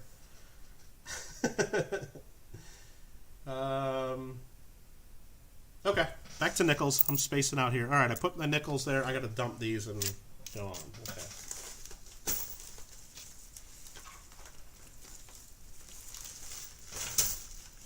Well, it might be dime time down in Frisco, Texas, but here in Southern California, it's still Beaver time. Beaver nickel time. Different time zones, Lima. All right, 1969, 1968, 86, 65. I cracked myself up. Have you guys noticed that? 68, 09, 75, 93, 71, 92, 2002, 2008, 64 to 2009. Yeah, it's still dime time in the central, but yeah, we still got 2 more hours until dime time at least here out west. Give the pickle a nickel. I'm giving you a whole bunch of nickels here. And here's a King George nickel for your pickle stack. All right. That one's scratched up on that side, but it's a 1949. Got yourself a 61, a 75. Yeah, I've noticed I haven't really looked through this many Canadian nickels at a time, but seems like every so often they just scratch out the portrait of the monarch. So somebody in Canada doesn't like their king or queen. There's a nice 1959 that doesn't have scratches, though. 62, 60. We did have that discussion yesterday. I'm sure there's. Imagine if every 4 years or 8 years, whether whatever the case may be, if we change the portrait on our coinage to the current president. So in the 90s we'd have a bunch of Bill Clinton nickels, and then after that it'd be George Bush nickels, and then we'd go into the Obama nickels, and now we'd have Trump nickels. I'm sure there'd be a certain number of people out there in the population that would not like that because of political reasons. And whoever it may be on the coin, they'd scratch out their face every time they got it. So I can probably see why it happens. But we put dead presidents on our money, so there's less of that going on here, I guess. So Rob and Seeker, are they doing their box battle and all that? Or I know Rob's probably talking about his 75K giveaway because he got all that. So very cool. We'll have to check that out later. California, it's still Beaver time, exactly. They're taxing us like it's dime time, though, Big Mill. Let me tell you. When it comes to taxes, it's probably quarter time here if you ask the government. All right, 2010, 75, another King George. Let's see what date we got. It's fun to see what date we get. 1950. 62, 68, 86, 2009, 75, 2015, 1309, 76, 65, 68. Come on, let's find some more good stuff here. Or let's just find some more stuff. I don't even care if it's good. There's a nice 1990. Looks like brand new. Excuse me. 2009, 74, 64, 07, 77, and a 2003. Rob posted a vid. He's not on, just Seeker's on. Okay. I thought I heard, because I was kind of lurking in most of the stream of Rob's last night. I was participating here and there, but I thought he said he was getting ready to do like a joint stream or some sort of another box battle or something like that soon, because he was mentioning every time he gets one of his giveaways or big numbers, it's usually in like a joint stream or something like that. I thought that's where the conversation went, but again, sometimes when I only hear half of a conversation and not paying attention, sometimes I get it wrong. But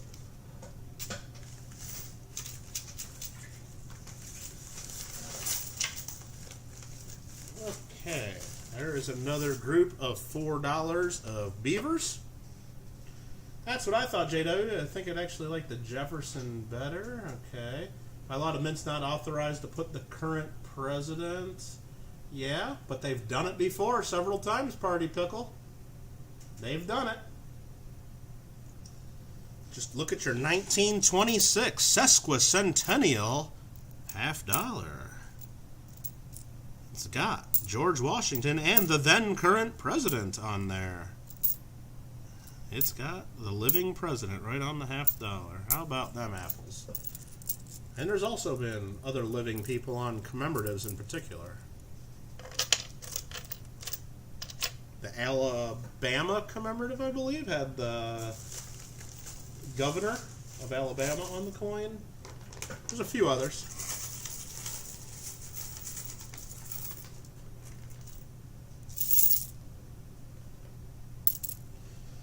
Okay, what are we saying there? Bill Clinton would rather be honored on a Canadian nickel? Yeah, I don't know. U.S. Mint should do a Trudeau coin?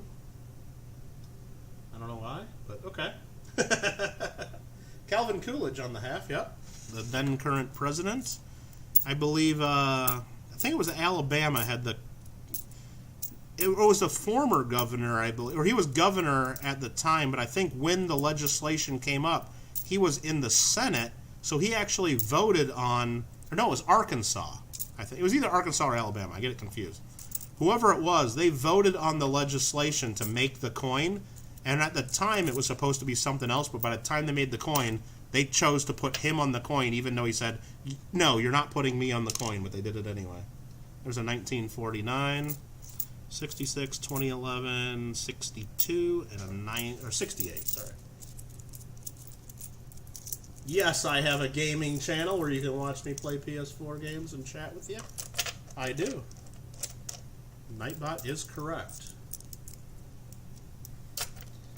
We do have some fresh air, peeps. A little bit. When they let us go to the beaches, you can get a little bit of a taste. Or if it rains, then the air is very clean and it's beautiful for a few days. Right after it rains in California. No smog. All the filming companies are out there shooting tons of stock footage and making California look beautiful for everybody across the world. In those couple days after it rains, it looks pretty here. And then it gets hazy and gross and smoggy eventually again. 2001, 2008, 2011.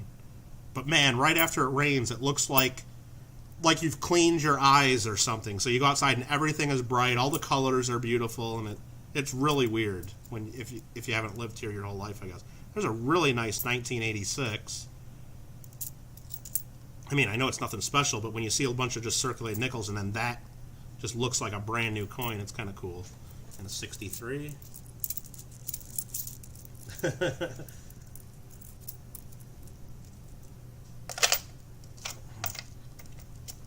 And gas is $8.99 a gallon. Yeah. Well, gas is going down a little bit here in Southern California, but it's still more expensive here than it is for my family in Maui, which is ridiculous. But We got to have special gas here for California because we got to do everything a little bit different because we're special. 86 is the best year. It's a good year. I was playing lots of Nintendo Entertainment System. I was standing, my TV would be here, and I'd be standing like right here with my NES Zapper gun playing Duck Hunt with the gun pressed right up against the screen, cheating like a little brat. Playing lots of Duck Hunt, dominating with the gun pressed right up against the screen. It still worked. King George, 1940.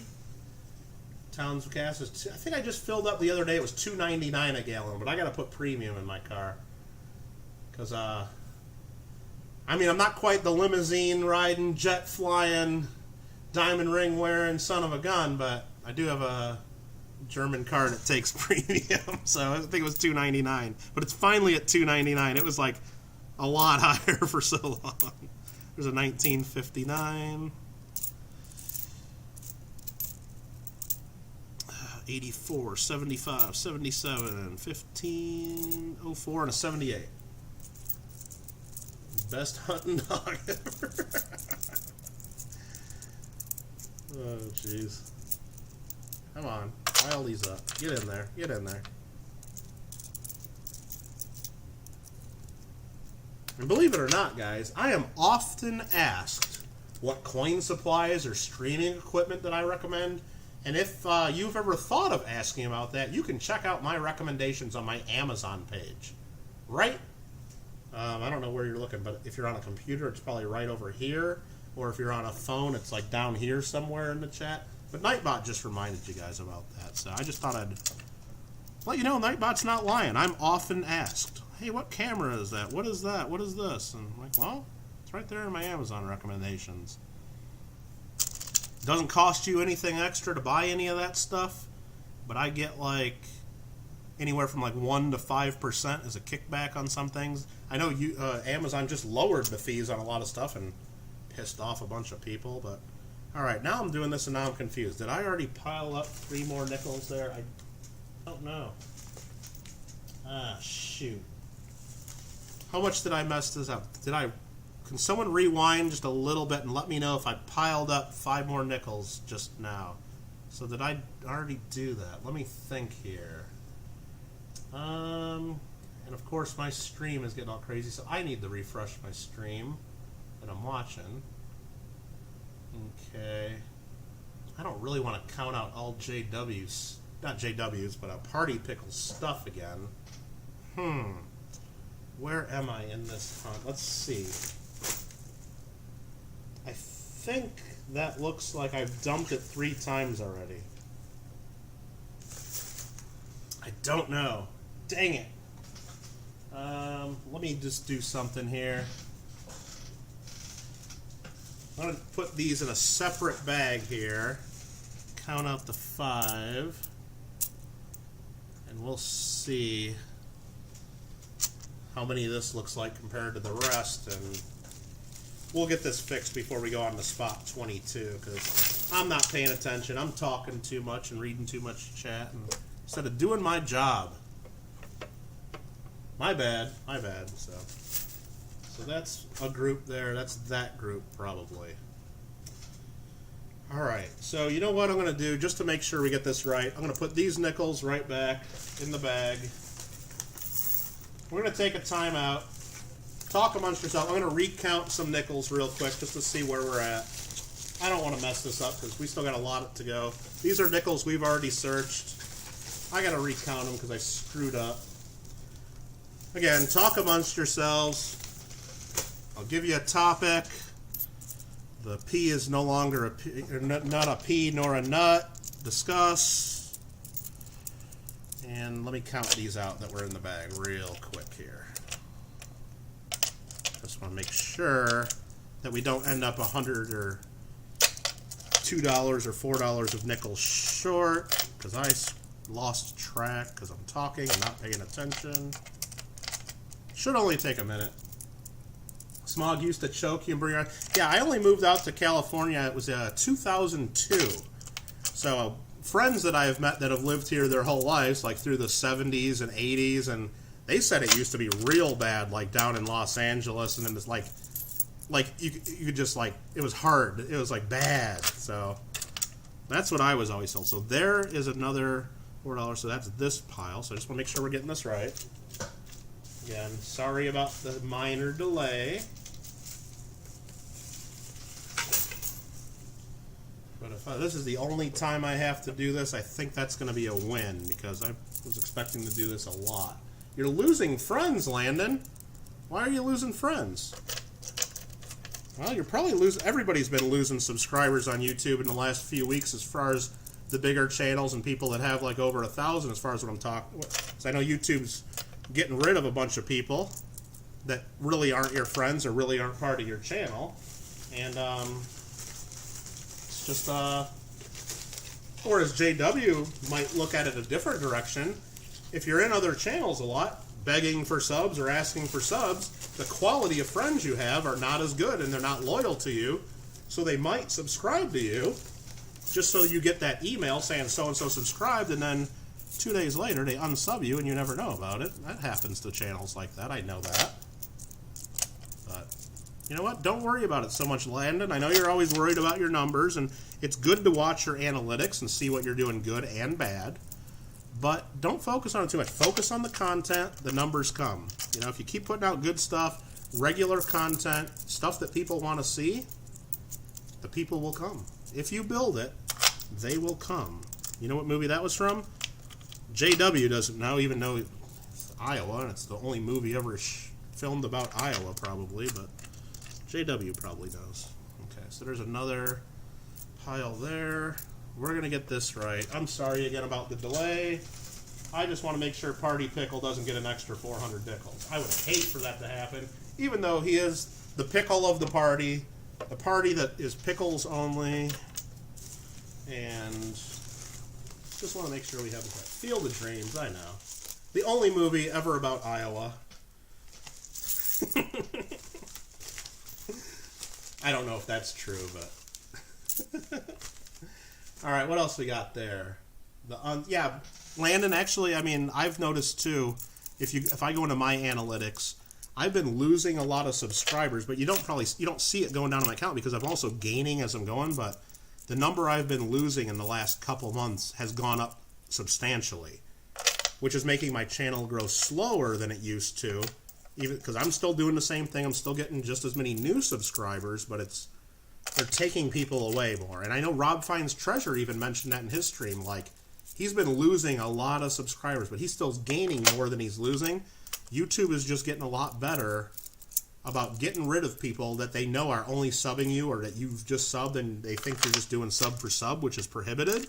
So they're getting rid of people because of that. And there we go. That's perfect. That was 4 groups. We kind of have it right. I might have had it right without doing this, but I thought it was important to verify. So now we can put this back in here and then move on. Once again, sorry about the delay. We got to talk about Field of Dreams. If you build it, he will come. And then after you do that, after you plow it, you plow it under your corn. What a moron! After you do that, you got to go ease his pain. Because you got to ease his pain. That's a very important thing to do. And once you've eased his pain, what's next, JW? You've got to go the distance. That's very important. Go the distance. All right, 1, 2, 3, 4, 5. Back into the nickel hunt. Thank you for that. Intermission. I should have had the Zamboni clean the ice, but we're still in pretty good shape. Thank you for that. Don't be hating on our bridges in Madison County. Okay, there you go. Oh, and I'm on top chat. I gotta be on live chat so I can see what's going on here. Oh, there we go. A bunch more chat just showed up. Actually, it just looks a little different. I don't think a bunch more showed up, but content is important. Yeah, just focus, or you can cheat like I do every now and then. If I want my numbers to go up, you just give away something worth like $100 or $200, and all of a sudden you get a bunch of new subscribers. But then, unfortunately, after you do that and pick one winner out of like the new 200 or 300 people that subscribed you, You're going to lose 30, 40, 50 of them right away because all the people that are butthurt that they lost and only joined you because of the giveaway. And you'll see none of those people in your chats, and very few of them at least, let's say. So it might be a way to quickly gain a few numbers, but you're not going to gain support on your channel. It's just, you're just buying numbers, which isn't really valuable at all. I mean, I think it's valuable if you're under 1,000 subs and you already have the watch time and you're trying to get monetized. Sure, do whatever it takes. Go out, try to build up your numbers so you can get that 1,000, get monetized. There you go. I understand the drive to do that. But once you have over that, what the hell's the difference if you have 1,100 or 2,100 or 3,100? Does it matter? I don't think so. What matters is right now I'm doing a cool stream. We're having lots of fun. I got up here somewhere under the microscope 36 people in here. That's great. Would I have 36 people in here if I only had 1,200 subscribers instead of 2,200? Probably. I don't know. Doesn't matter. Doesn't matter at all. So, Gav Zero, I know. I'm pretty sure you are. You're not Gav Zero. I'm sorry. If I was saying Gav Zero, I mean Landon. I'm sorry, Landon. So if you already got your 1,000, which I'm pretty sure you do, then focus on the rest of it. Focus on your watch time. Put content out there. Worry about, if you haven't got monetized yet, work on that. And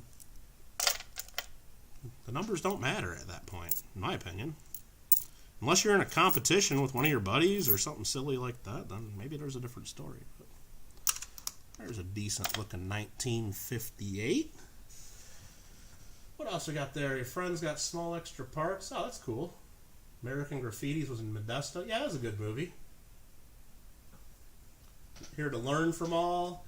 It was over your watch time before you hit 800. Yeah, because you were doing content and you weren't really getting crazy. Yeah. Really asked for subs. Yeah. And I would and one of the ways I grew mine a lot faster than I probably deserved to is, I did some cool giveaways, which I have fun doing that anyway. So it wasn't only about getting subscribers, but I'd go into bigger streams like RFT or Coins for Amateurs, and I'd drop a super chat or mention it to at least, I wouldn't overspam, but I'd mention it once or twice saying, hey, by the way, guys, I mean, you guys seem to like giveaways, but I'm giving away a Slabs Morgan dollar for my 500 subscriber or my 250 subscriber, and come check it out. And then instantly I'd get 50 new subscribers because they wanted to win the free stuff, and maybe a few of those turned out to be loyal fans of the channel, but a lot of them I've probably never heard from again. So, but my whole thinking was, when I was doing those videos, I knew you had to get up to 1,000 subscribers to have any chance at monetization. I knew I'd get the watch time eventually. And the way I looked at it, when I'm doing coin videos and stuff, I have way more fun. There's a proof like 65. Doing a video when I know I have 1,000 people that it's going to go to, and now it's 2,000 people. Then if I have 200 people, if I know it's going out to a couple thousand versus a couple hundred, it just motivates me to make more content and better content. But now that I have 2,000, is it going to be any different when I have 2,500 or 3,500 or 4,500? No, it's not going to make any difference at all. So that's why you're probably not going to see me in people's chats saying, hey guys, I'm 6 away from 2335, so road to 2240. You're probably not going to see me doing that. But I understand why channels under 1,000 do that kind of stuff. I don't hold it against them too much. I know other people do hold it against them, but I don't too much. But if you're over 1,000, don't think that's necessary. So we need 5 more nickels because we filled this again. 1, 2, 3, 4, and then this is the next one, 5. A really nice 1955. Is that what that is? Nope, it's a 1966. Still a really nice 1966. There we go. 400 nickels for the pickle of the party. Party Pickle. Congratulations, Party Pickle. Thank you. All that said, everything that was said back and forth, Landon wants us to remind everybody, road to 2K. So, absolutely, road to 2K indeed. JW was telling me the other day he's on road to 100K. He has 99,000 370 away from 100K. So if everybody can go over to JW's Coins and Hobbies, road to 100K. Let's help him get there. Let's do our part. I don't care if you have to leave my channel for a minute and then come back. Road to 100K, JW Coins and Hobbies. All right, that was it for the Party Pickle. That was spot number 20. Are we done yet? Are we done yet? How much longer? A little bit longer, guys. We got 5 spots to go. Next up is the Paisley and the Daddy Show, which you know is Sheldon.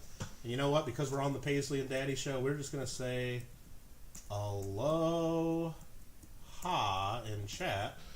And that's going to bring up a link to the Paisley and Daddy Show, because if you're not a follower of the Paisley and Daddy Show, you should be. Every single video they do is a giveaway video. It's a comment video. So if you watch their stuff, comment on everything, you have chances to win. Of course, you need to go watch their comment picking video where they announce the winners, because they're not going to email you or anything about that.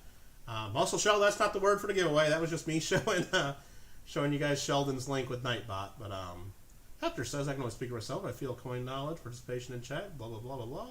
I'm reading it. Study viewing, commenting, liking, acknowledge people, getting a stream, being respectful. All that makes a difference. Absolutely. Yeah, just become part of the community, and the rest of it comes. And believe me, even when you get monetized and all that, you don't get that much money anyway. All right, Boomba Shoots. Which number do you want? 1, 2, 18, 21, or 25? Boomba Shoots crew, Team 87. I don't even know what else to say, but number 1, 2, 18, 21, or 25 for the Paisley and Daddy Show. Boomba Shoots. Oh, and I was just about ready to send Paisley a package here, but I guess you're getting all these nickels. I might as well wait and send everything together in a real big box and save a few bucks in shipping. Probably remind myself, because I was getting ready to mail that yesterday, but I just ran out of time. Number 18. Let's see what silver coin the Paisley and Daddy Show are getting. You just asked the boss, so Paisley here. Tell her to sing the Michael Kittle song in the background, because this is what the Paisley and Daddy Show get. It's a George V. So it's an older dime. I guess maybe not even a dime. It's actually a 10 cent. It doesn't say dime anywhere on it. 1919, Canada 10 cents. 101 years old. Awesome. Thank you, Michael Kittle. Hello, mi amigo, mi amiga. That was 4 years of high school Spanish, trying to read that right there, and living in Southern California for the last 20 years. Hi there, Paula Bloom. How's the hunt going? It's going okay. We've been finding some cool stuff, and Sheldon just got himself a 1919 Canada dime. I think I was told earlier it's the last year of the 925 silver. So that's kind of fun. I'm glad to hear that Paisley's watching and having fun. Tell her once more that I do love the Michael Kittle song. I had my sister and my mom watch that video when they were in here the other day, and they too loved the Michael Kittle song and thought it was very cute. So she's got fans. She's got fans in all places. Fans in Southern California, fans over on Maui. So let's get a bunch of nickels here for Sheldon. Let's see here. Farm Dog, Crappie Tim. That goes with the 1919 large cent. That's true. There is a 1919 large cent that Paisley's getting. So you got this large cent, and that was courtesy of Deanne. That was very nice. Thank you for the reminder on that. And we're getting the nickel folders. You're going to get 200 cents as well on Tuesday. There's one of the commemorative V nickels that I just think are cool, even though they're not worth anything.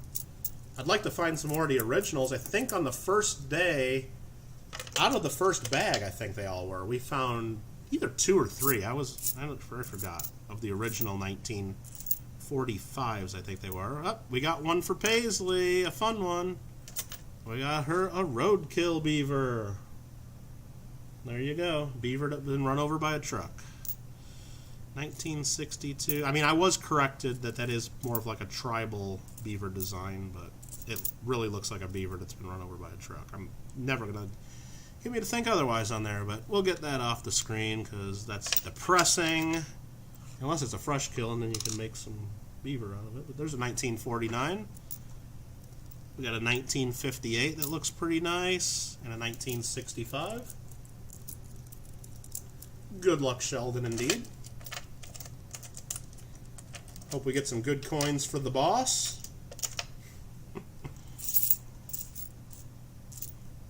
All right, 2016, 1959, 2015.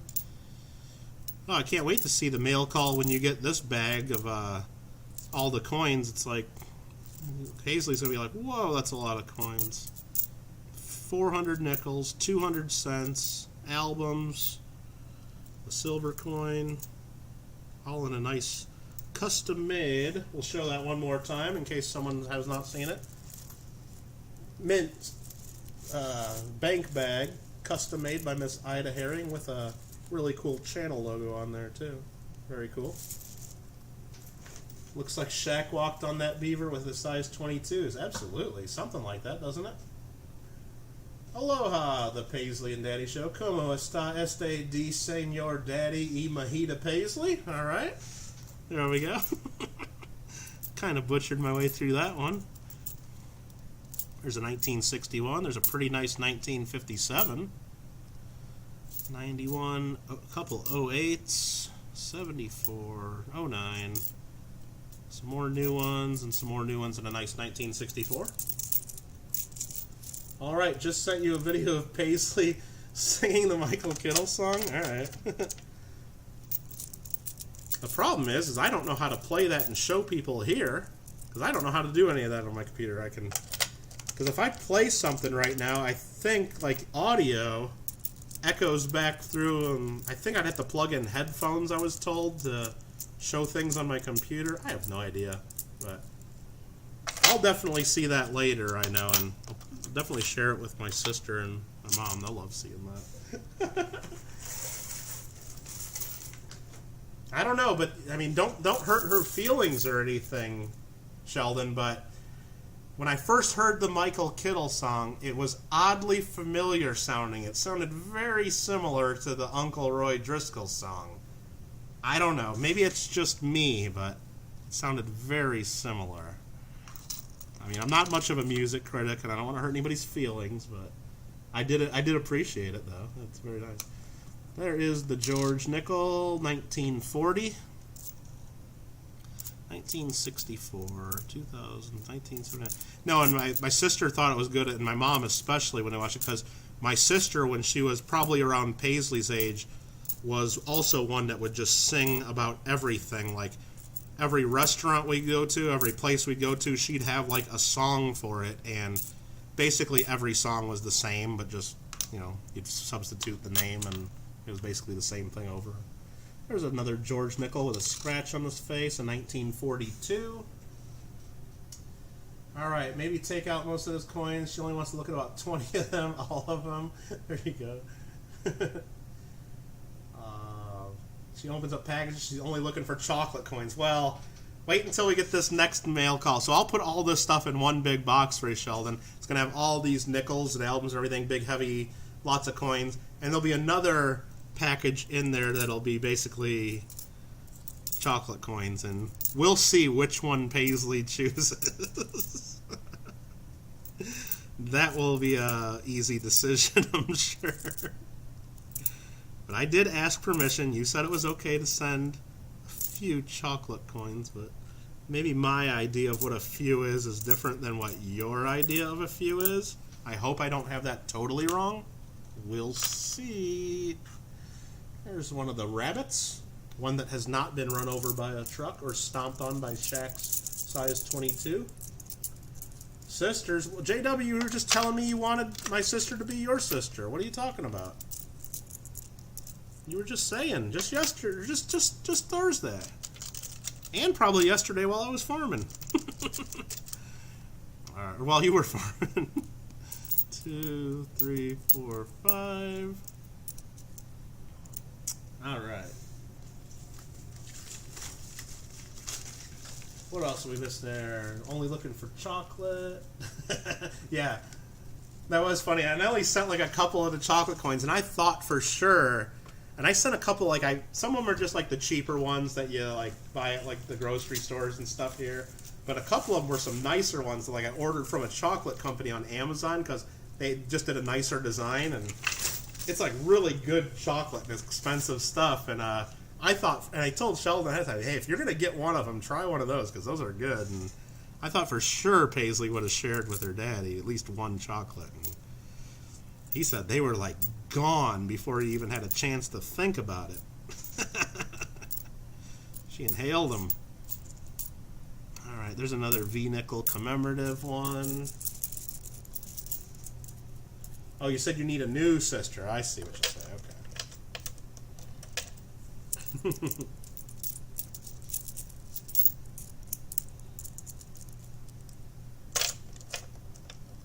All right. Hey, wait a minute. You know what? I think we forgot the giveaway, didn't we? Did we do a giveaway before we got in the Sheldon spot? Ask Paisley, did we forget the giveaway, Sheldon? Let's see here. I think we forgot the giveaway. I don't know. Try to remind me if anybody knows if we forgot the giveaway. I can't tell anymore. I got on my list that the last thing that we gave away was the NGC sample slab and the 2 counter stamps that went to Lima Echo Numismatics. So Hector says, nope, we didn't forget the giveaway? Or nope, we didn't do the giveaway? Because I don't think we did the giveaway. Maybe that's why the numbers dropped from like 40 down to 32. They're like, Kittle ain't even doing giveaways anymore. Let's go see what Seeker's doing, or let's go see what all the other streamers are doing. There's a 1965 proof like. We'll leave that under there for a little bit. Definitely forgot. No, not the giveaway for the last spot. That's happening after spot number 24. So you have to be here right before we give that one away. But we just forgot. I'm doing a giveaway after every spot, and we forgot the giveaway. So I think we should do a giveaway. And because I forgot the giveaway, let's give away something good. How about a proof quarter? How about a proof 59 quarter? Sorry, 1959 quarter. 1959 proof silver quarter dollar. As they say in Hawaii, quarter dollar. Because they have the dollar, not the dollar. But we'll get that. Because it's not the best proof. It's got a little bit of haze and a little bit of toning on it. But remember, if you don't want to win it, don't enter the giveaway. Look at typing in Morgan, Mikey. What are you talking about? Morgan? I didn't forget that much. Could be a 2059, you're right, or an 1859, it's possible. A Mercury? You want me to add a Mercury dime too? Alright, so it's going to be for a quarter and a Mercury dime. This one here is a 44? 1944 with no mint mark. So a 1944 Merc and a 1959 quarter. So if you want to win these 2 coins, all you're going to have to do is type in the next thing I type. Once per person, spelling counts. Take your time to spell it correctly, because if you spell it wrong, you lose. Everyone will have a chance. Only enter if you want a chance to win. So it will be for both of these coins, not one, not 2 winners, 1 winner, both coins. All you got to do is type what I type. That's it. Once per person. Good luck. And sorry that I forgot the giveaway.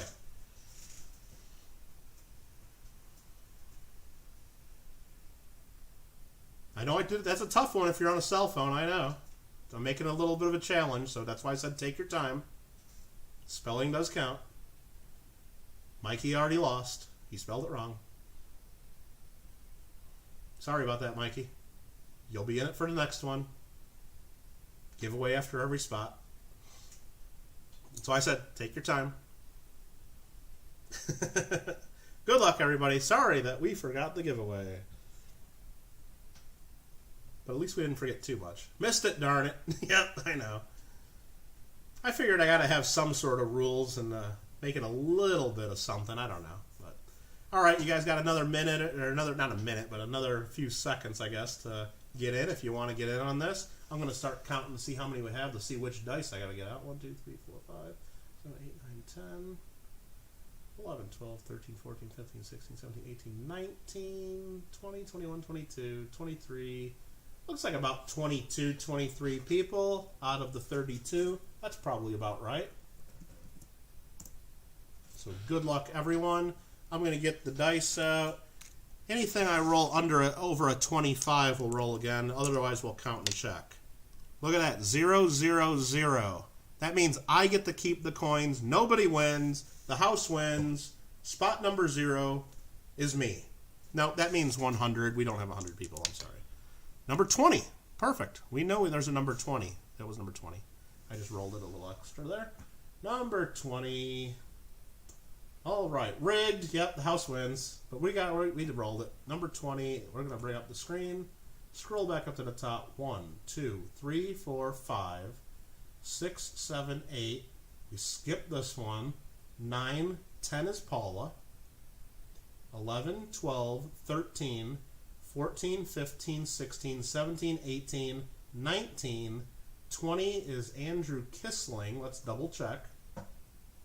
1, 2, 3, 4, 5, 6, 7, 8 is Ant. 9, 10, 11, 12 is Sheldon. 13, 14, 15, 16, 17, 18, 19, 20. 20 is what we rolled. Let's just make sure Andrew did not guess more than once. Looks good. Congratulations. You are the winner. So let me write down what we gave away. 1959 quarter plus 1944 dime. Andrew Kissling. How do you turn off autocorrection? I have no idea. Why, is forgot not a word? Why would it autocorrect to forget? I thought forgot was a word. I say it. Am I wrong? I don't know. Everybody else seemed to get it, Mikey. I don't know. Maybe, I guess it depends on if you're a phone or depends on where you're at. I don't know. But I forgot. I didn't forget. I forgot. There's phone buzzing again. Let me dismiss some of these notifications so my battery doesn't die with it buzzing in the background. All right, what do we got here? Congrats, congrats, congrats, congrats. Perfect. Now we can get back into Sheldon and Paisley's nickels because I forgot the giveaway. All right, 1961. Come on, guys. You gotta watch me. Make sure I don't forget. There's a George VI nickel. What do we got? A 1950. Been lurking. Thanks, Jason. Thanks for saying hello. Thanks for watching and hanging out. As the famous Penny Dog channel says, we like lurkers. We don't like creepers. Lurkers are fine. There's a 1959, 1977. It looks like it's got the high 7. Low 7 is a good variety, apparently. There's a 1958, 86, 1980, 78, 74, 80, 65, 61, 08, 1968 that looks pretty sweet. Is that a proof like?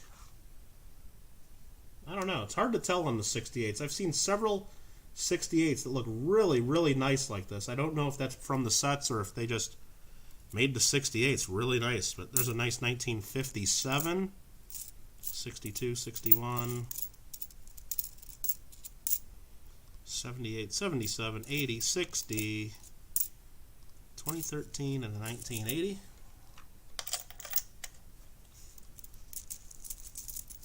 It's on my phone. Okay. Let's hope he forgets again and doubles up. I'm going to be careful now, Mikey. Especially with you throwing out words like Morgan and stuff like that. Jeez. I don't know about if I can go that, but I don't know, maybe. We'll see. We'll see what else we got over here and what's up my sleeve, and hopefully I don't forget anymore because it's going to get expensive. Here's another with the King George's on it. Not the best shape, but what date do we got? 1939 for the Paisley and the Daddy Show. And again, everybody, let's say a nice thank you to Sheldon, which is the Paisley and Daddy Show, because not only did Sheldon buy this spot number 21, he also bought spot number 25 and said, you know what? I only need one big bag of nickels and cents. Give that one away. So he's bought a giveaway for everybody. So thank you, Sheldon. That is awesome. And it's going to be really awesome for whoever wins it. And I didn't ask if I could enter the giveaway too, so I could have a chance to win it, but I'm probably ineligible. Probably. Let me think about it.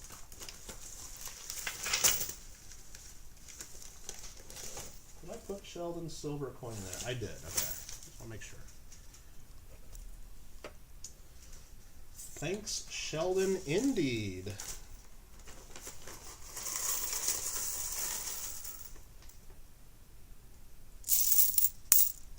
There's a big handful of coins. Let's see what's in here.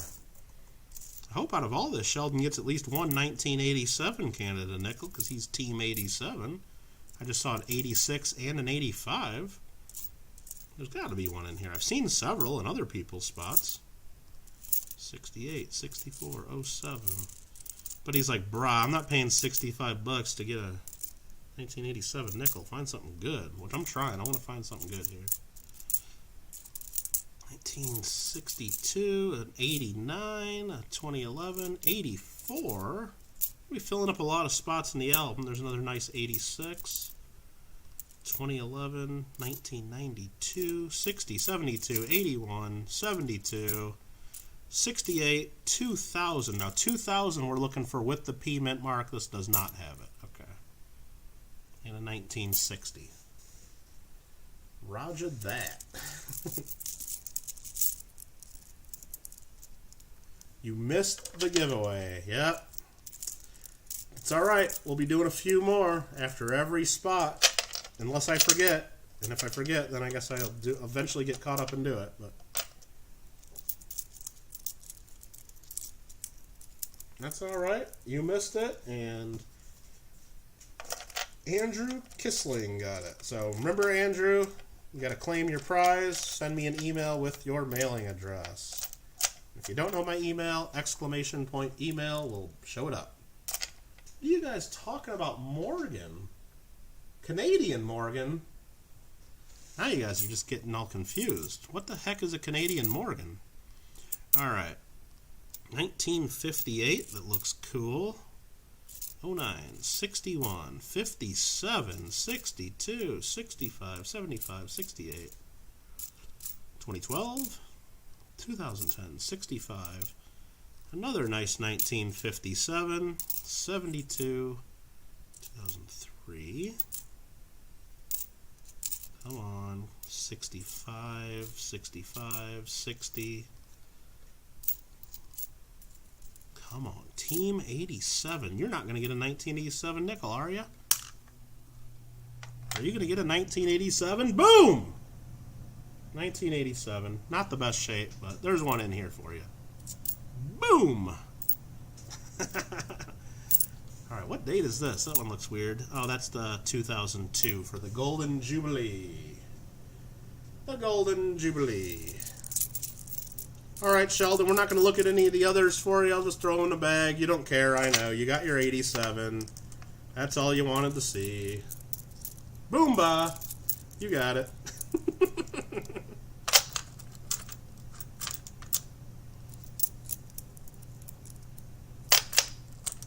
Alright, we need a couple more here for this little batch. Look at that. There's a nice 1960 and a nice 1959 side by side. That fills out that group. 83, 76, 78, 64, and a 74. There's 5 more to round out the next $4 worth.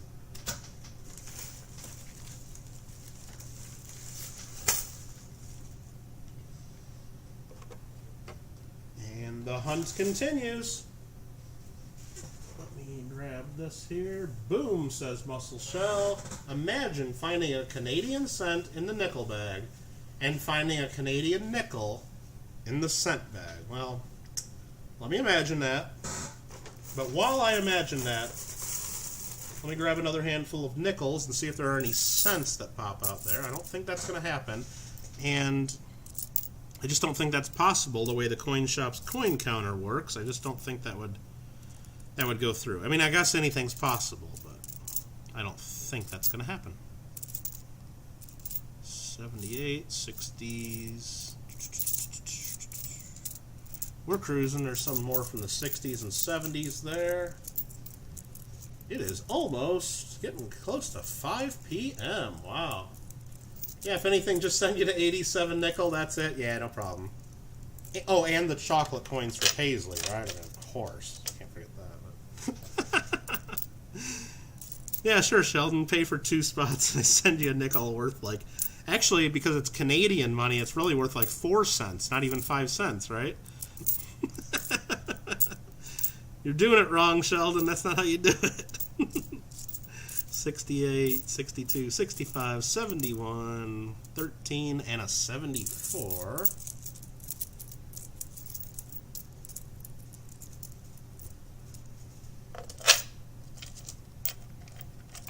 Mm. 65. That's a proof-like, real nice one. I mean, I'll show it under the scope, so you quit looking at that boring 1987. It's a nice 65. 58, which is pretty nice. 1960, that's kind of average. 64, 72, 61. Now remember, there are a bunch of coins here that we should be looking for varieties, and we're not looking for varieties. Like, every time I say we find a 1962, we should be taking the time to see if that's, what do they call it, the bugtail variety. No, that's 1957. 1962, there's a double date variety, but all the 57s, I should be saying, hey, is that the bugtail or not? Because apparently it's a pretty collectible variety, and we haven't been looking at all. But same thing with the 77s. Every one of them, we should be checking for the low 7. But again, if I stopped and looked at every, even of the major varieties I wrote down, for every one that we find, we'd still be on spot number 12 or something right now, instead of on spot number 21 or wherever we're at. Like right there's a 62. Is that a double date? I can't stop and look at that. We got to keep going. We got to keep going. There's a 64. Does it have the extra water? No, it doesn't. There's a 1960. And there's a bunch of varieties on the other dates that I didn't even write down as being more major, but I guess if you find a nice, there's a nice 1959. 1959 is the year Hawaii became a state in the United States, just so you know, along with Alaska. Does anybody know what month Hawaii became a state during 1959? I do, but do you? Does anybody know, without looking it up, what month in 1959 did Hawaii gain statehood? Does anyone remember the oldest in this stream? Today, I know we found at least one 1939. Yesterday we found a couple 1938s. I don't know if we found any 38s today. I just can't remember for sure. Looking at all these nickels, Sheldon has it. It's August. August 1959, I think, is correct. I'm just kind of going from memory. All right. Boomba. Boomba shoots. I think Alaska was January of that year, and then I think Hawaii was August of that year. So that 49 star flag was only around for a few months there. Probably don't see too many of those around. 65, 2011, 86, 78. This is the last $4 one. There's a nice 1959, 68, 62, and an 09. Lots of 40s yesterday. Remember the 38s. Yeah, we found a lot of 1940s today. I know we found at least one 1939 today for sure. A really nice one. We found more than one for sure. We found a really nice one for Ida Herring. I think it could be Mint State. It was definitely a nice AU 58 or 55 for sure. And Alfred said the price guide shows an AU 50 valued at $25. So that coin was worth more. And we just found it and stuck it right in the bag with the rest of them, which I really thought about putting that in a flip, but I didn't. But yeah, that was one of the nicest that we found in this whole thing so far. One of the best, I would say. I mean, there's nicer coins of other dates, but that was probably the big find of being a normal date. Now, there might have been stuff that we didn't look at. There might be a good variety in here that we skipped right over that will ultimately be the big find of this bag break, and somebody will email me a few weeks later or a month later when they go through to say, hey, you know what? I actually had that 1957 bugtail in that bag, and that's worth, like, whatever it's worth. Or somebody might tell me that, and that'd be freaking amazing. But we missed it right here, so, because we're not looking at every one. There's a real nice brand new 2007.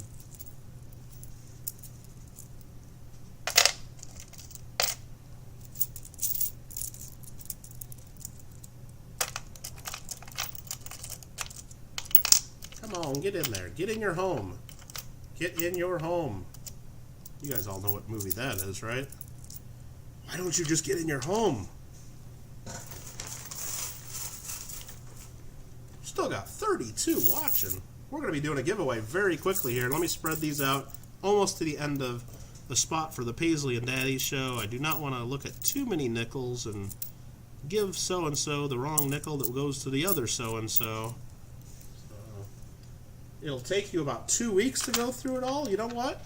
It'll take some people 2 minutes or 3 minutes because they're just going to quickly look and throw them on their shelf. It'll take others weeks and weeks, or some will just spend an hour or two filling the holes in their albums, not even looking through varieties.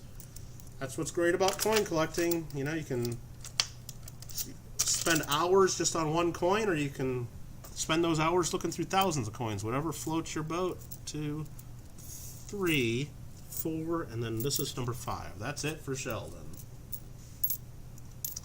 There's an 83, a 2007, a 78, a 1959, and a 77. Rounds it out. Right there, 400 nickels. Let's just make sure that's correct. And it is. For the Paisley and Daddy show. Thank you again, Sheldon, for participating.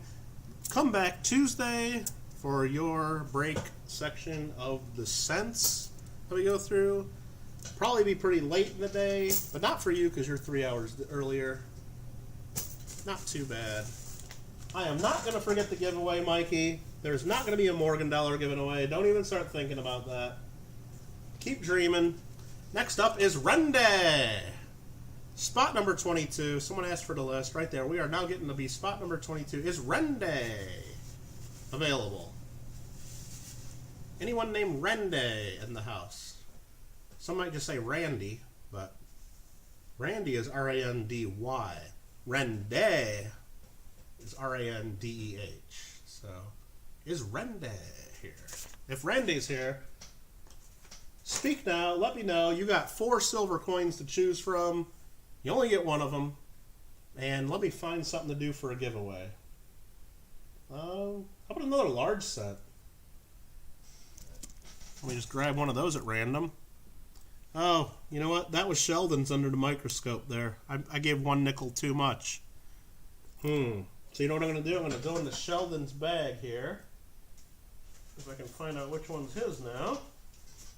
I'm going to find one just really common nickel and give him that proof light, because I told him that was his. Let me just grab one at random. What is it? I won't even tell you the date, but it's more common than that one, so that one's Sheldon's. Perfect. Liberty dollar. No. It's going to be a big cent. 1920, and this one's in pretty good shape. Doesn't look like it has any cleaning. Oh, you guys are doing the Team Penny Team Cent here. Johnny Kilo knows deep in his heart that he's incorrect in doing so, but he joins Team Penny. But then right away he comes back and joins Team Cent, so he redeemed himself. Don't have a Canadian large cent, huh? Well, let's take a look and see what we got here. That's going through 2 layers of plastic, so let's just kind of unfold that a little bit and put the detail on that. Pretty nice coin. Let's see who's on the other side. Georgievus V. George V. No, it's a pretty cool coin, I think. I like the Canadian large cents. And if you like them and you want this one, all you need to do is type the next word that I type. Pay attention to your chat. Make sure you're on live chat and on live stream, I guess. Oh, look at all those Indian cents bouncing out of the glass over there. What the heck? That's how we keep losing all of our tips out of our tip jar. I'm going to be broke at the end of this stream if all the money keeps bouncing out like that. Anyway, you just need to type the next word I type, only if you want a chance to win this Canadian large set. Don't enter if you don't want a chance to win. Somebody out there wants it. BBQ is fired. Let's get George in. Okay. Anyway, hopefully you're ready. Spelling counts. Once per person. You guys know the drill by now. If you don't, you're going to figure it out the hard way. So, good luck. You know what? I might even take a sip of water here, because I've been talking for like 5 hours. I'll take a sip of Coca-Cola maybe too.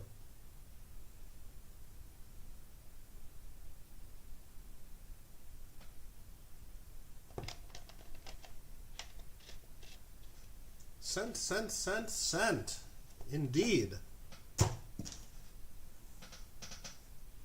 Some of you guys are trying to time it out just right, thinking you know what I can roll on these dice, but it is random. Every single person who types the word cent and types it correctly, and only types it once, has an equal shot of winning today.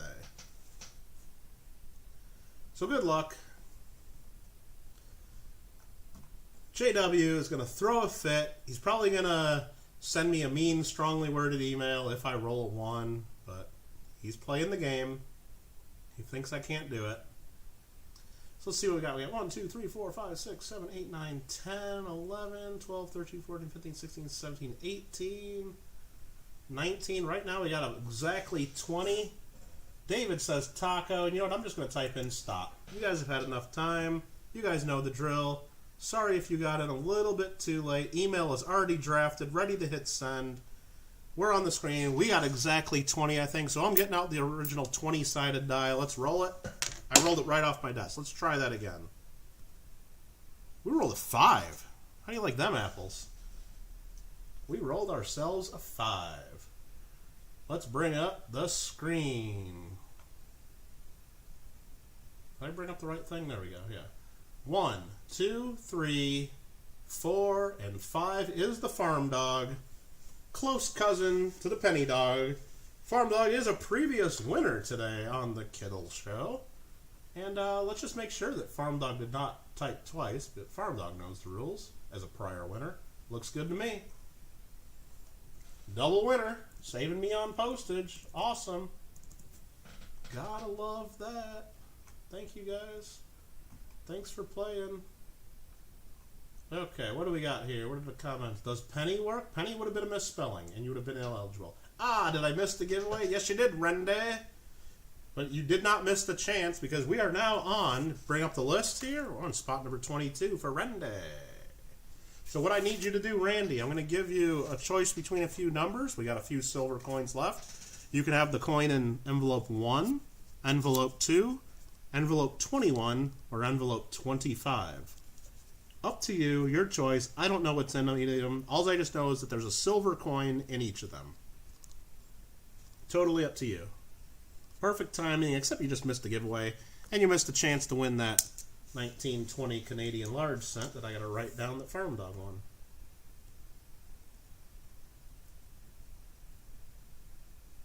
I got a lot of mailing to do in the next few days, it seems like. Randy says 21. That's the one I would have picked from the start, because, as you know, my birthday was a few days ago on the 21st. Very good. And I don't know, we got 3 numbers left. 1, 2, and 25. Maybe we should just save 25 for spot 25, the giveaway. Nah, we'll give the last couple people a chance to pick just like everybody else, but I'm kind of thinking of just taking that for the last person. Let's see what Rende got in envelope number 21.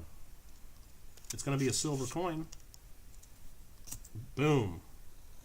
Looks like a 1963 Canadian dime. With a little bit of spotty, dirty toning on it, but not too bad. It's silver. It's a bonus. Randy's not going to get too upset about it. So thank you very much for that. We'll get your envelope out and ready to go. We'll put the silver coin in there. Hope you like it. Hope it becomes part of your permanent collection and that you love it forever. we'll get the 20-sided die out of our way. We'll grab some more nickels, because that right there is not enough. There we go. There's me making a mess. Throw a few more on there just for fun. And let's get into it. Sweet. Exactly. Hope you had a good day today, Randy. I'm sure you're glad to be home. Ready to watch some of the Kittle show. Looking at some nickels. And we got yourself a proof right here, right off the bat. Proof like 1965. Beautiful nickel. 1966. And boom, you're not going to get to look at that very long because I just put my fingerprint on that, putting that away. And you got a King George VI. Boom, 1949. Crappy Tim, as some people call you. I say Crappy Tim. Says, want some spots on the wheat scent break. Well, Crappy Tim, I did mention earlier that I know I probably got about 40 to 50 people at least that want one of the 10 spots in my next wheat scent break. So how do I do that? There are a couple ways I can do that. I could just say first come, first serve, and you got to hurry up and email me fast. That is not fun for anybody. Or I could say, you know what? Everybody tell me who wants a spot. Last time I did them for $50 each. That was a tiny bit too cheap in my opinion. Because it was a lot of work and a lot of shipping and just a lot of whatever. I think I would have to make it at least $55 if I was going to do it straight up, which is still fair. Everybody would love to get in at that spot based on what people got last time. The thing is, there's another roadkill nickel. I still think I'd have too many people. I could say anybody that wants a spot, let me know. I'll make a big list, and then we'll do a lottery. One spot per person. I think I still get a lot of people upset about that if they don't get picked. So I think the other way that we can do it, which was suggested to me by a friend, is just let people bid on spots. And what you do is anybody that wants a spot, it'll be one per person. Tell me the most you're willing to pay for one of those 10 spots. If you're willing to pay $55 and that's it, fine. Let's see if that works. If you're willing to pay $75, tell me. If you're willing to pay $80, if you're willing to pay $100, let me know. And then I'll list all the bids out, highest to lowest. I'll find spot number 10, and whoever the 10th place bid is, that's what all the top 10 will pay. So if 10th place says $64, everybody pays $64 a spot, even if the top bid was $110 or something wild like that. So I think that's a fair way to do it. And then I'll make a few extra bucks, which is good for everybody, because what I do is if the more I make on it, I'll put that money back into that stream. So if all of a sudden I'm making $100 extra than I thought last time, we're going to have about $100 extra of giveaway prizes for everybody in that stream. If you guys go nuts and everybody's bidding like $80 or $90 a spot, and then all of a sudden I'm making $300 more in this bag break than I did the last time, I'm going to be giving away like Morgan dollars and maybe a piece of gold or something during that. So it's, I think, I don't like charging people, but then that's fair for everybody that really wants to get in, because if you're willing to pay for it, you can get a spot. It's not going to be random. So if you don't get a spot, it's because you weren't willing to pay. I hate doing it that way, but I like doing it that way. So there's no easy way, unless I just keep getting tons and tons of wheat bags. But then I think the same people, like, for example, I had 10 people in the last spot. I guarantee you when I send the email out about this or do the video, every one of those people is going to want a spot in this one. So I don't even have to ask new people. Every single one of them are going to want a spot. Like if I told Mikey right now, hey, you can have a spot again for $50, he's in. If I told Deanne, you can have a spot again, he's in. Silver Nitrate, he's in. All the people that did it last time, they're all going to say yes, and then no new people can do it. And I don't think that's right either. And Mikey's like, what if people can't spend $100? 'Cause, I mean, I know it's not right. And I don't think it's going to be $100 a spot. I hope that people don't bid that much, but maybe they will. And if they do bid that much, then Mikey, I don't know if I'd want you spending $100 on a spot if you don't have that free cash.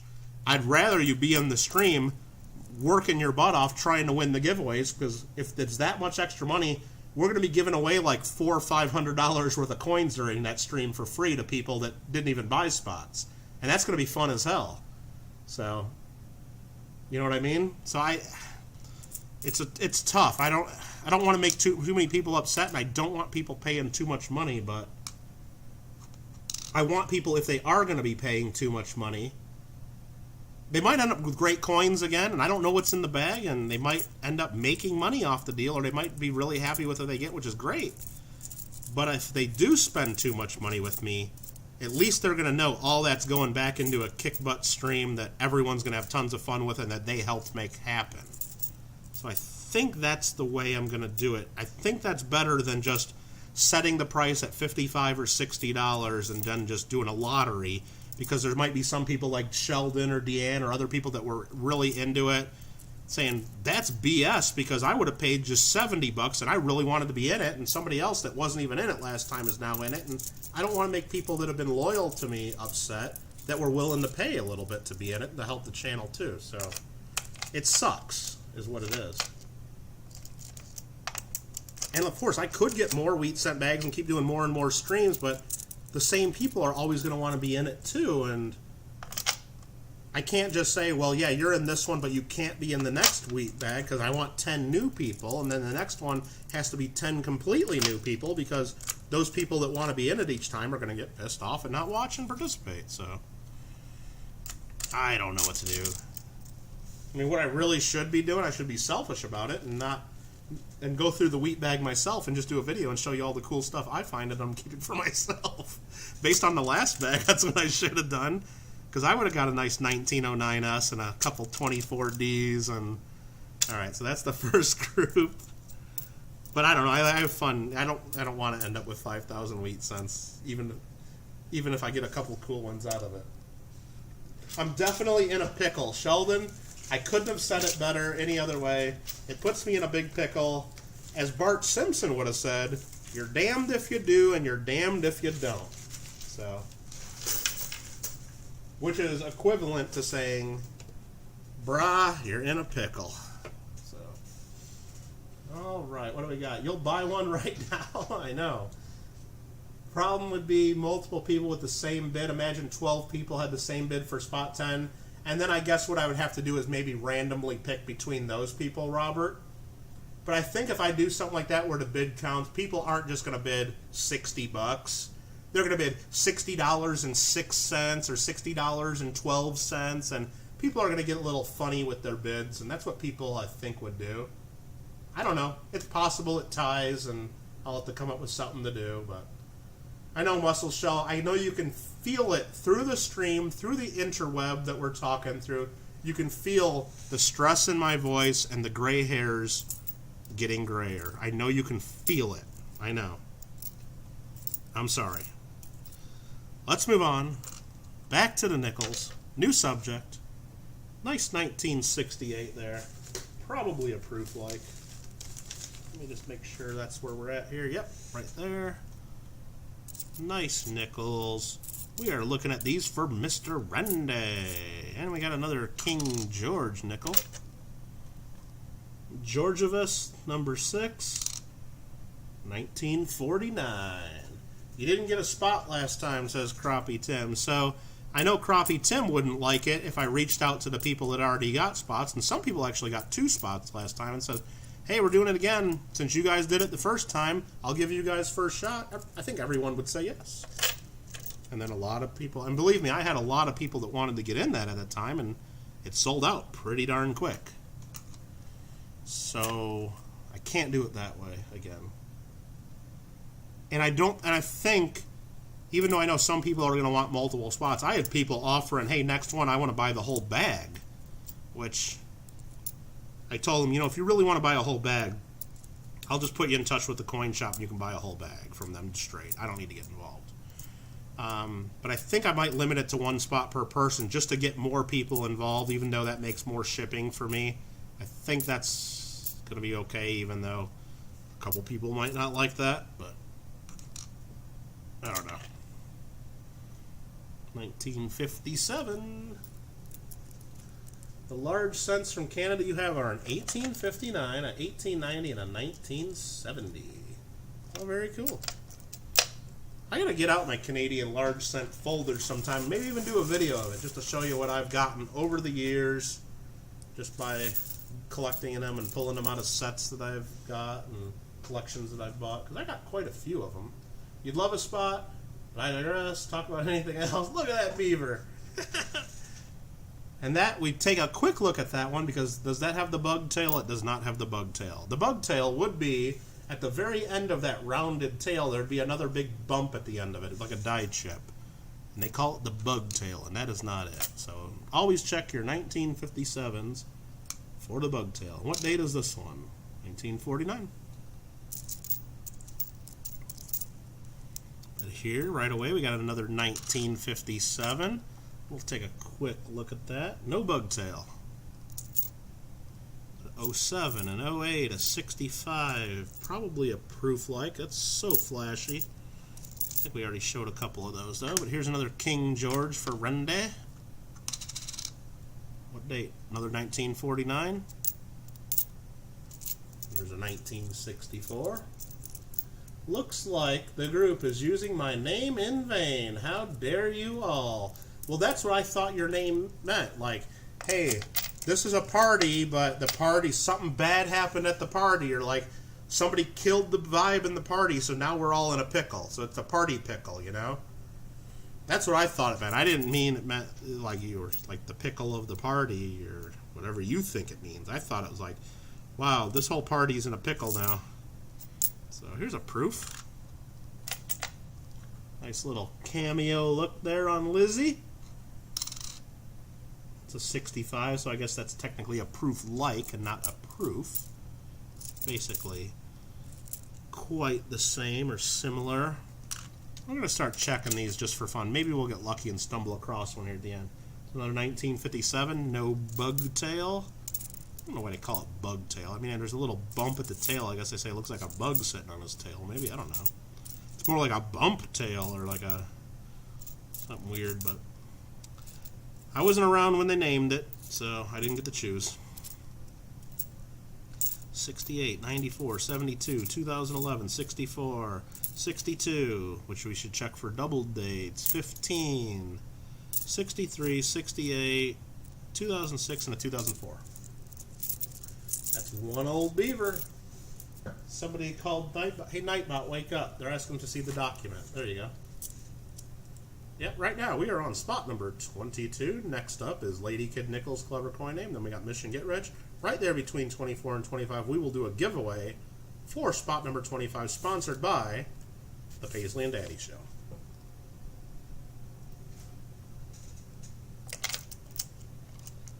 I mean, shoot, if I get a ton of donations to the channel and people keep going wild with the super chats and memberships, I might just say hell with it.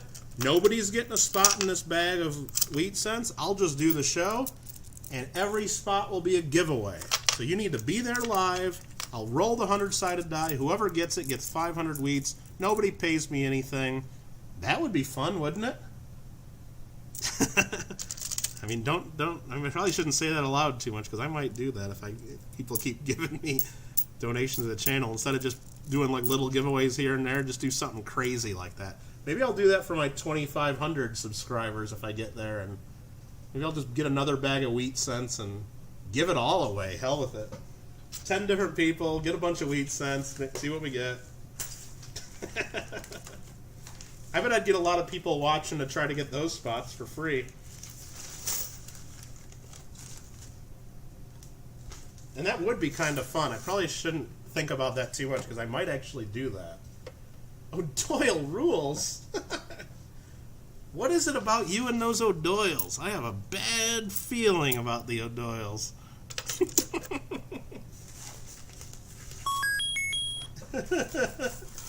Dropping some Indian cents in the glass, and one popped right out. Unfortunate. Got a bad feeling. 2,500 subs tomorrow if I agree to do that. Is that what you think, Muscle Shell?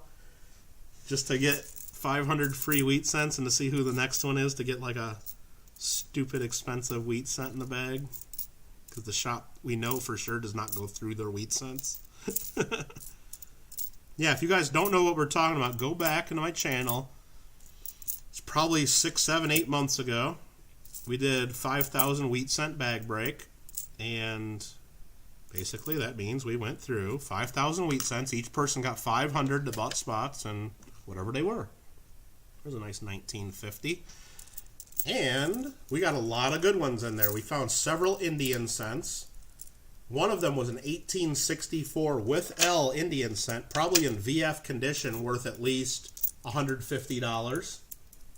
We found 1909S that Silver Nitrate got, because he bought that spot in the break. He sent it to NGC to get graded. It graded XF45, probably worth around $175 to $200. I think we found 4 different 1924Ds. Found, I think, at least 1 or 2 22Ds. Bunch of, like, 10S's, 11S's. A lot of really good coins. I mean, altogether, that bag probably had $1,000 worth of coins in it. It was just crazy. At least.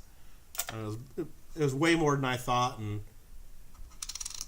everybody had a lot of fun with that. So because that one was so good, everybody wants in the next one, and I'm in a pickle. So buy a bag of Walkers or Morgans. They have to be a follower on your channel to win, to be fair. Yeah, I don't know, maybe. And I thought for the bag break, too, because for this one here, Mikey, I said people that are members of my channel get $5 off the spot. I would probably do something similar like that for the wheat cents. I'd offer members of the channel, and I don't expect anybody to become members, and nobody has to. But it's just another way I can thank people. I think that, but it wouldn't be part of their bid. So if I do that thing where bidding in the top 10 bids, that would be separate. So once we decide, say the price of each spot would be, let's just say $65 for a round number. Well, everybody would have to pay $65, but the members, they would only have to pay like $60.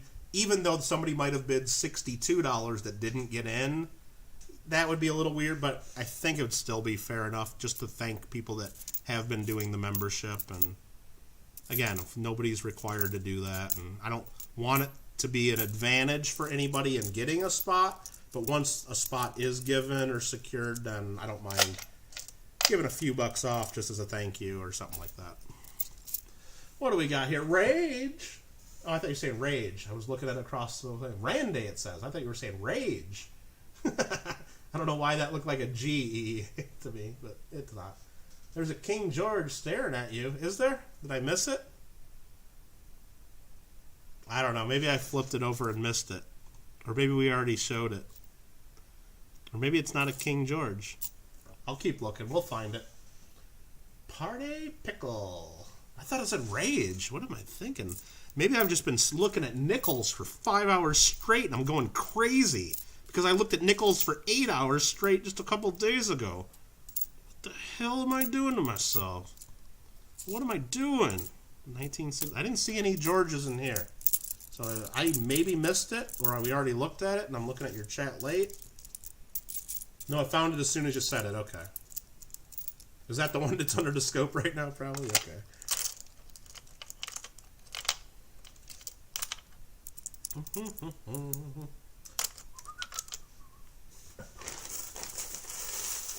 And that's what I tried when I started setting up all this stupid stuff like the whiskey glass full of the fake coins and the stream bot and stuff like that. I was just playing around because what I really wanted to do is I've seen on gaming streams, like, and usually it's something that they're just begging for cash because they want to buy stuff. Like they'll have a bar at the top that says, you know, want to buy a new gaming chair and I need $200, and it shows the percentage, and once they get to the 200 they get to buy a new chair. Or hey, I'm looking to get a new camera and I need $500. It's like one of those. I wanted to put something like that up there, like not for like $200 or $500, but like for $100 or something, right? And then as people do super chats over stream after stream after stream, once we hit like 100, then I would do a Morgan dollar giveaway, and then it would reset, and then every time as we go on, every time we got there, I'd give away something like a Silver Eagle or something, you know, not nothing crazy, but it would just like force me to do a regular giveaway.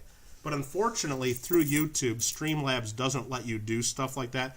Like a lot of this other stuff, it like doesn't. It only kind of partially works through YouTube. It's almost all that stuff is set up for Twitch, and so those counters and like, you know, things like that just don't work for YouTube. At least that I couldn't figure out. So can't really do something like that. So, but if something like that worked, maybe I could start up something like that and say, hey, like just set up a counter, and because YouTube takes such a percentage, it'd have to be like a bigger amount, but just for a round number, let's like say like $600 or $800 or whatever the number would have to be. But over the time, as once that number gets to it, maybe we'd just give away a whole bag of wheat cents or something and go through, give away spots, and that would be kind of crazy, but I don't know. That would probably take forever because I just don't get that many donations and super chats like some of the other channels, and that's fine. I don't expect any of it, but it would take forever, and I just like being able to look each month and say, wow, I got that much money from YouTube this month. Like, just this last month, I just saw in my checking account, I got like a deposit of like $240 for the month before, and I'm like, oh, okay, that's pretty sweet. So I kind of like make a little note that $240 is getting spent on stuff for YouTube in the next month or so. So Stacking Stormtrooper has a counter on his, so you know you can do it. You just have to figure it out. Yeah, he has all kinds of wild stuff going on his, but I just thought that would be kind of fun to do it that way, but I don't know. Just to kind of force me to do giveaways every now and then, even when I wasn't even thinking about it or keeping track of it myself. Like right now, if like we were like $4 away from doing a giveaway, somebody would do a giveaway for or donation for $4, and I'd have to do a giveaway for something. But there's a 1940. I don't know, just some ideas. I don't know. Just thinking out loud. Another George. 1950. This got filled up again, so we take 5 of these to make sure we make it an even $4 for Randy. You got Randy. I mean, I know this is a stupid question for asking, but you are familiar with that Saturday Night Live skit with what is it, Rob Schneider, where he does all the funny names, the copier guy, and Randy comes in, he's like, Randy Tola, the Rand Man, the Randmeister. You're sure you've seen that? You had to have. That's what I think of every time I see and say your name. Randy making copies. The Randatola. Stacking Stormtroopers animations are amazing. You can force you to give giveaways if you need some for it. Yeah, hey, just twist my arm and I'll find a Morgan dollar real quick, don't worry. Ragin' Randy, the Randmeister, the Randman. There's a nice 1961. There's an ugly 1957. No bugs on the tail. Yeah, I like Stacking Stormtrooper. I don't like his auctions. I mean, I like his channel. I like a lot of stuff he does. I don't like his auctions because everybody pays so much money for all his stuff because he's got a lot of loyal fans that are obviously supporting him and way overpaying for the coins themselves, so, which is great and great for him, and I don't hold it against him at all because I have people pay too much for stuff on my own channel because they're either supporting our coin club when it's the coin club auction or they're kind of supporting me too, which is great. But I don't go to his auctions very much because I know I just can't win anything because everybody else pays way more, which I get frustrated watching his channel sometimes because he's always talking through that damn helmet. I can't, it makes it hard for me to hear on my computer at least because I got a laptop and the speakers just aren't that loud, and I'm always hearing him talking like this the whole time during the show, and it's a pain in the ass to listen to. But when I watch him from my phone, it's a lot louder. So, but he does have all the cool animations and all the bells and whistles, and he's doing all that stuff right for sure. The copy man, exactly. You have not seen that? Are you kidding me? Now, you got to search Rob Schneider making copies, because one of the guys that comes in, 100%, no doubt, is named Randy. And that's all he does is just say different names for Randy. Making copies. The Randman. Randatola. You only visit his auctions to watch the auctions. Prices you can't touch. I won one of his giveaways one time, so I did get a Stormy, Stacking Stormtrooper Stormy sticker, and then I think one of his trading cards I got. And I did a mail call of it a long time ago, so I got that somewhere. So I got lucky there. I do like how he has the bot set up as well that gives people points, and as you earn points, you can just play around, gamble, or use them for giveaways. But I like he has the other stuff like if you earn enough points, like, you can force him to do a shout out for your channel, like basically buy a commercial right in the middle of his show and stuff. I mean, it takes a lot of points, so he doesn't have people doing it very often, but it's kind of funny, is stuff like that. Or you force him to, like, do impressions of people or stuff like right in the middle by spending your points right then and there. And there's a nice 1959, pretty nice 1956. Are you actually Rob Schneider? You can do it! No, I'm not Rob Schneider. What's all some, like, the movies he was in, like the heck am I thinking of? Deuce Bigelow, Male Gigolo, and then he was like the Hot Chick. He was in all kinds of really funny, stupid movies, wasn't he? Now he was good in Waterboy, though. Just that's all he did in the whole movie. He's like, you can do it. 1965, 66, 1992, 1980, 65, 68, and a 68. The Hot Chick, yeah. I like, and in South Park they were making fun of him. Like, Cartman was like making like millions of dollars from the movie industry because he was coming up with the movie, the Awesemo, where he was Awesemo 2000 or something, the robot, and he kept coming up with movie ideas, and every one of them was like, Adam Sandler does this, or Rob Schneider is a carrot. Yeah, Rob Schneider's a stapler or something. And they're like, oh, wow, that's an amazing idea. And they're writing it all down and paying him money. All right, there's another group for Rende.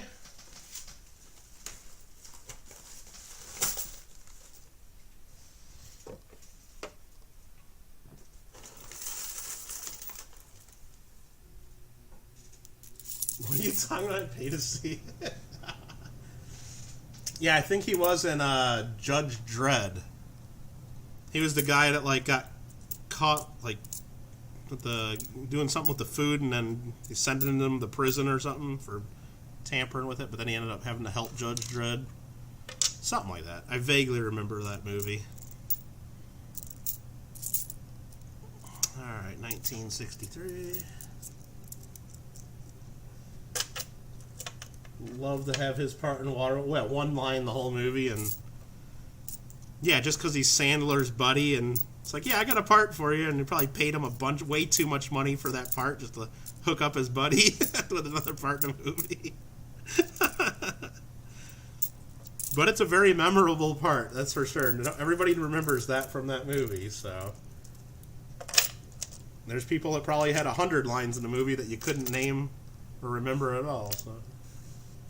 What do we got there? Both of them, Robert Mims. He was in both of them. Okay, I don't remember him in Demolition Man though. Okay. Yeah, the grown-ups movies, those are all right. Not too bad. 68, 88, 81, 78, 69, 66. So much Beaver. Almost done. We're getting there. Only a few spots to go. We're getting there. We got another King George here. Let's see what date it is. I don't know. 1949. That's not a bad one either. It's pretty good shape. Too highbrow for you, the grown-up movies? Yeah, that's for sure. I just like one of the kids, and I think it was the first one, like the funniest thing, or the one that I remember all the time is the kid goes into, the cabin that they're renting, and they're like, Dad, what's this thing on the back of the TV? And it's just like a big tube TV, and it's like, yeah, that's just the rest of the TV, son. That just cracked me up for some reason. Kids don't know what a regular TV looks like. Well, used to the flat screens. 68, there's another King George. For Randy, 1949. There's a 1959, 77. Really nice proof like 65. We'll show one more of those just for fun. How you doing, Greg King? He was like the call center guy at the police station, huh? Okay, that makes sense. I kind of remember what you're talking about now. As I'm typing, don't comment. Kittle says so much for Beaver Nichols. Yeah, what are you thinking about, Clever? Come on, keep it clean. Have you ever done a sneeze? No, I've never done that, Mikey. So, chocolate wasted. Exactly. Am I chocolate wasted? That's pretty funny.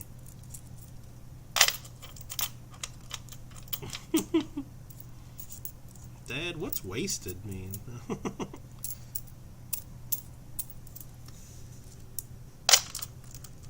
Alright, we're almost done with Randy's spot here. Almost.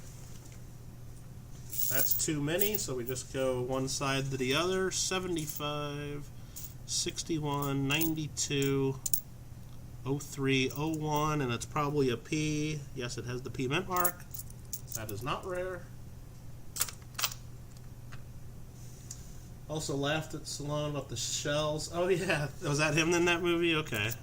Yeah, that's pretty funny. 1960, 1973, 2005 commemorative, 1963, 1968, and a nice 1968. I might have already started grabbing too many here, so let's be careful. That is all you get there. You get one there, and you get 3 more nickels, I think. So I'm going to take this one and that one, and then this one. The last one you get actually is a proof-like 1965 again. Look at the details. You can see every hair on that beaver. That is awesome. Look at that detail. Just for Randy. That's yours. Congratulations. Thank you again. Hope you got some coins there you like.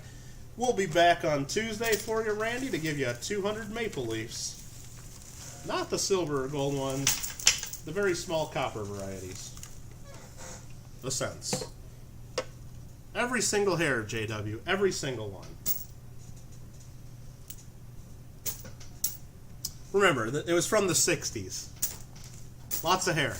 All right, very cool. Next up is spot number 23 is Lady Kid Nichols. Clever coin name in the house. The YouTube police are going to ticket me. No. No. Never. You're screaming, laughing over there. No. I didn't. I'm just... Yep, we got the doc right up there. I was thinking of it. Number 23 coming up. Lady Kid Nichols. Clever coin name. We're going to need a number... 1, 2, or 25. I'm going to need you to pick one of those for your silver coin. Party Pickles, like you forgot the giveaway. I didn't forget the giveaway. We're doing a giveaway. Don't worry. But yes, right now we're at spot number 23, Lady Kid Nichols Clever Coin Name. Spot number 24 is Mission Get Rich coming up. And then right after spot number 24, you're going to want to be here for that giveaway. Because we're giving away a spot valued at $65. The last 400 nickels, and you'll also get 200 of the cents on Tuesday. Plus the albums, plus the canvas bag, plus the silver coin, plus priority mail shipping anywhere in the United States of America. Clever coin name, picks number 25. Ruined my entire plan about saving number 25 for the giveaway spot, spot number 25, but that's okay. But that's okay, no problem. Let's see what number 25 is, the silver coin. We're getting right into it. It's a dime. From 1947. That's before Queen Elizabeth. So that's going to be a George VI.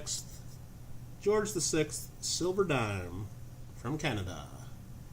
From the 60s. Nope, this one's from the 40s, JW. A little classier. Not showing as much. Very nice. There we go. So that is going to go in bag number 23 for Lady Kid Nichols and Clever Coin Name. And we forgot the giveaway, so let's do a giveaway. Let's do another one of, shoot, what are we going to do? What are we going to do? Let's do another one of these little World War II snowmen or pyramid that you do like this.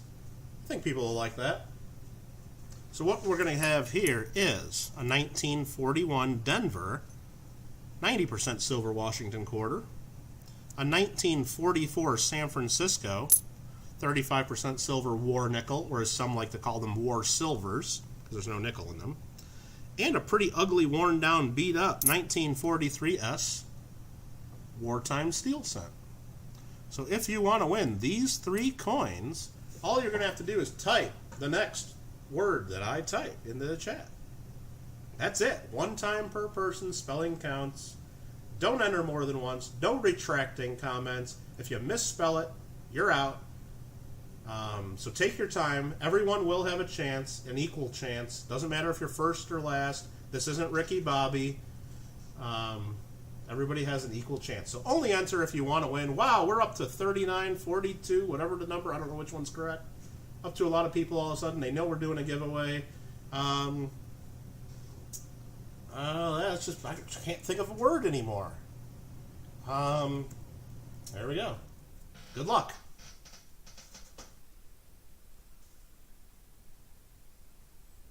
Had trouble thinking of that word. I'm an idiot, I know. Don't worry. At least I know, right? Okay, World War II snowman.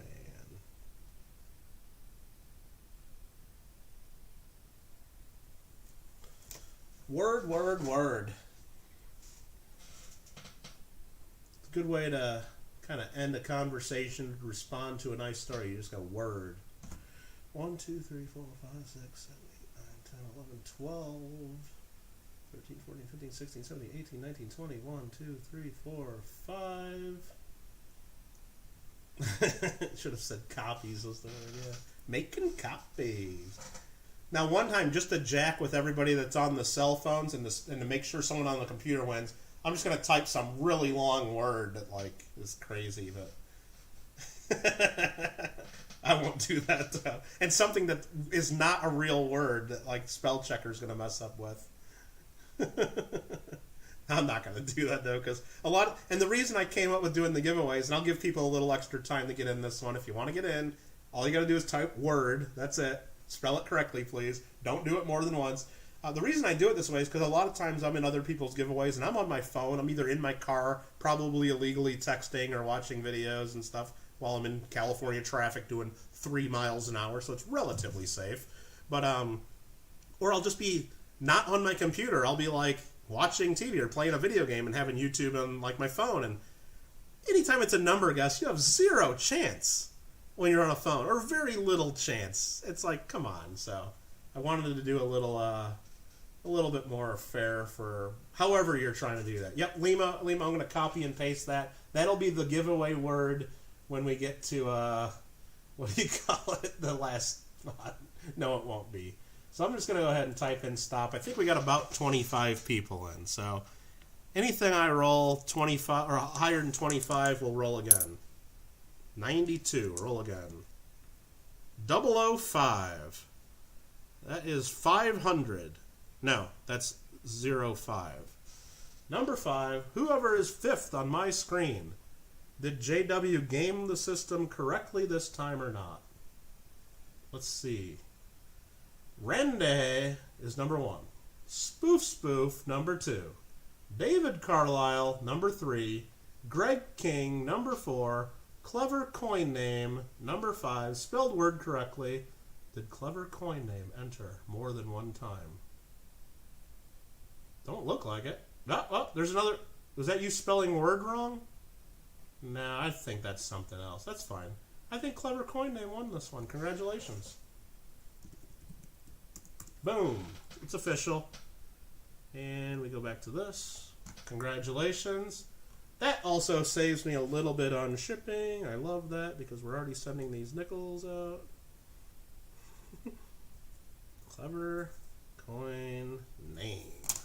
Beautiful. Thank you very much. And any of those coins bounce out of the glass? Yeah, a couple. Oh, we lost 3 Indian cents I saw when that happened. So congratulations. Holy crap, that's my name. Indeed it is.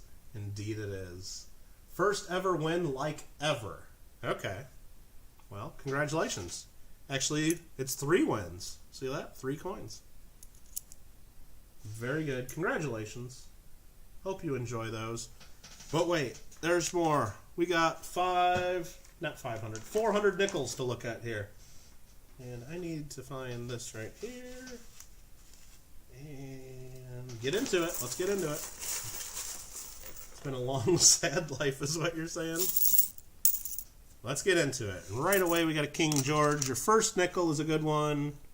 Maybe, I don't know. What date is it? 1940. 80-year-old Canadian Beaver. Absolutely. You'll love it anyway. 2009, 1961, 1979, 1984, 1964, and a 1982. You think you found a 44 clip planchet wheat cent. Okay. I hope you did. 05, 07, 07, 2001. Does it have a P? It does. Bummer. 78, 09, and a 2008.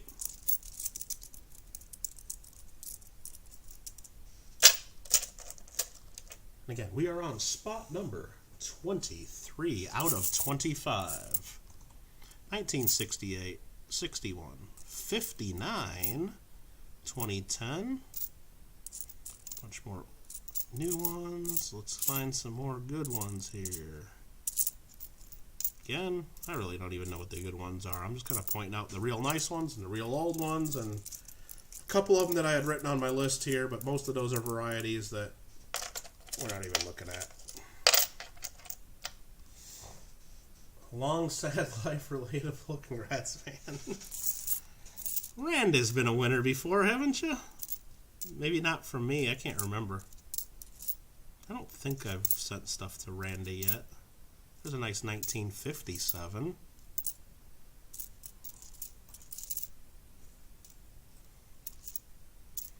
'61, '64, 77, 68. Bird is the word. That was stuck in my head half the day earlier today because somebody brought that up in JW's Coins and Hobbies mail call, saying bird is the word or something like that. And JW's been singing it while he's been farming, I'm sure, on his channel. 62, 79, 68, 09, 77, 87, Team 87, Bear, 07, 64, and we got yourself a bunny wabbit.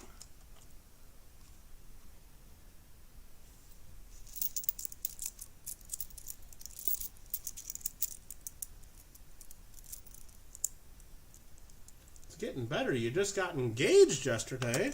Wow. That's a pretty big deal, isn't it? That is pretty cool. Well, congratulations. Pretty darn exciting.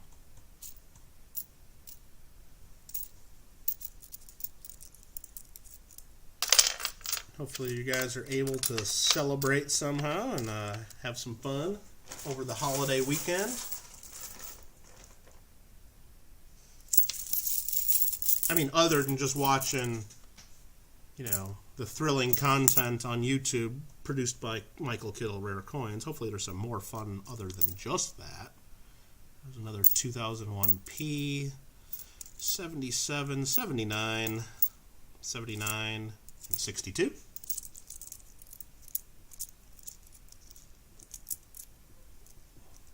Totally been hunting wabbits. There's a full group of coins. We'll put 5 more there to make it $4 even.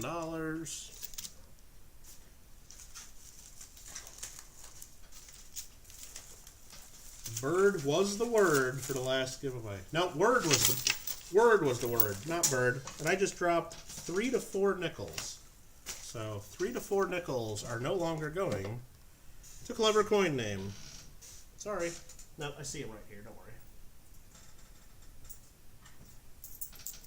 And I made sure not to have other people's coin bags directly under this time to where I would screw that up. So All right, let me scroll back in the chat because I'm missing all the good fun stuff here. Okay, so got engaged. Totally forgot about that bird, bird, bird is the word song until we just said something. Oh, I'm sorry, JW. All right, Team 87, Sheldon heard me. He's still lurking along. Lurking's good, creeping is not good.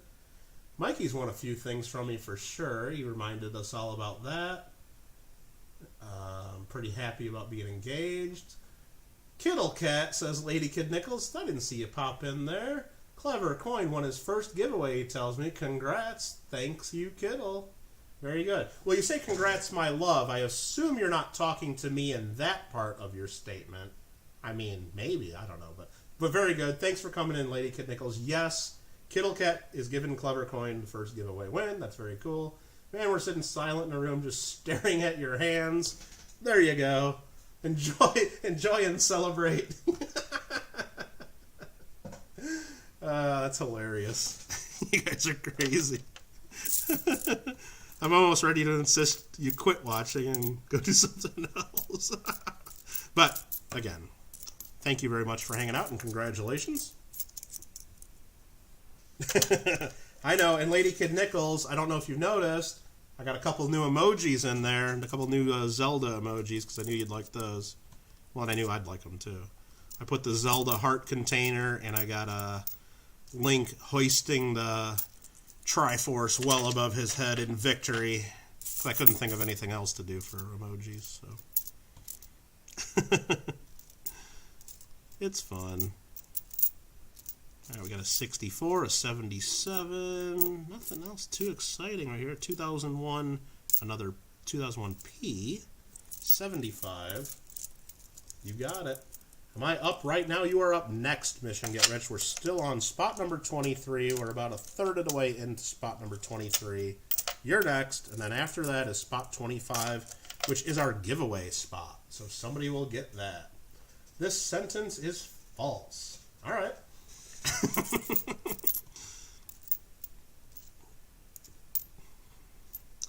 85, 79, 73, 71, 1960, 1975, 2009. You got one of these that I like. I just like looking at these. They're not worth much, but they're cool. There's a 2000. That one, we want it to be the P mint, but it's not. So we keep finding the ones that aren't valuable, which makes sense. If every time we found the ones were worth valuable, shit, they wouldn't be valuable, right? That's how that works. 1966. 1956. There's a little bit of an older one.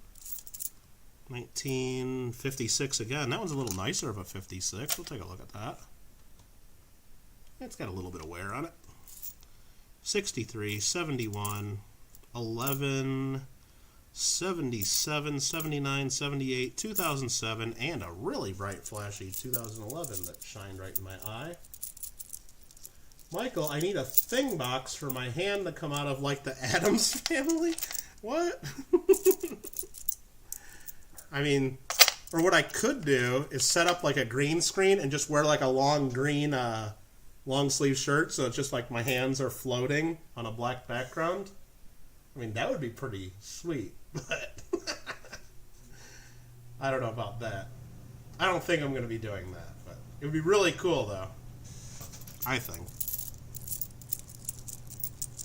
Maybe that's what I'll do with all the YouTube revenue that came in this month or last month, whatever it is. I'll just blow it on something stupid like a green screen setup and just put the green screen just around my arms so I got floating hands. Or I'll spend the money on coins to give away. I don't know. I'll come up with something. I don't know what the audience would prefer more.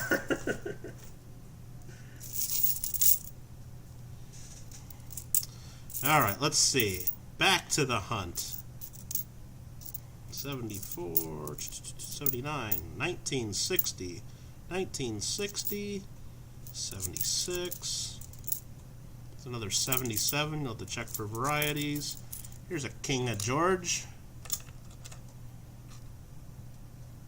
Let's see who it is. 1949. And what's Lincoln saying there? We want to join the Ike Dollar group? Getting close to 500 members, it sounds like. Floating hands, please. I I don't even know if I have the technology to be able to do that, but I'm guessing I could probably reach out to some people like that would probably help me hook that up if I really wanted to do that. I don't know if that's worth it though, or would be money well spent.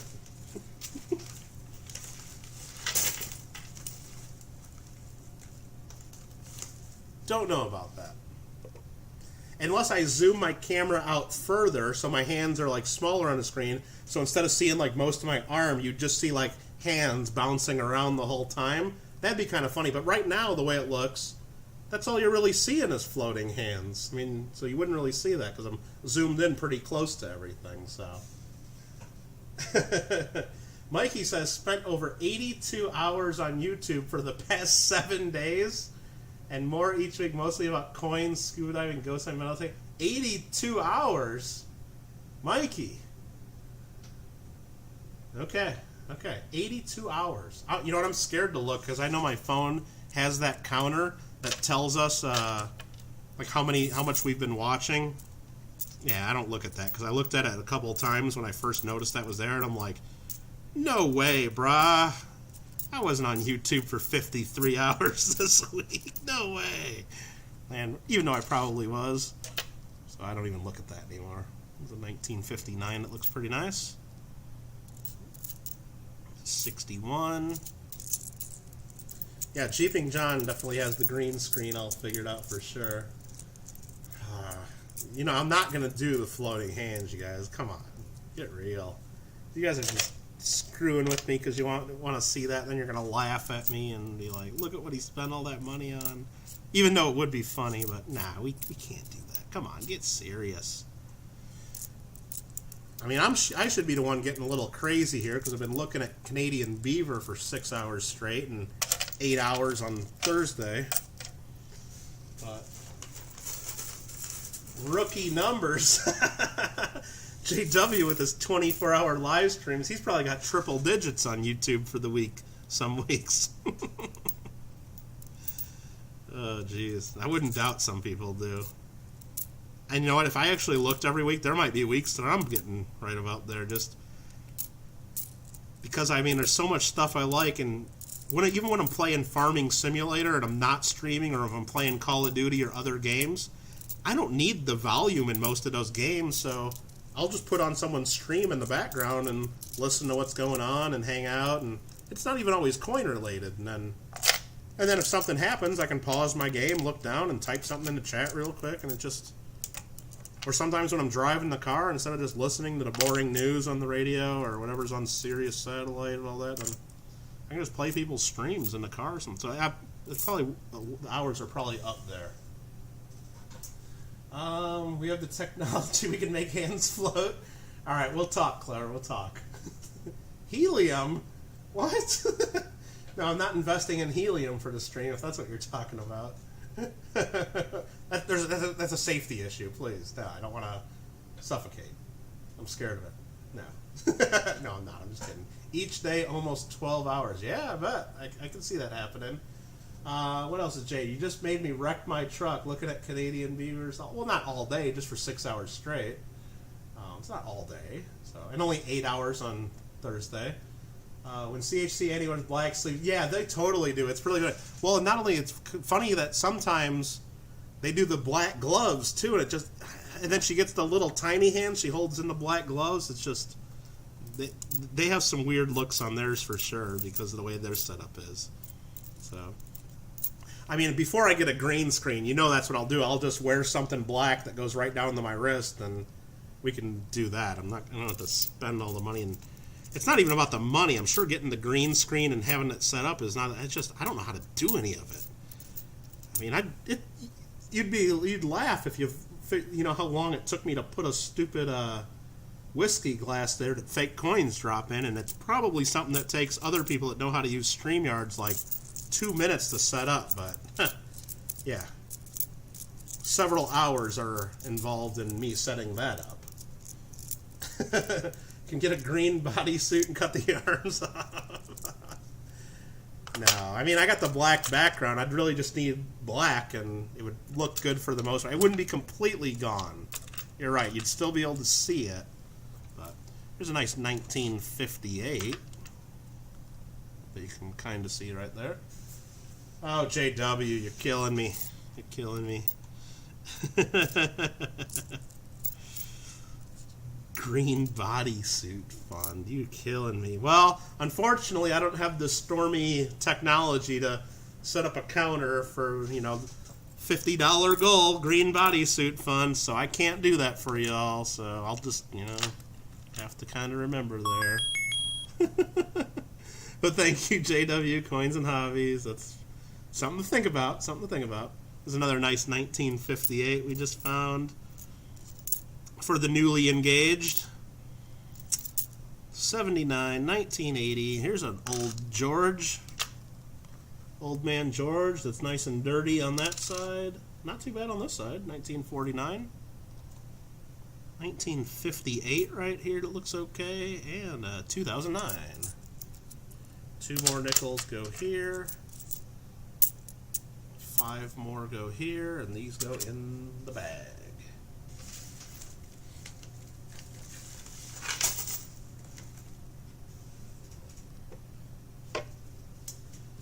Keep this in mind for Halloween. Yeah. That's going for pizza. Yeah. Well, it's definitely not going to ice cream, as I showed you guys, and I'll show it one more time just because it's funny. Those of you who saw the very beginning of my stream yesterday know that it was, or not yesterday, on Thursday, it was my birthday, and on my birthday, my mom had something delivered, and it showed up right at towards the beginning of the stream. Doorbell rings, and it's a box that says ice cream, open immediately. So, of course, I did that. Put it in the freezer, thought nothing about it. But then when I talked to my mom and my sister later, they're like, you know that brand of ice cream, right? And then they told me, no. So we talked about it.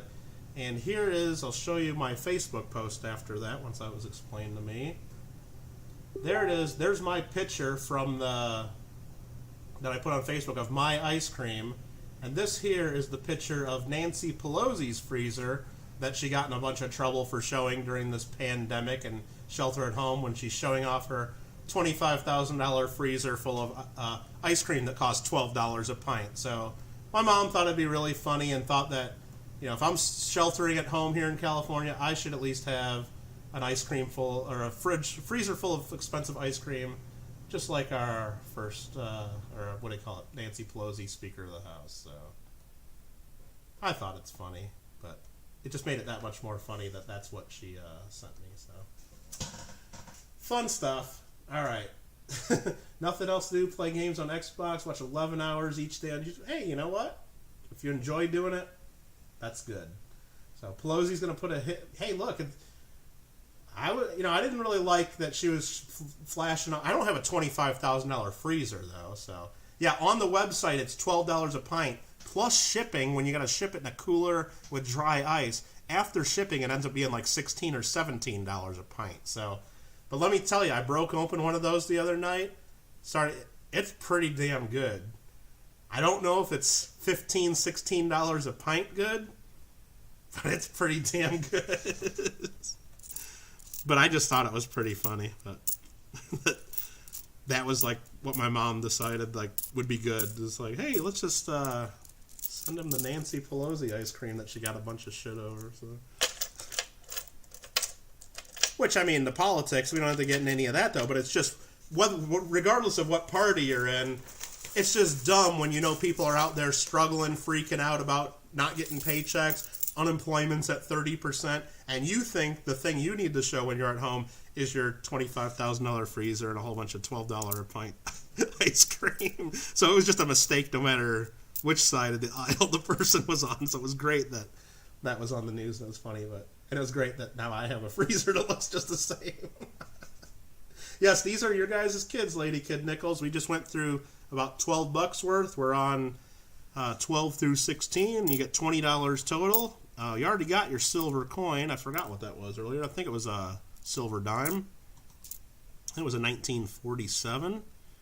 And then on Tuesday, once we get to spot number 23 on Tuesday, you'll get your 200 Canadian cents. So There's a bunch of cool ones here I'm skipping over because I'm chatting. It's 1959.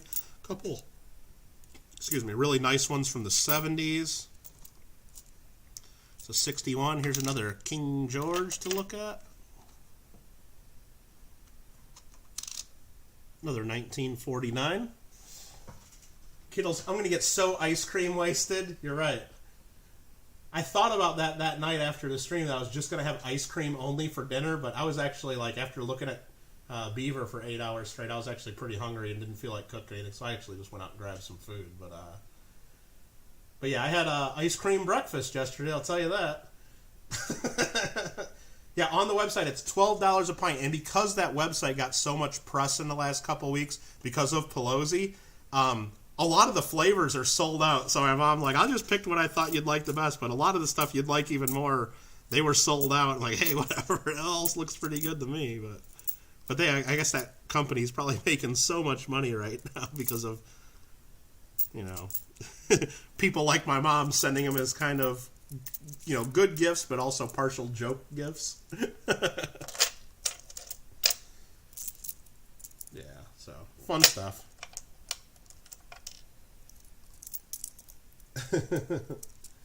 Yeah, and that's the thing. Ben & Jerry's. There's some good Ben & Jerry's stuff at the grocery store. And what's that go for? Like $4, $5, $6 for even the most expensive ones? I mean, when you really break it down, would I rather have 2 pints of like my favorite Ben & Jerry's or 1 pint of this Jenny's stuff that came to me in the mail? Yeah, come on. But I'm going to enjoy it because it was a nice gift. And it was just funny because my mom was being a little cryptic about it. She's like, are you going to be home at this time? Are you going to be home this day? I'm like, probably. Where else am I going to go? And she's like, well, make sure whenever you get your pack, you get it right away. I'm like, what are you sending me? And she's like, you'll see. And I'm like, oh, geez. But it was because it was ice cream. She just wanted it sitting outside for a while. There's a Proof Like 1971 that looks real nice. Nice 1958. Nice 85. 85, 65, 64, 2001, 1960, 1960 to 1966. If you win, ship. You know what? I already threw the rest of the dry ice away, Randy. Sorry, I could ship it to you, but it won't show up frozen.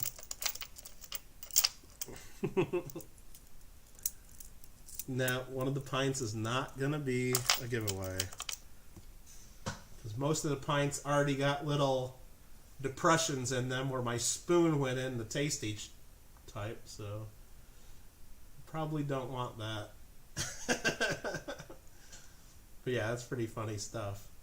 Alright, can you get high? I'll find out. I'll get so ice cream wasted, like they say, Mikey.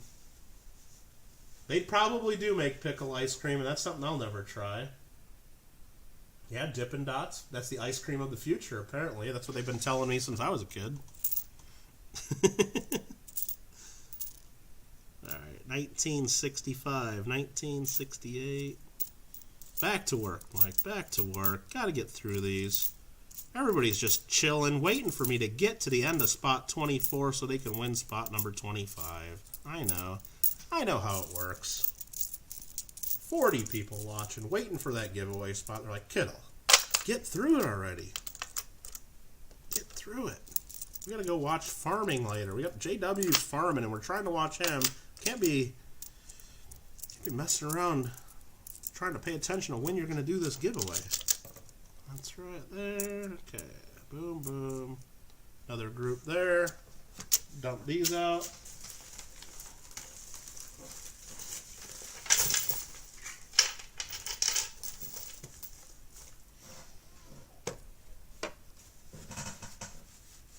One time at band camp. Even exactly.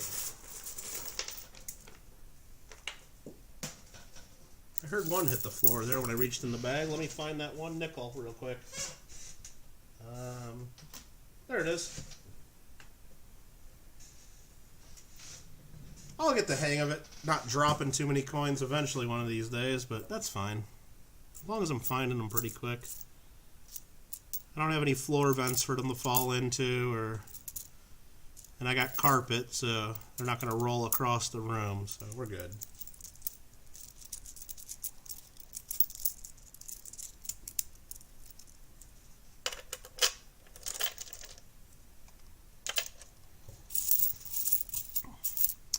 All right. We are getting through it. We're getting there. Hopefully you guys are having some fun and enjoying this. I'm having fun with it. I'm having fun hanging out with you guys and looking at a bunch of fun coins. Coins that I usually don't get to look at. I mean, yeah, every now and then I get some Canadian nickels here and there.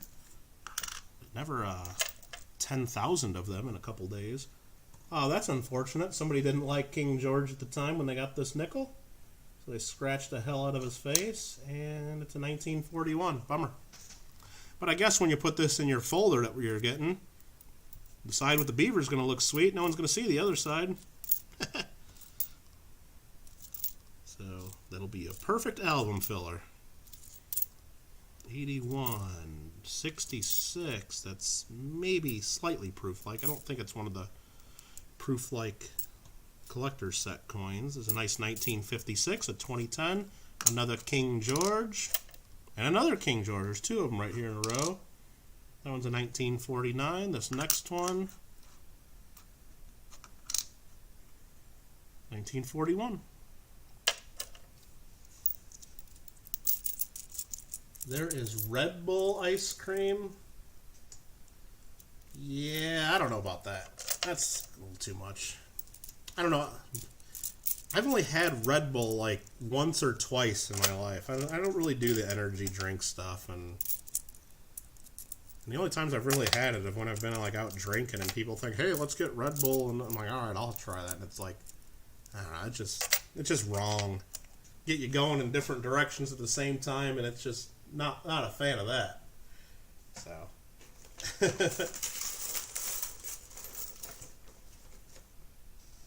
Can't wait until you see your girlfriend's face. Yeah, I can see that, Robert Mims. Yep. Stop, drop. I'm trying, lady kid. I get all nervous when I'm around this much of it, though, so not used to it. Gotta be careful. Here's another King George. Get those slippery fingers. King George the Sixth is 1949. Cool. There's a 2007, 2012, 2010, 1985, 2012, and a 1979. Maybe I should be wearing gloves, huh?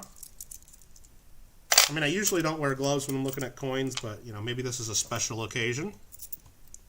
Just a different 1960, 1972, that's real nice. 62. There's a Golden Jubilee 2002, I'm sorry. I almost said 2012, but it's not. 1963, 1968, and a 2012. What time is it where you are? Where I am? It's about just after 6 o'clock in the PM. Have I found a George V yet? I don't think we found one this entire hunt. No. Lima's going to show us Sheldon's channel. We're almost done with Lady Kid and Clever's spot, so we need 3 more nickels there. So I'm just going to go straight across. There's 3 more there.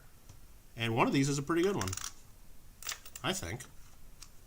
Nice King George. 1940. So we'll put that right there. That one's a 1966, so we filled that again. And we need 5 more, so 1, 2, 3, 4, 5.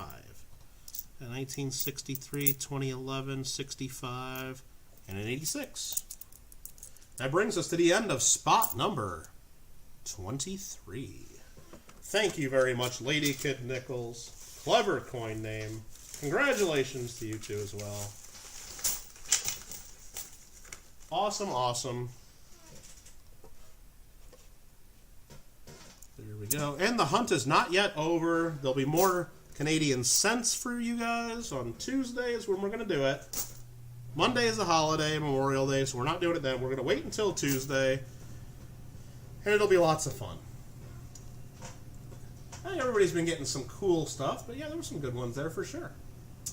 You don't know where those beavers have been. Don't know where any of them have ever been. You're right, but I will wash my hands before getting into that ice cream later for sure. NoX did scent box about a week ago. Got some nice coins. Nice. Congrats. Love Canadians. Yay. All right. So that was it. That was spot number 3. Somebody just typed in list. So I'm going to bring up the list. Hold on. Nightbot's accessing it. There you go. Here's the list. Mission Get Rich is next. Then we're going to do a giveaway for spot 25. Some lucky person in chat, you must be here to win that, is going to get a $65 value spot, a 400 nickels, a silver coin, 200 cents, 2 Whitman folders, and a canvas coin bag, plus priority mail shipping anywhere within the United States of America. Good luck, everybody. Don Berry is like, don't forget the giveaway. Don Berry, tell me, what should I give away? Something good, something small, something silver, something just frickin' crazy? You're the boss. Actually, SoCal Box Breaks is the stream boss. How crazy should we get? A Morgan. Lima Echoes and Muscle Shells are saying Morgan. You guys really want me to give away a Morgan dollar? It's up to Don Berry / SoCal Box Breaks. He's the stream boss. They're saying Morgan. Are you kidding me? Who do you think I am? Good luck. Morgan time. Shoot. You're winning this giveaway. Well, come on, Don Berry, SoCal Box Breaks. What am I giving away? 40% half, says Sheldon. I think I'm liking the Paisley and Daddy Show's answer a little bit better. What do you guys think? 40% half or Morgan? I'm thinking 40% half, if I be honest about where I'm sitting. All right, let me see if I can find something here, because I don't know if he's going to get back to us that quick here, or maybe he's not listening, or whatever it is. 10 wheat cents? I could probably do 10 wheat cents. Give away your silver pull. I could do that, Mission Get Rich, if we want to do that. A branch-proof Morgan. Lady Kid Nichols. I want some of what you're having right now, because that's cray-cray. Silver Shark says hello. Hello, Silver Shark. 64 Kennedy. Well, hold on. Let me go take a look for something here. I'll be right back. I think I'll be able to get something. I think I know what I got.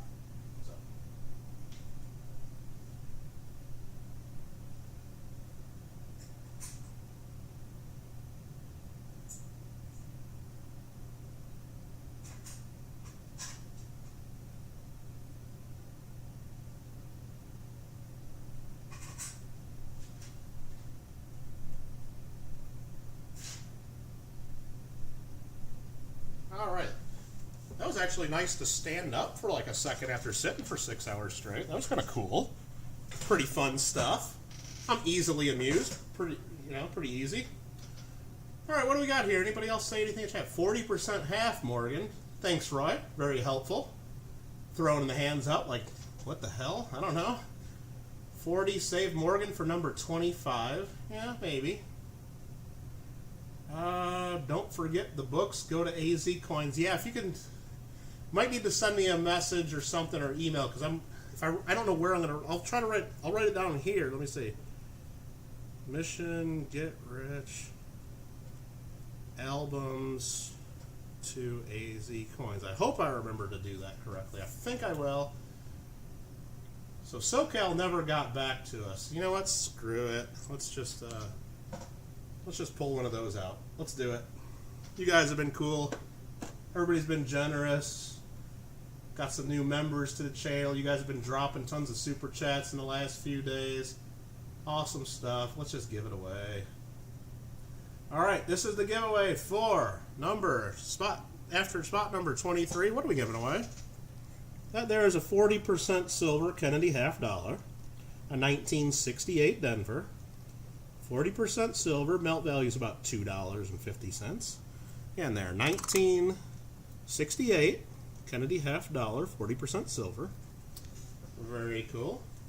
Is there a mint mark on this one? There's a little tiny mint mark on there. Nice little, oh wait, this is a Morgan dollar, 21B. What am I saying? You guys are probably wondering if they're looking at the same video as me. Nah, it's a 1921 Denver. It's a little dirty, not the best. It's probably a nice VF, close to XF.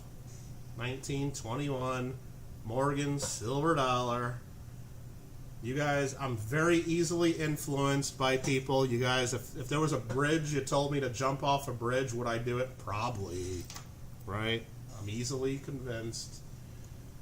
My buddy SoCal Box Breaks never came back to me, and I thought we had this plan where I say, hey, if you tell me to do a giveaway, tell me to give away something really cheap so I don't have to spend any money, right? Wink, wink, nudge, nudge, hint, hint. He never came back, so I'm giving away the Morgan dollar. Oh, boy. So, if anybody wants to win this silver Morgan dollar, 1921 Denver.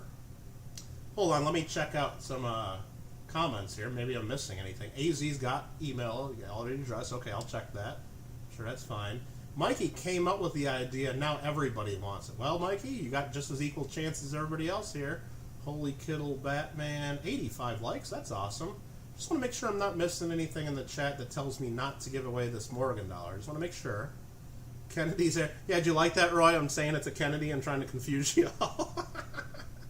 Been looking at too many beavers. Indeed, indeed. So, on the next thing I type in the chat, all you have to do is type what I type. Remember, only if you want to be the winner of this Morgan dollar or to have a chance. Everybody will have an equal chance. We got 41 watching right now.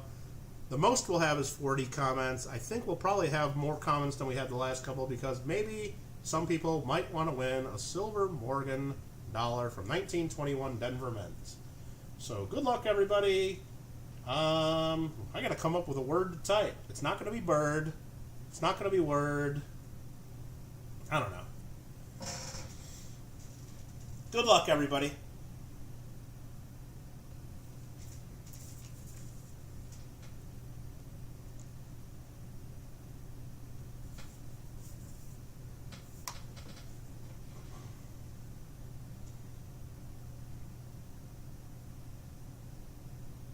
Remember, one guess per person. You guess more than once, you're out. You spell 1921 wrong, you're out. You retract the comment, you're out. You know all the rules by now. Good luck. I'm seeing some names I haven't seen before. We woke up some of the lurkers. Remember, lurking is 100% acceptable. I'm stealing Penny Dog's line. Creeping is not okay. Lurking is okay. You'll have to go. You'll check in later. Well, Lima, I hope you got lucky and put in the right number. I already have your information. Very good. Did you even guess the number there? I mean, you can hurry up and type 19. Okay, you're in there. Okay, good. If you go, you're the winner. You don't have to be here to claim it. I see that you were here. So thanks for hanging out, and good luck, and congratulations on your earlier wins. All right, everybody. Another few seconds. I want everybody to have as much time as that they need to get in on this. And then I'm going to type in stop, but let me count how many we got here first. We got 1, 2, 3, 4, 5, 6, 7, 8, 9, 10, 11, 12, 13, 14, 15, 16, 17, 18, 19, 20, 21, 22, 23, 24, 25, 26, 27, 28, 29, 30, 31, 32, 33 people are in on this one. So I'm going to go ahead and type in stop. And you know what? I don't want to use that. Let me try to type stop in correctly. There we go. Don't type that in over again. But I think just because there's so many people in on this one, and I don't want to. Let's just use like the 12-sided die, so only the top 12 have a chance. What do you guys think about that? How about that? That'd be easier for me. So let's just get out this 12-sided die. Nah, I'm just kidding. We got the 100-sided die here. So anything over number 33 will roll again. 43 we roll again. Everybody has a chance. The winner is going to be number 10. We rolled the 10 and the 0. That is 10. So, number 10. Who's number 10 on my screen and my screen alone? A lot of you right now are looking at your screen saying, I think I'm number 10, I think I'm number 10. But it's my screen that counts. Remember, when you type, it shows up on your screen way before it shows up on my screen. So here we go. 1 is JW. Sorry, JW, I didn't do it for you this time. Unless I go like this, 001, then JW wins. What do you guys think? I think JW thinks that's right, but that's not the way it is. I'm sorry, JW. Better luck next time. So JW's 1. Teton, 2. David, 3. Rende, 4. Mystery Man, 5. Andrew, 6. S-Max, 7. Farm Dog, 8. Paisley, 9. And this guy who told me I had to give away a Morgan, would you believe it? He's a limousine riding, jet flying, diamond ring wearing, Archaeology Mikey 007, number 10. Let's just double check. 1, 2, 3, 4, 5, 6, 7, 8, 9, and 10. Now, some people are going to say, Archaeology Mikey didn't spell 1921 right up here. In between, does that disqualify him? No, we're not that crazy. We're not stupid here. He was just typing before he knew I haven't typed that. So, Archaeology Mikey, as long as he didn't guess twice, let's double check. That would be heartbreaking if down here he said 1921, wouldn't it? There he typed again. Hope it's a low note. Well, okay, I don't think that's guessing. You got to be careful with that, Mikey. Some channels might be real jerks about that and say that doesn't count, but I think we're going to say Mikey wins this. Can you believe that? Lucky son of a gun tells me to give away a Morgan, and who wins the Morgan? Congratulations, Mikey. That's pretty funny. Pretty awesome. Alright, let's see what the comments. Would have still have counted if you written out 19... No, that wouldn't have counted, because you're going to type exactly what I typed. Sorry. That would not have counted. But if I wrote out 1921, then you guys all would have had to write it out like I did. Alright, SMAC had been 10 several times. You think it's Mikey. It was Mikey. Wow. Rigged indeed. Rigged indeed. Let's see who else has any comments about it. Clever coin name might be stupid. I guess I must have missed some stuff there, but I don't know. It might be stupid. I don't know. Oh my God, that's the first. You've won before, Mikey. What the heck are you talking about? You could list out, you could write a research paper about all the coins you've won from Mikey Kittle 007. Mikey 007 is the winner. Perfect. Won't lie, at number 11, you were hoping for a DQ. Robert Mims, come on, you won a few yesterday. You know that wasn't an attempt at a guess. We got to be somewhat reasonable. Now, of course, if we wanted to go to the strict letter of the law, if I said you can't, maybe that would have been considered a guess. I could see the argument, but we're not going to be unreasonable. We're trying to have some fun here. But I agree. If I was number 11, I'd be, the lawyer in me would be like, you know what, technically, that was a guess, but, you know, I don't know. But congratulations, Mikey 007. Robert Mims, I know you're happy for him, too. You're getting a nice bundle of treasure you got from me yesterday, too. But all right now we are on spot number 4. We'll bring up the list one more time. Mission Get Rich is getting these next 400 nickels. And remember, you're going to want to hang out because right after that spot, we're doing another giveaway. The prize of that giveaway is spot number 25.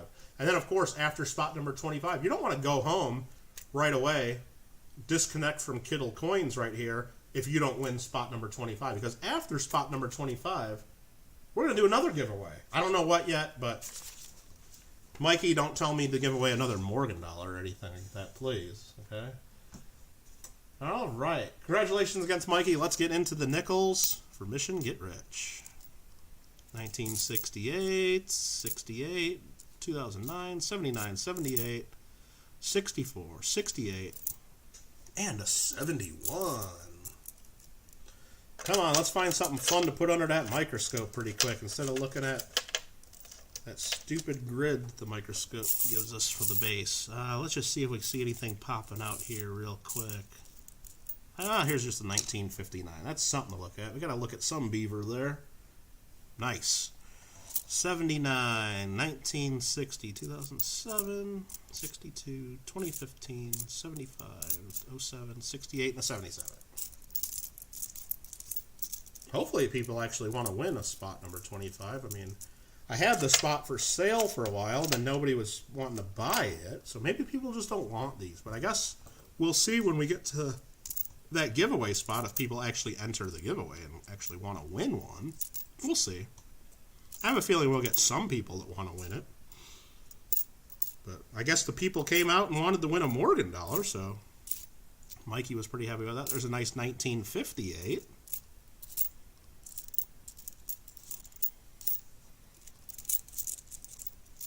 All right. Give away a Morgan muscle. You're already saying that? Come on. Come on. We've been there, done that. You don't want some variety? Pelosi's fridge would be, if I had that fridge, that'd be nice. I just have a little bit of ice cream. You know, I'm living the life for a moment there as I taste that $12 a pint Jenny's, but all right, 62, 61, 76, 75, 66, and an 80. I think for the last one, you should give away a seated $50. Well, Party Pickle, if you want to send me a seated $50 to give away, that's a great idea. All right, let's see. Actually, I'm sure I might have one somewhere, but it probably wouldn't be a very nice one. I mean, I guess it would still be a seated $50, but probably not a very nice one. Give away BU Peace Dollar, 10-second timer, and use the 6-sided die. JW, you are that confident you can be in the top 6, right? Actually, I think you can, because you've always been right there in the top 3 when you want to be.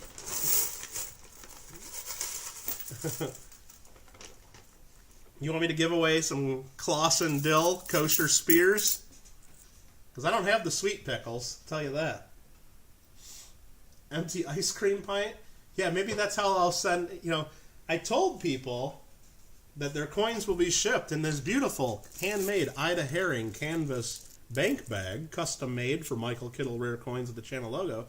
But maybe some of you will have your coins instead shipped in an empty pint of Jenny's. How about that? Would you guys like that? Some of you probably would like that, just so you could then put them in your freezer and take the picture for your friends on social media. But no, there's a nice 1959. We got a King George here we'll take a look at. 1947, no dot and no maple leaf after it. I think the very first video you ever make is going to be when you get this package. Well, that's fun, Mission Get Rich. No pressure to do so, but it's a good excuse. Or not even after that, even if you're not going through them all in a video, just once you go through and then put your nickels in the albums, assuming that's what you're going to do, to see how much you get filled up, do a video showing how much of the album you got filled up, because then through that video, other people that are part of this break might be able to do some trades with you. Like, you know, they'll say, shoot, I got those ones. I got extras of that one, and maybe he's got a few that I need, and maybe you guys can do that through video like that. I don't know. There's possibilities.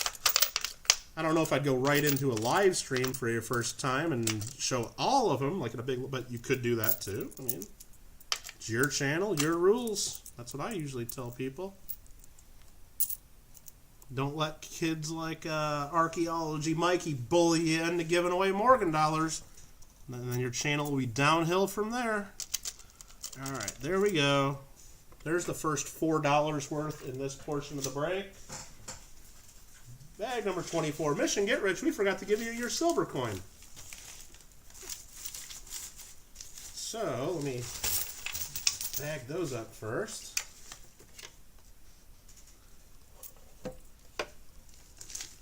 That goes there. Mission Get Rich is going to get the pick between the last 2 silver coins. It's either number 1 or number 2. Door number 1 or door number 2. Sour pickles. You love the bag, so I won't be sending you the Jenny's ice cream, I guess. Okay. Great idea, Mission. Yeah, that'll work. Bags are nice. Mission wants number 1. Might be a very long video if you did it all. Yeah, or like I said, or it'd be fun if it was a live stream, like if you already had enough subscribers to where you want number 1. So number 2s get saved. Okay, so I'll just put that there because I know that's part of the giveaway one. So let's see what is in number 1. And that is a number 1. Again, I used a red Sharpie on a red envelope because I did test at the genius level. See that? How clear that is when you put it in the light? Perfect. Very good for camera, I know.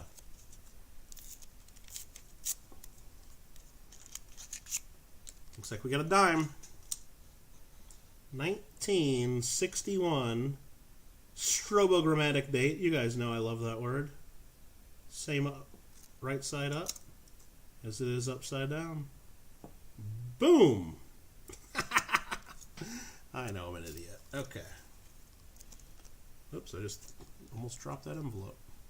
So there you go. Silver Dime, 1961. Congratulations. Thanks for playing the Mystery Silver game at Michael Kittle Rare Coins.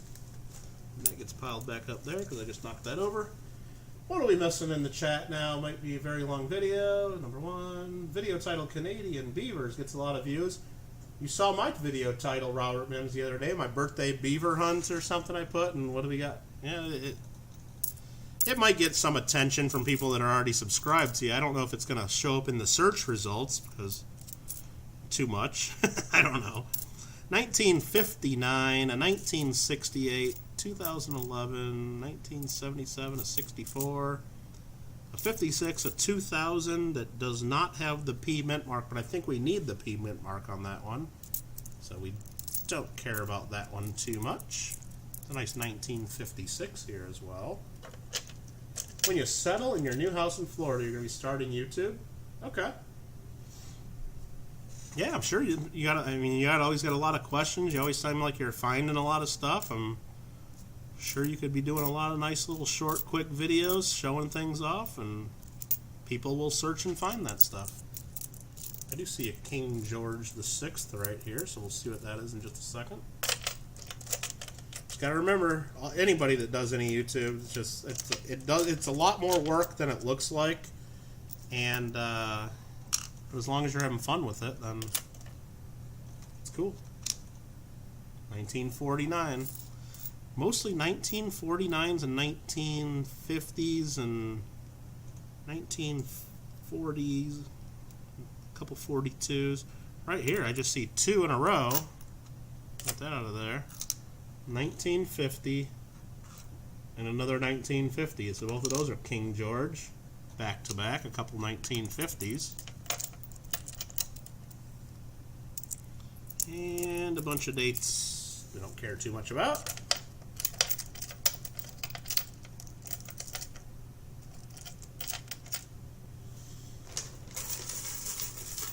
Alright, big handful of nickels on the way.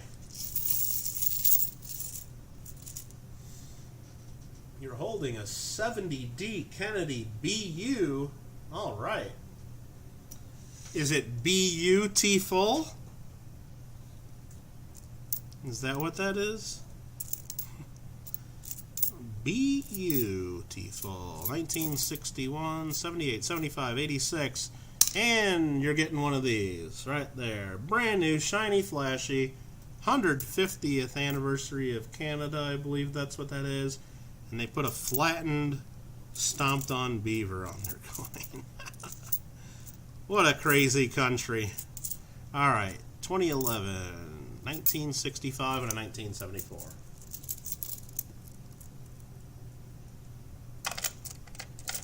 Is it beautiful? Ba-dum-ching.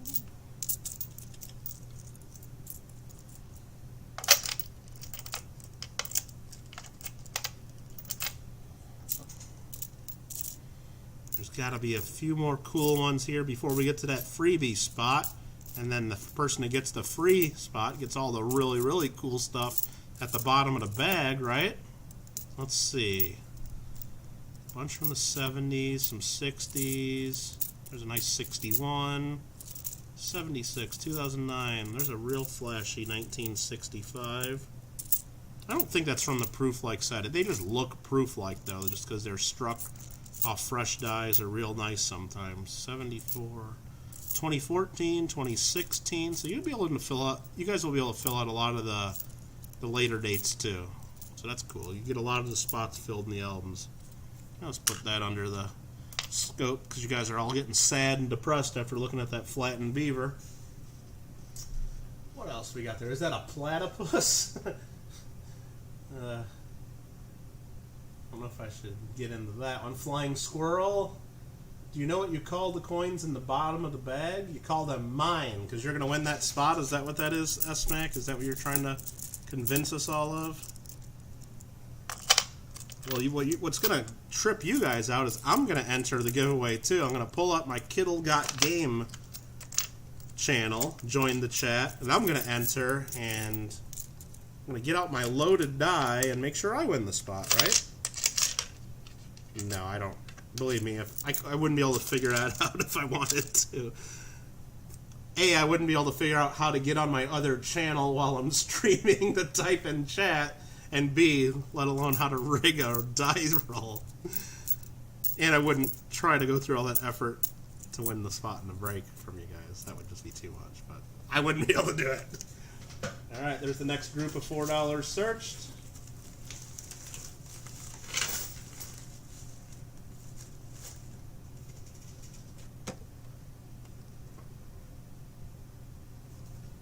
We know it's a beaver done by a native artist in a more traditional design, but that's the great thing about art there, Maddie. It's, once the artist puts it out there in the world, they no longer can tell people what it is. It's, some person looks at the Picasso and sees, oh, it's a beautiful woman, but other people say, look, it looks like a 3-year-old got out some construction paper and just started cutting out shapes, and it's just, the art becomes what the viewer wants it to become, what the viewer sees, and a lot of us Americans in chat here are seeing Roadkill Beaver, so it doesn't matter what the artist wanted to do. That's what came across. Sorry. 1965, 2005, 1968, 2008. Others see Stomped On. Lady Kid Nichols is in the platypus group. She's thinking platypus. I don't know. But that's the great thing about art, though. You just can't read the little description on the tag on the wall and say, yep, that's exactly what that is. It's, you look at that art and you say, what is that? What do you think it is? In the eye of the beholder, says Robert Mims.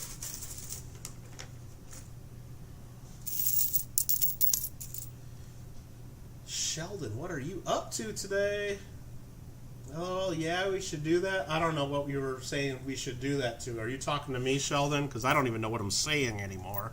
Because I'm getting towards the end of 10,000 nickels in like the last 60 or so hours and don't know what the hell I'm doing anymore.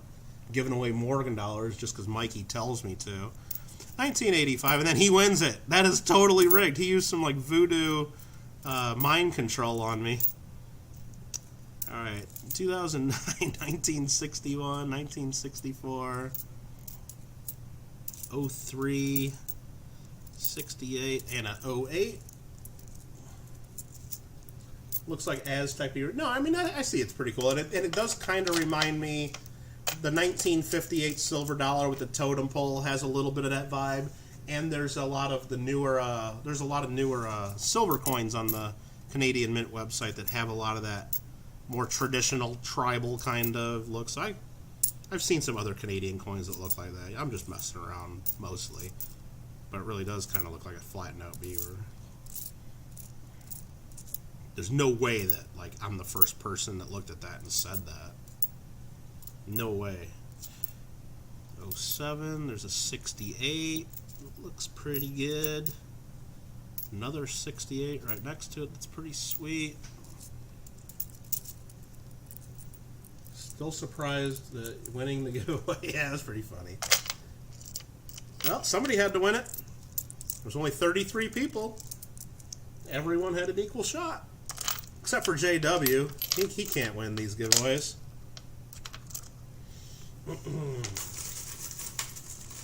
Konnon's peeking in. Wants to get his eye on a little beaver before we're done. We're on spot number 24. We're about halfway through just past halfway through spot number 24. And then we'll be right after this spot, and maybe in the next 5 to 10 minutes, we're going to be giving away spot number 25, a value of $65 worth of Canadian beavers and Canadian maple leaf coins. You're going to get a silver coin, you're going to get some albums, you're going to get the Ida Herring mint sewn bag. It's going to be lots of fun all around. Mikey 007, don't make us time you out for freaking out Konnon, talking about those bad words and stuff you're saying about 64 nickels. That there is another group of $3.75. So we're going to count out 5 more. Make it an even Steven, $4. And get these put away.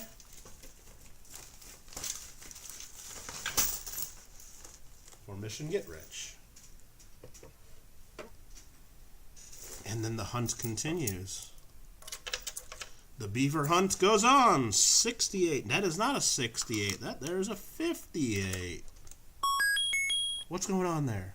Thomas tripped on a nickel. $1.49 through Super Trap. Dropping in some Indian cents into the glass. Thank you very much for that. Got the popcorn icon going on. He's like, popcorn, waiting for the giveaway, waiting to see what we find. Thanks for that, Thomas. That's awesome. 2008, a 75, 64. We got a King George here. Let's find out what date that is, because I have no idea. Looks okay. 1942. 78-year-old nickel. And then a 1984 to wrap up that handful. Connon goes, hello, Michael Kittle. And I'm like, hello, Connon. What's up, Connon and Des Moines? Exactly. You want to play with some Canadian... Well, there's a chance that you can get 400 of them sent your way, Connon. Right after this spot, all you have to do is win the giveaway. Lucky, anyone has a chance. Everyone will have an equal opportunity. As long as you listen to my rules and get your chance in. You got to be here to win it, though, once we're done with this spot. We're about 2/3 of the way into it. There's a nice 1968. Probably semi-proof-like. Could get 400 of them sent your way.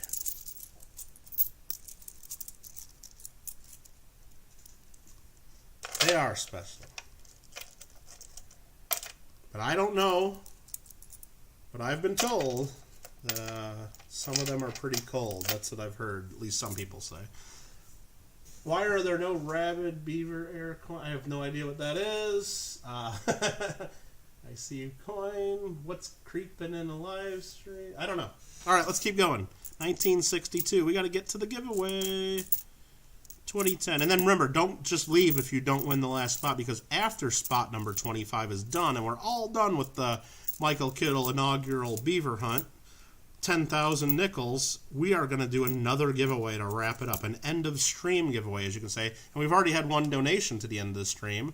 This 1907 Canadian large cent. I have not forgotten about that.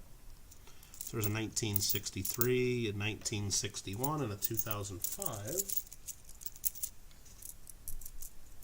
Clever coin, man.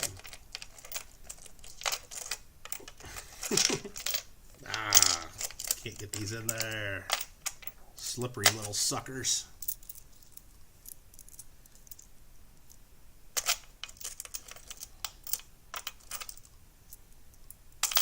Careful, guys. Don't get me demonetized here. Don't get me kicked out of...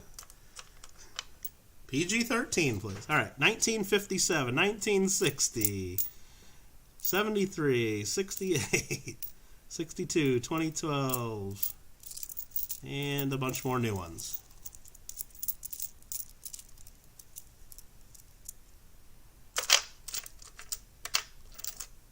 And we just need a few more here to wrap this group up. Yeah, spot number 25. We had 25 spots in the bag break for those of you guys that weren't paying attention or weren't in here. And we sold all of them. But Mr. Sheldon, Paisley and Daddy Show, decided he's going to buy 2 spots. It's like, I only need you to send me 1. Use the other spot I bought as a giveaway for the stream. So Sheldon bought the last spot and Sheldon's giving it away. I keep trying to take credit like we're giving it away, but... I'm not giving it away. I got paid for it. Sheldon's giving it away. So type in exclamation point right here. Aloha. Sheldon and Paisley's link's going to come up. Make sure you guys all are showing him some love, and you better be following him and commenting on his videos and trying to win stuff from him too and showing him support, because he definitely showed us a bunch of support here by buying the last spot for a giveaway here. That's awesome. He did not have to do that. I didn't tell him to do that. He just did it. He just does it.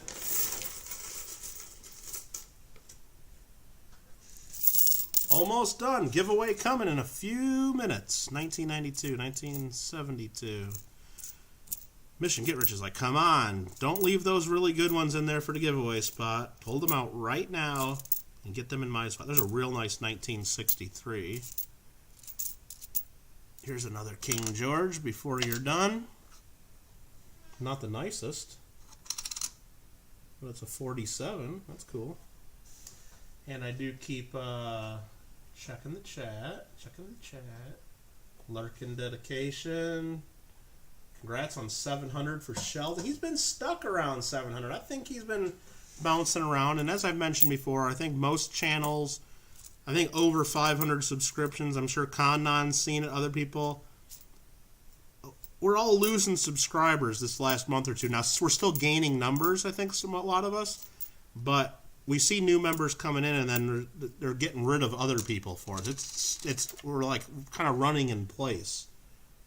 And I've heard that from channels that are 10,000 subscribers, and Rob Finds Treasure, he just hit 75,000. He was mentioning that he's lost a ton of subscribers in the last couple months, but he just is still gaining more than he's losing. It's just YouTube is filtering out a lot of people lately. So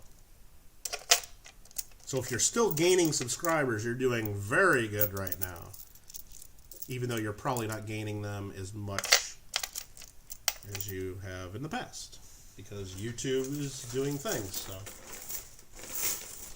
don't lie. You told me if I didn't give away the spot, you wouldn't invite me to your party at Chuck E. Cheese. Well, Sheldon, I just had a birthday. I'm an old man. The last time I was probably, well, I won't say that. The last time I was at Chuck E. Cheese as a kid, it wasn't Chuck E. Cheese. It was Showbiz Pizza back in the Midwest. And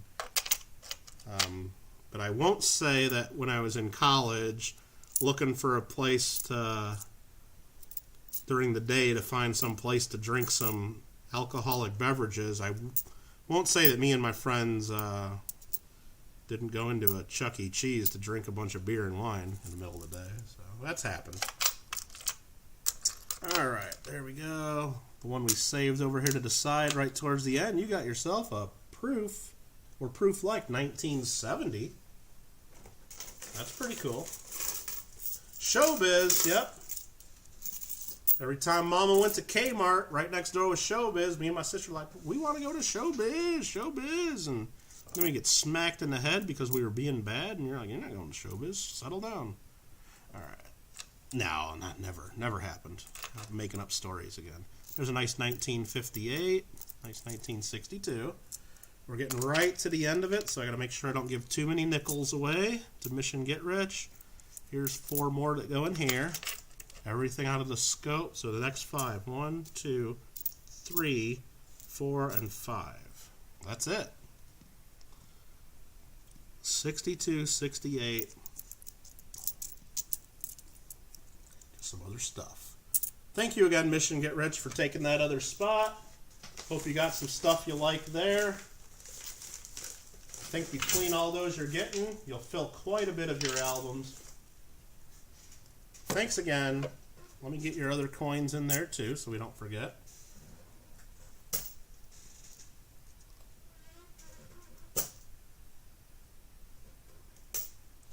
I'm sorry, what's going on here? YouTube bot's cutting back on people. Yeah, I think they're just doing all kinds of different stuff, and they're filtering out a lot of the dead accounts and just old stuff. Or have you heard of spam? Yeah, on all my comments, I get all kinds of spam comments. I got to filter them out. And YouTube's doing a real good job of, here's the doc again, JW. YouTube's doing a pretty good job of automatically holding a lot of those comments, but some of them do slip through. But yeah, it's a problem, especially on bigger channels that post regular content. It sucks, but all right. So yeah, we're here. We just got done with spot number 24. All we got left to do is spot number 25. It's a giveaway spot donated by the Paisley and Daddy Show. Who's Sheldon right there in chat. So once again, thank you, Sheldon, for giving everyone the opportunity. There's 40 people in the chat right now. Even if everybody enters, and I won't enter, there's a 1 in 39 chance that it could be you. And not everybody's going to be entered. There's some people that fell asleep or they're watching something else and just had me on in the background, and they're waiting for this giveaway and they're going to miss it. So let me just type in the chat. This is not what he said. I'm going to say, make sure you are watching live and on live chat. Boom. Very good.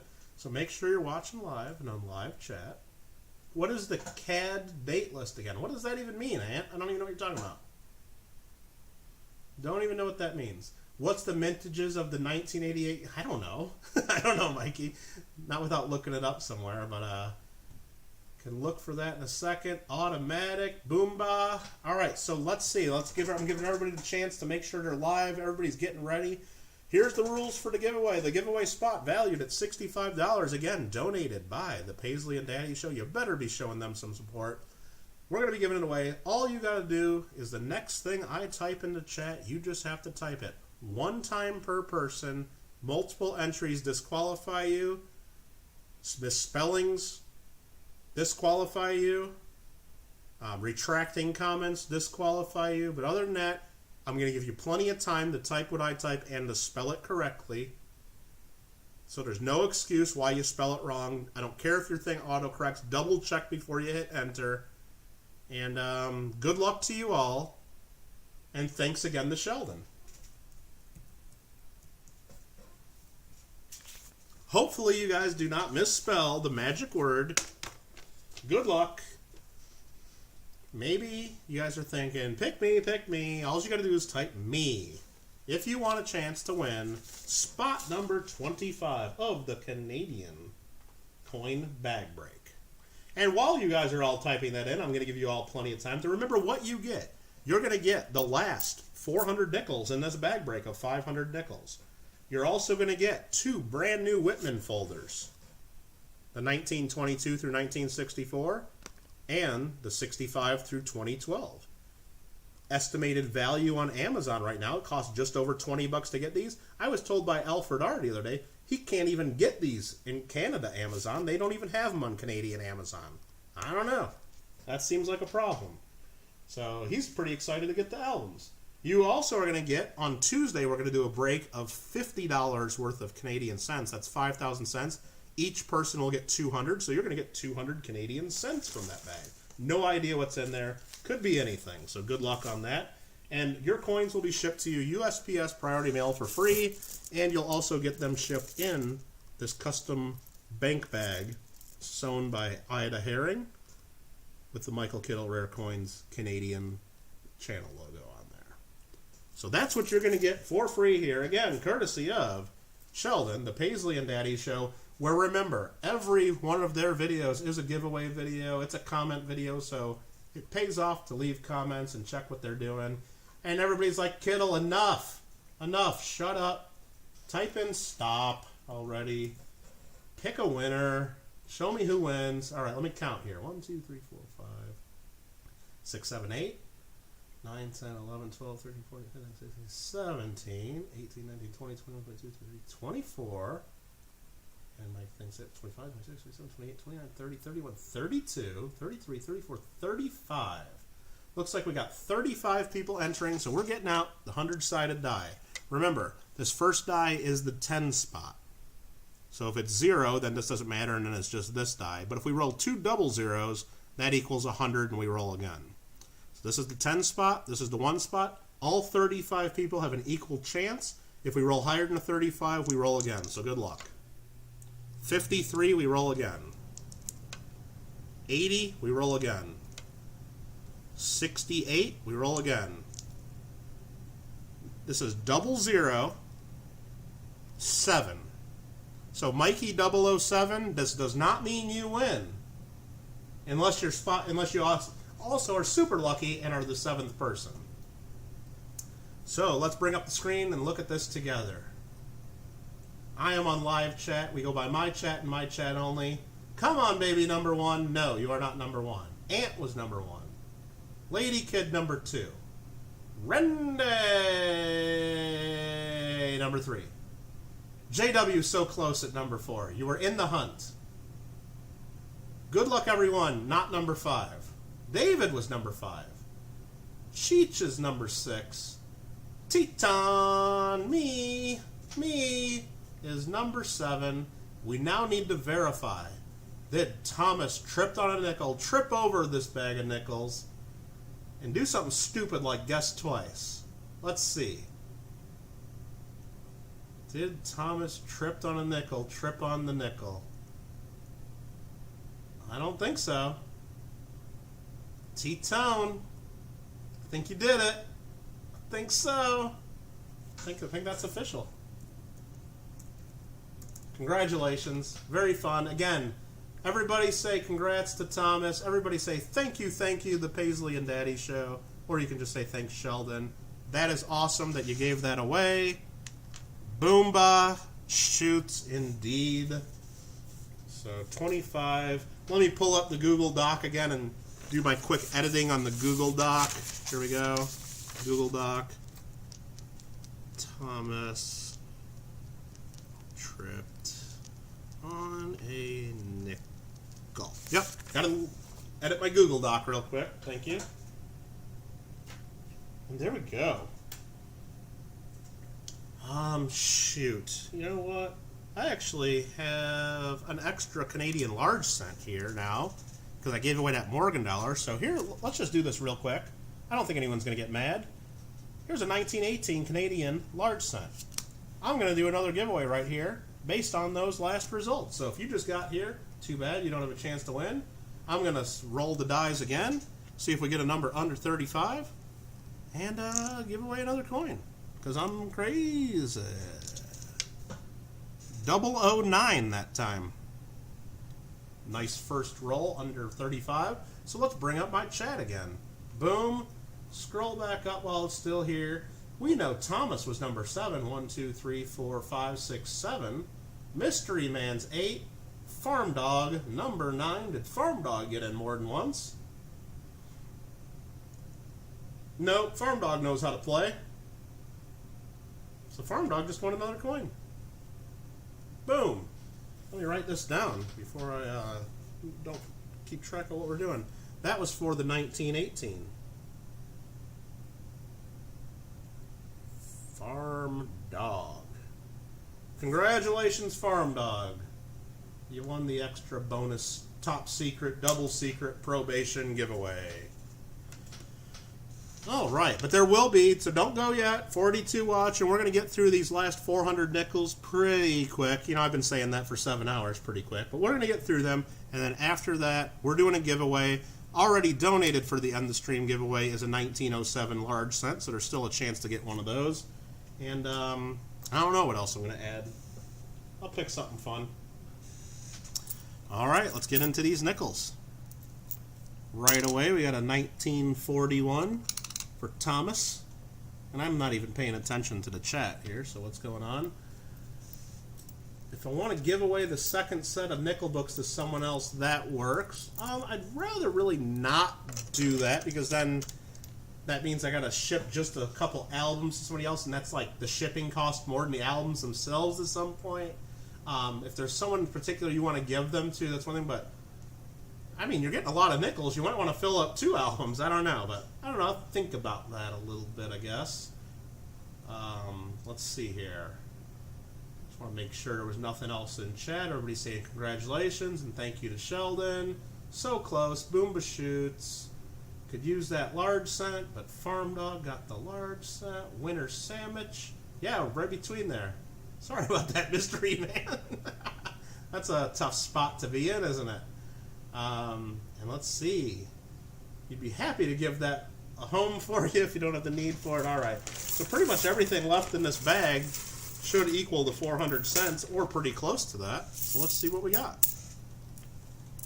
And congratulations again to Thomas, tripped on a nickel. Thank you again to Sheldon for giving everyone in the chat, 35 people, the chance to dream of winning the nickels that they did not pay for and to get in on the fun bag break. Here's another King George. Big scratches on his face. 1942. 1966, 74. And let's start thinking about what we're going to do for this end of stream giveaway. I mean, we're already giving away a 1907 large cent. I mean, that could be enough. I don't know. What do you guys think? Is that enough for an end of the stream? I don't know. I don't think I can do more silver dollars. I don't know. That's going to get crazy expensive if I do that. And remember, we still got to do a whole nother stream on Tuesday where I got to do even more giveaways during the Canadian cent break. I don't know if I'm going to be doing giveaways after every single spot of 200 cents. That's going to be a little crazy. But we'll be doing a lot of giveaways on Tuesday. There's a nice detailed beaver. You can see every hair on that beaver. 1965. 2005, 1994, 1968, and a 1985. More is better? Yeah, I guess. I guess more is better indeed. What is an envelope 2? Deanne! Thank you, we forgot. Thomas tripped on a nickel. You get envelope number 2, and Deanne's like, what's in that envelope? Come on, what's in the envelope? Let's find out. Thomas is getting a mackerel. Holy mackerel. Got a little bit of toning to it. A little dirtiness to it. 1967 Centennial of Canada silver dime with the mackerel. Holy mackerel is what they would say. So very, very cool. Thanks for the reminder on that, Deanne. Andrew? Alright, let's see here. What else am I missing? Been an awesome event. Thanks, everyone. Robert Mims, thank you again for all your participation in it, too. I'm glad you had fun. It sounds like you did. But remember, we still have an end-of-stream giveaway, so... What is this? I'm getting an email. What are you guys doing to me? Perfect. I see what that is. Thank you very much. I just got that. Thanks, Fish and Get Rich. I just saw that pop up, so I wanted to make sure and check what was going on there. All right, we're going through nickels for Thomas. He does not trip on the beavers, though. He trips on the Jefferson nickels, and usually the ones with the full steps. That's what he does. He trips on the full steps. That's what I learned. But he does not trip on the beavers. So I asked because I wanted to make sure it was okay to send these to him, because for liability reasons, I didn't want to send him a bunch of nickels he was going to be tripping over. So we did clarify that on Thursday. So we got some more from the 70s. There's another George. Let's see how old or what date this could be. I was really hoping in this we would have found at least one King George V, but you know what? That has a totally different look and design on them. It doesn't surprise me that those get pulled out by collectors a little more easily than just these older ones. It's similar to trying to find a buffalo nickel in a box. You find to do it occasionally, but because the design's different enough, it's just, you know, you're not going to find as many of those as you're going to find like 1938 and 39 Jefferson nickels. So it's understandable that we don't find them. But it still would have been fun and cool. But you know what? That's what happens when it's... Look at the last comment from Party Pickle for Farm Dog. Okay, what are we doing here? Let me put these here first, because they're not fitting in there right. Look at the last comment from Party Pickle for Farm Dog. It just says, okay, Farm Dog. So I gotta go up. Thanks for the offer, but I believe I have a home. Lincoln... I don't know. If there's something that needs going, one of those need to tell me what's going on, because I tried there. Oh no, Mission Get Rich, that's more than enough. I mean, probably too much, so might add some of that to this end of stream prize. But very cool, not a problem. Probably didn't even have to do it at all. We could have figured it out. But anyway, 1, 2, 3, 4, 5. I just gotta make sure my note. Mission Get Rich, send the album to AZ Coins. Yes, I will probably, most definitely remember to do that now. Thank you again.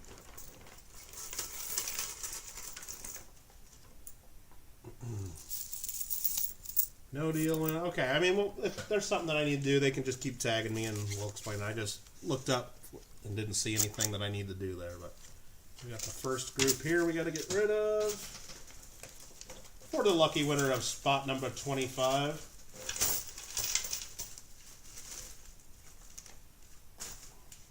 Congratulations, congratulations. And I'm still trying to think of what we're doing for the end of the stream. I don't know what we're going to do for the end of the stream. We got another one of these, though. We got one of these for you, T-Town. One of these beautiful native inspired traditional beaver designs. That's what it is, I'm sure. 1965, 1962, 1960, 2012, 78, 68, 75, 72, 2008, 75, 1960, a nice looking 1968. I think it's a proof like.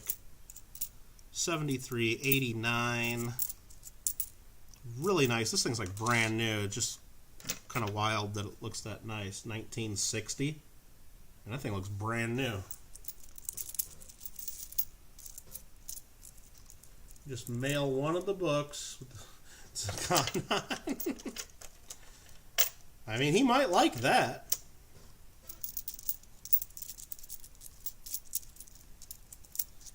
And Thomas, if you really don't want all of the albums, just send me an email and I'm sure we can figure out something to do with it. I just really don't want to do it as a giveaway because I don't mind doing the coins as giveaways, just for example. And it's very generous that you even offered to do something like that. But I do have some people here that are outside of the U.S. and I don't mind sending coins, even though it costs a ton of money a ton of extra money other than just like a stamp, usually to send coins, depending on which ones it is. But if I have to send like the albums like that, then I don't know. It gets to be worth more than the albums.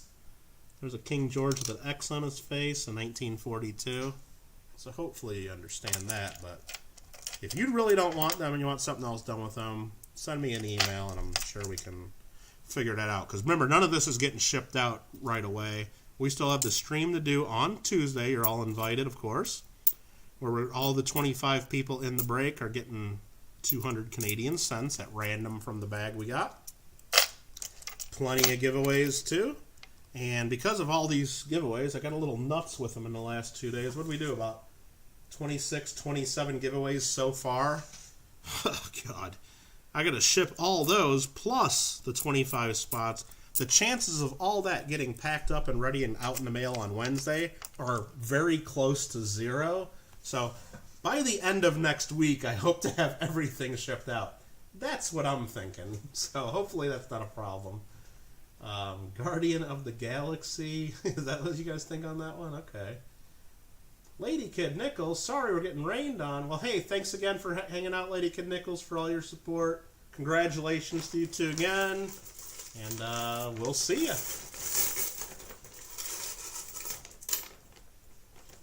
Alright, another big handful here. Look at all those nickels. That's a nice 2016. Here's a George. Georgie Porgy pudding and pie. Won't say the rest of that. Okay, 1940. 1964. 1985. 72. 66. 61, 65, 74, 49. That's going to be a King George, and I already told you the date. So it's a George, 1949.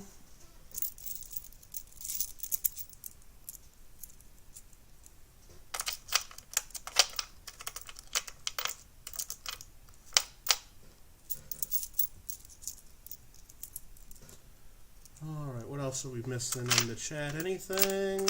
Alright. Still trying to figure out what to do for the end of the stream. I mean, Mikey screwed me up is really what it is. He's like, he makes me give away a Morgan dollar. Like what is it, spot 23? It's like, what? And then he wins it.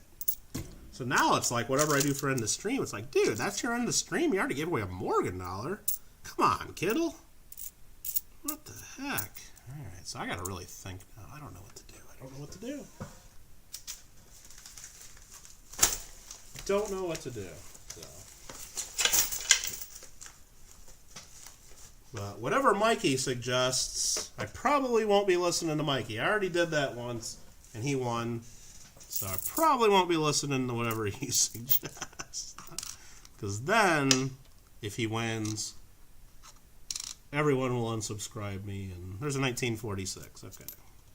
1960, 61, 75. You shipped my nickels. Kmart. Okay. Beggars can't be choosers. That's right.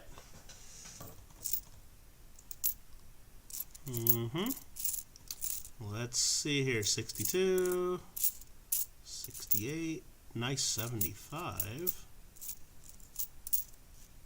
Pretty nice 1959.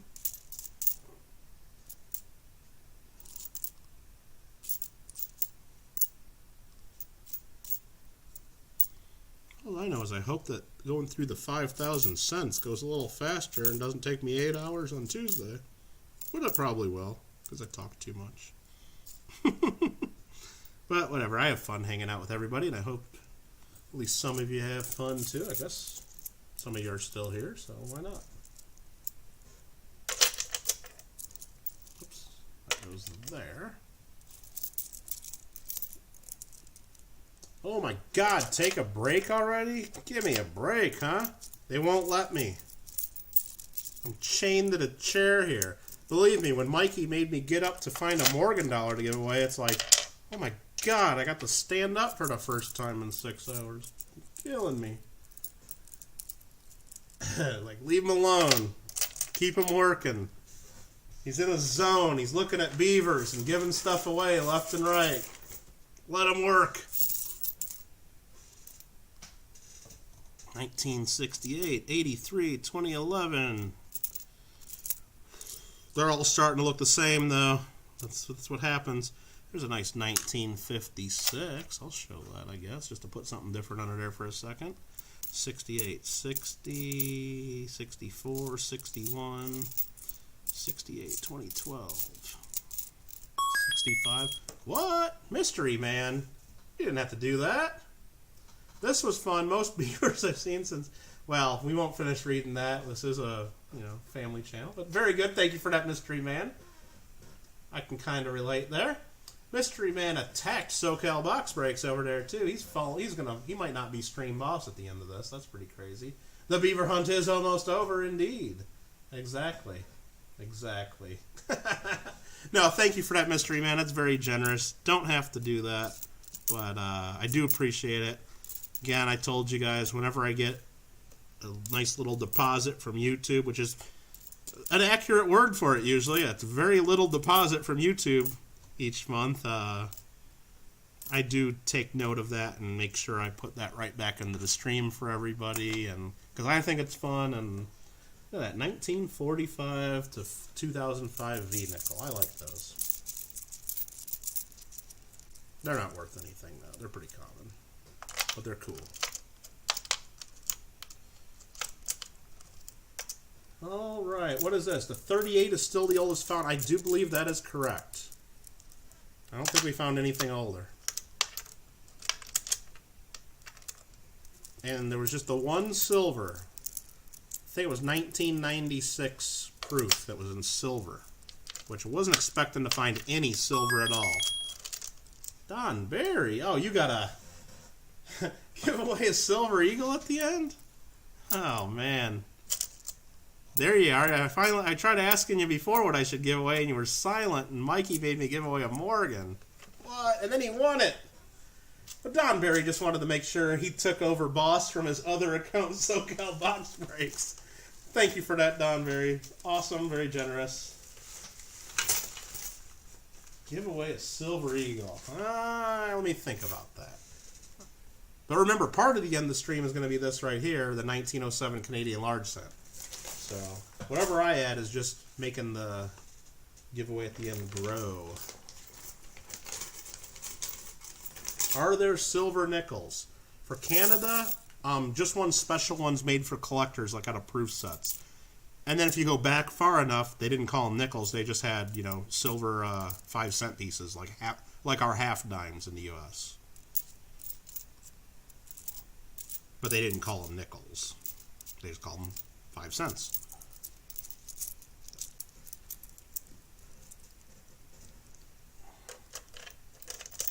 Okay, what do we got there? Hector's still working. Oh, you're still working. Okay, I see what you're saying. Yeah, exactly. Nice 2016. Now, you guys are going to be able to fill a ton of spots in the... I'm just really curious that, will you get all the dates, like in the, 2000s, 2010s, and 80s and I haven't seen tons of 1990s, to be honest, and not a ton of 1980s. It seems like mostly 60s, 70s, and then it jumps to the 2000s and 2010s. I haven't seen tons of 80s and 90s. I don't know if that's typical or it's just this mix that we got, but here's a 2001. It's a P. Here's another 2001, another P. We don't want to see the P mint mark on those. Here's a King George, 1949. The last two are, there's a 2000. We do want to see a P on this one. Of course, it doesn't have it. Am I going to get the new 2020 gold coin with the mintage of only 1945? I'm going to sure as hell try. I'm really going to try. But I probably won't. But everyone in the world's going to be trying to get that because when it comes out, it'll probably be priced at around $2,500, which will be way over the gold value. And then, but there'll be dealers willing to pay an extra, $2,500 on top of that is what my guess will be the high bids from dealers. There'll be dealers willing to pay $5,000 if you get one right off the bat, maybe even more. So with that out there, and dealers will be paying their employees, friends, family, everybody to be on the Mint website trying to get one of those. It's going to be an absolute cluster, and yeah. So everybody's going to try, but will I get one? Yeah, I hope so, but I'm not counting on it. And will I have other friends and family members try to get me one too? Sure, everybody's going to be doing that. Will I offer the friends, hey, if you get one of those, I'll give you like $1,000 or a couple $1,000 just on top of whatever your credit card is? Sure, because I know I'll be able to flip that to the home shopping people for a couple $1,000 more because they're going to be probably selling them for $10,000 a piece. I mean, it's a mintage of. It's something they shouldn't even be doing. What do we got there? Thomas tripped on a nickel, $1.99, dropping some Indian cents in the jar. Thank you for that. The Mint shouldn't be doing that. The Mint shouldn't be in the business of creating artificial rarities that do not make the Mint money. The job of the Mint is not to, and the only people that are going to make big money off this are the lucky 1,945 people to get their orders in, and most of those will be dealers who have big networks of buyers that go on and buy for them. And then the other people that are going to make money are the dealers who buy from those first group and then get them all graded with special stupid labels and then market them elsewhere, and then they're going to make a bunch of money off them. And the person at the end is going to be some sucker that paid $10,000 for a coin that has no real rarity other than the Mint just didn't make enough for the collectors. So I don't know. The Mint shouldn't be doing that. And if the Mint wasn't busy doing, if Congress wasn't busy doing a bunch of other stupid stuff like investigating politicians left and right on both sides of the aisle and spending trillions of dollars, the Mint should be investigated by Congress, and Congress should be having hearings about why the Mint is making a bunch of stupid stuff to benefit dealers. Like that special Silver Eagle. The Mint could have sold more of those, but dealers made money off that. Same thing with some of the commemoratives. That's why if you do your homework and do research on the Mint in the 1930s, Congress investigated the Mint because they were making a bunch of commemoratives special for like little counties and towns and celebrations that had no national significance, and the only people that really made money were the dealers who marketed those commemoratives. And it really pissed off a lot of collectors that wanted to buy one of every coin and have one of everything in their collection, because all of a sudden now they have to buy a $50 from so-and-so in Texas, and they have to pay $9 to get it because the mintage is only 2,000. That's the only place they can get it. And instead of just having one or two coins do that each year, then in the 1936, there's all of a sudden like 10 coins they have to do that with. And enough collectors got upset. They contacted their congressman, and the congressman basically, did their job, investigated, and then all of a sudden you don't have any more commemoratives by the Mint because they got kind of shut down for doing it because they pissed off the collectors. That's what should be going on, honestly. But now, of course, if I'm the lucky one that gets one of those, I'm going to be happy about it as a, for myself, because I'm going to make a couple grand off the coin. But I'm not happy that that's what they're doing to the hobby. I'm going to try to get as many as I can. Yeah, you and every other person that has the ability to buy them and pay their friends to buy them. Exactly. There's going to be more than 1,945 people paying more than 5, 10, 15 of their friends. And you guys don't understand, some of the big dealers, they already have built-in networks where all these people have in their account already, not only their credit card and all that stuff stored, but automatically ship it to that dealer that's paying them the money, so they don't even have to pay for shipping or box it up. If they're just lucky enough to get in there and get the order, it automatically goes to the dealer, because you're allowed to, it's one per person to buy, but to receive packages, you can receive 1,000 of them, even though it's one per household. So if I have every one of you in chat, 35 people, buy me the coin, you can all put my address as the shipping address, and the Mint is perfectly fine with that, which is wrong if it's one per household. So there's dealers right now that already have hundreds of people lined up to be on there, all with credit cards, and some of them even give their customers that don't have the credit card or ability to do that prepaid Visa cards with the money ready to go, and they're going to get a bunch of the coins. It's already done. It's already locked up. So for the chances of me or Jeeping John or me and our friends and the people we pay to get it, we're already at a disadvantage. It sucks the way they have that system. And because that one's going to be so out there and so promoted, the traffic on the Mint website is going to be, you thought it was bad when they had the Silver Eagle and there's 30,000 of them out there? This is going to be insane. And not only are they going to be selling that one that has the 1945 mintage, at the same time they're going to have the special Silver Eagle, which I think the mintage on that's going to be about 75,000, but there's going to be a bunch of people trying to get that too. But everybody's going to go for the gold first, and then when that sells out like in 5 seconds, then the people will still be on the Mint site, making it all slow and everything, trying to get the silver. And I don't know how many per household that's going to be, but it doesn't matter. If it says one per household, that just means I got to make a post or make a community post here on YouTube saying, yeah, I'll get as many as you guys can give me, and I'll pay you X amount over Facebook. Anybody can get as many as they want as long as they're willing to spend the money and line it up. And believe me, I don't know if there's a better way to do it or a more fair way, if there really is a scarce, limited production of something. But they don't need to. The whole point is the Mint doesn't need to be making artificial rarities like that. If they just mint it enough to demand, and the people don't want it, and then there's a low mintage like the First Spouse gold coins, some of those have mintages of less than 2,000, less than this Eagle's going to be. But they're not worth anything because nobody wants them, and that's just the way it is. But they're going to be more rare than this Eagle. But that's what the Mint should be doing. Unless there's something like, if there were only 1,900 ounces of gold, and that's all the coins they physically could make, then maybe that's what they should be making. But that's not the case. That's why some of the palladium and platinum coins have had lower mintage, because the Mint couldn't just get the metal for it. There's a proof like 1966. There's a 1940 King George. We're getting right to the end of it here. Anyway, I'm sure you guys know my opinion of that by now, and hopefully I don't have too many strong feelings about that, I'm sure, but I don't know. You're using your Trump money?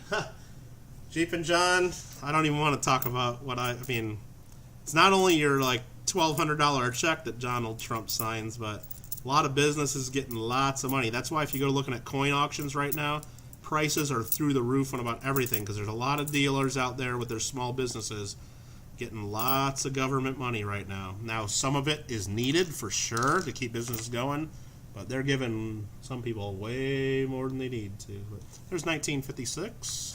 Here's a King George next.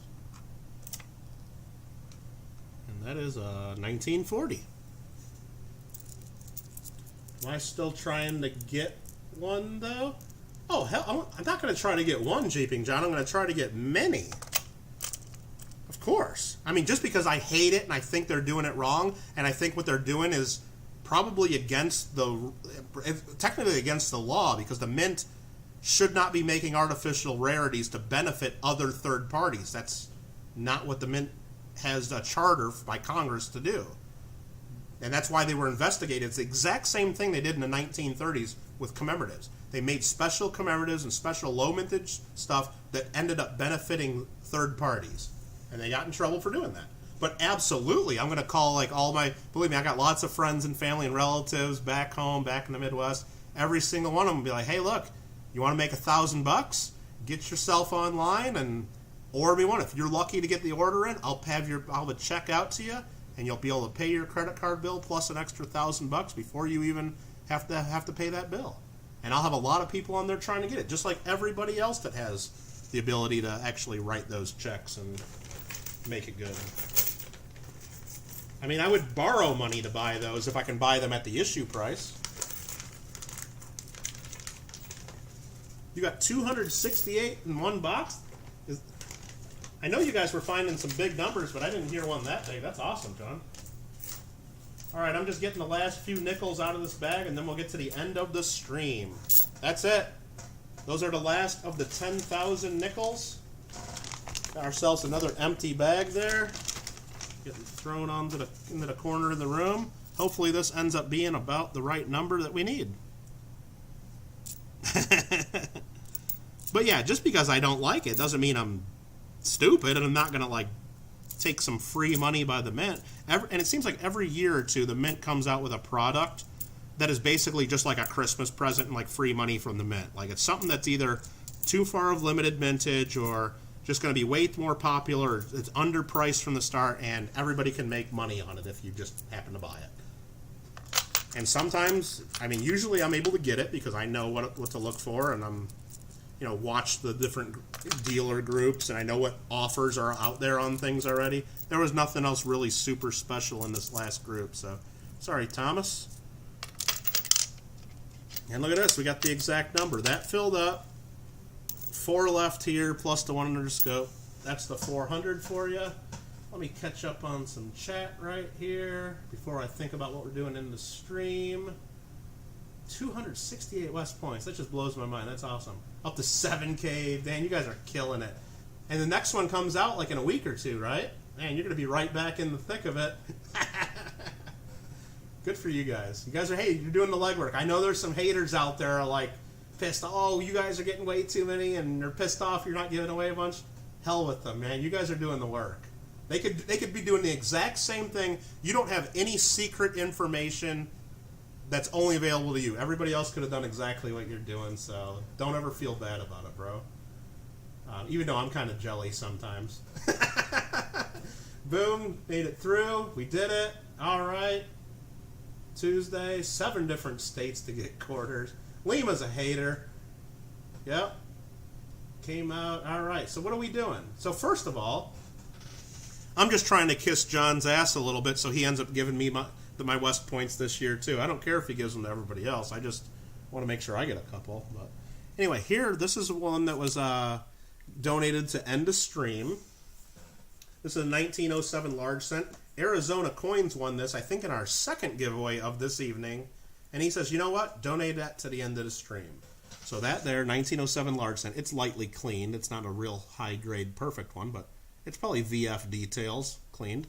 So that's End of Stream. But let me get these nickels out of our way so they're not distracting us while I think of some more End of Streams things to give away.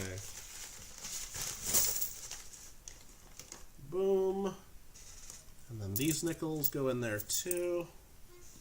And thanks again to Sheldon once more for donating that last giveaway spot, or the last bag break spot, as a giveaway. So Thomas tripped on a nickel. Congratulations.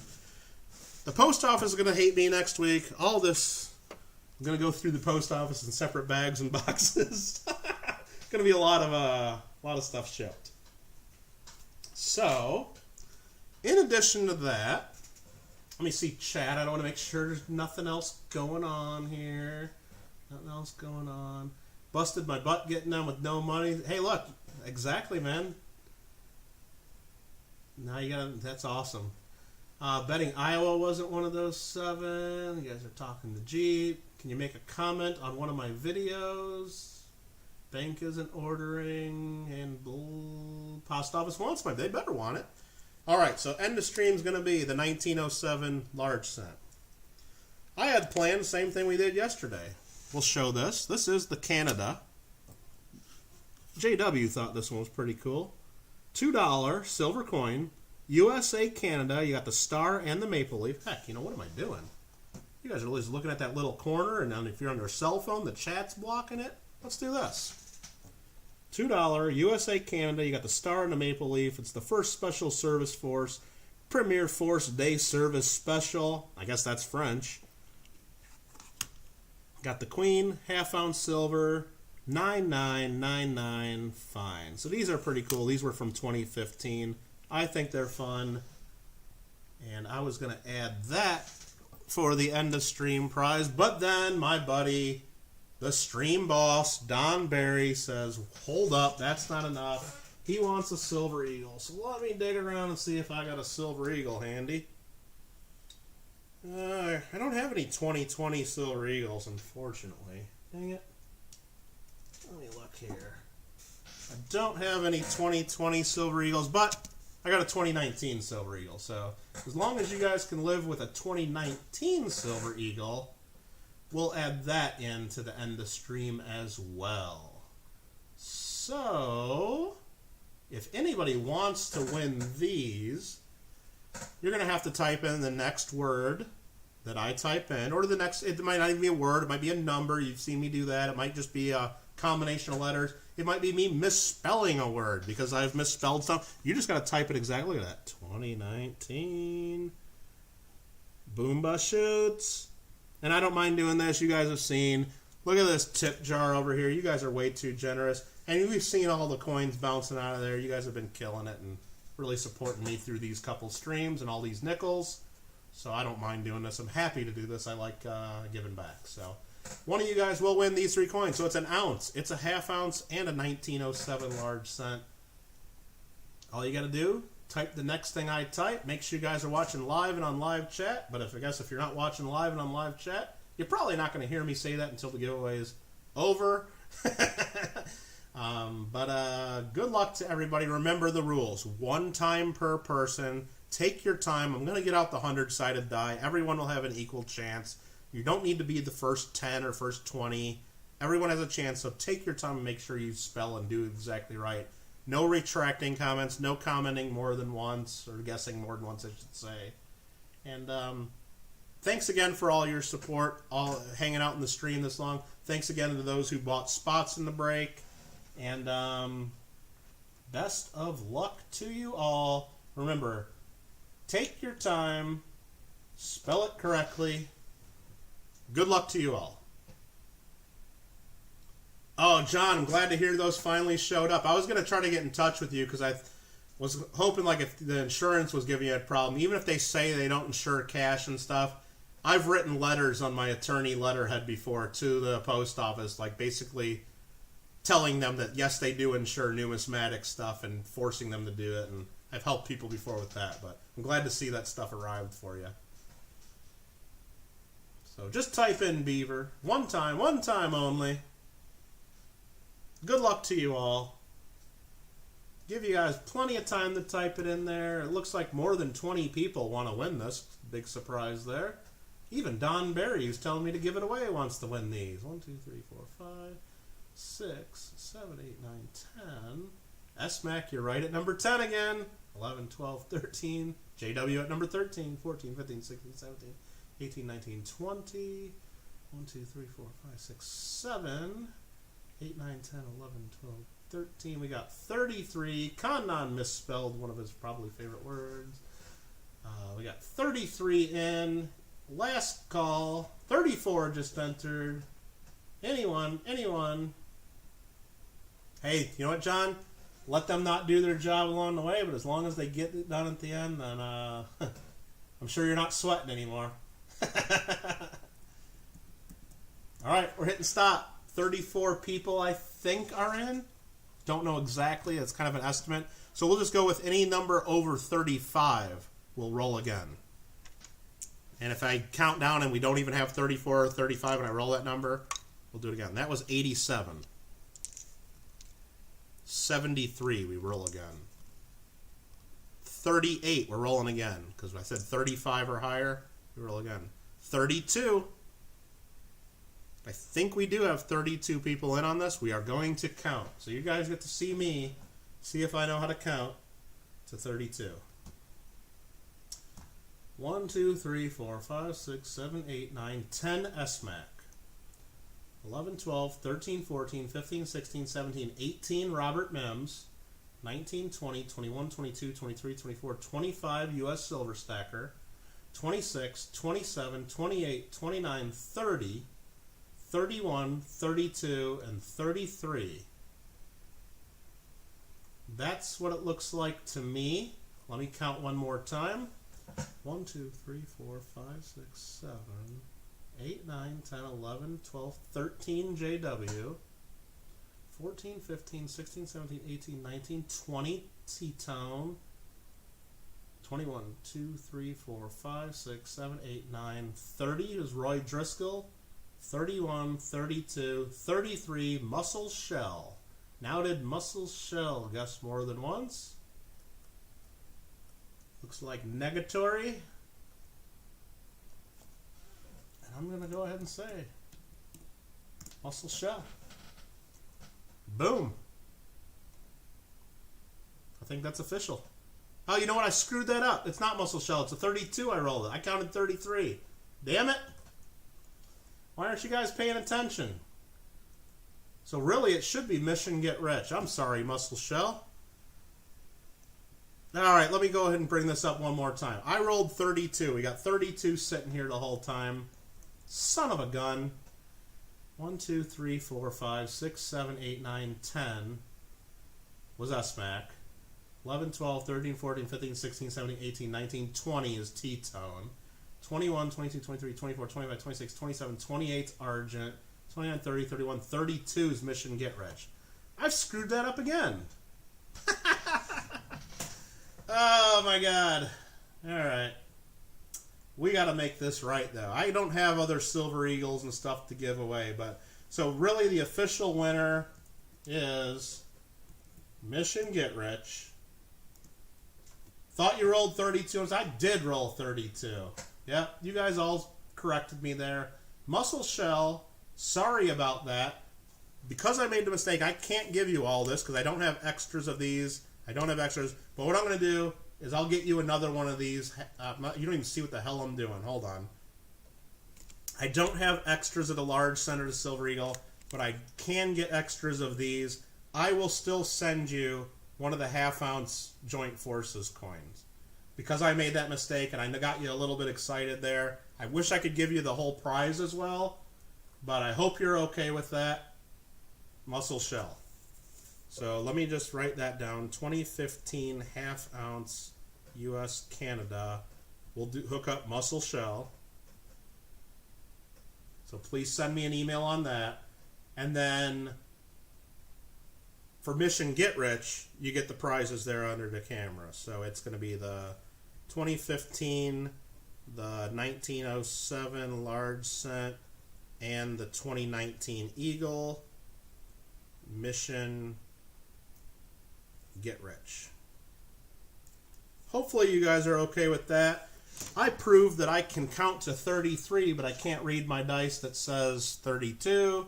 Where did I get those half-ounce coins? I bought a full roll of them from a dealer. So, hopefully that's cool. Congratulations, Muscle Shell, for me not knowing how to count. And congratulations to Mission Get Rich. You want him to have the 1907? Are you sure, Mission Get Rich? I can do that. So he gets most of the prize. That sounds cool. 20 hours of streaming and 2 mishaps? I guess, yeah. I guess so. I'm not going to, believe me, I won't lose too much sleep over it. I just want people, I just hate, if I call someone the winner, type their name in chat as the winner, get them all excited, and then say, oh, wait, no, never mind. Maybe my eyes are playing tricks because, yeah, probably some of that, Mikey. No doubt some of that's involved. But, okay, so there you go. So this is what do you call it? The Muscle Shell, you'll be getting these 2 coins, and Mission Get Rich, you'll be getting these 2 coins. I do have extras of these, so I'll be able to do that. Let me just write this down to make sure I say that's right. Large cent goes to Muscle Shell. Oh my gosh. And Lima once asked me, how do I keep track of all my giveaways and what I'm doing? Well, once again, here's the mess. That's yesterday's, and that's today's. So somehow I got to decipher this later and figure out how to mail all this stuff to people. So So that's all the giveaways we've done in the last 2 days. What we're going to do, ice cream raid on my fridge, Pelosi style. Absolutely, Robert Mims. Hopefully you guys all had fun with this. 34 people still here at the end, even though there's no more to give away. I love you guys. Thanks for hanging out. Have a great Memorial Day weekend. Remember, Tuesday we're going to be back here on the channel doing the Canadian cents, because this bag break is not yet over. We still have 5,000 Canadian cents to go through. A bunch more giveaways too. And I see that Big Mill is streaming right now, so I'm going to get you guys a link to Big Mill. And let's go over and say hey to Big Mill. He does a lot of cool stuff. He does some giveaways. He's fun in the chat. He gets crazy. So let's do some Big Mill raid. Big Mill raid. Look at JW. That's why he's a mod here. He's all over it. I was opening up Big Mill, the copy link. Everybody go over, raid Big Mill. Say Kittle's here. Keep them gators down. Tell them whatever you want. Thanks again, everybody. Robert Mims. Everybody's go over there right now. Thanks again. Have a great Memorial Day weekend. I'm looking else at the rest of the chat. Everybody thinking that. Told you you'd stay with Party Pickle. You're a trooper. You're awesome. Volume down. Yeah, make sure Big Mill can get loud. So anyway, you guys take care. Thanks again. Have a great weekend.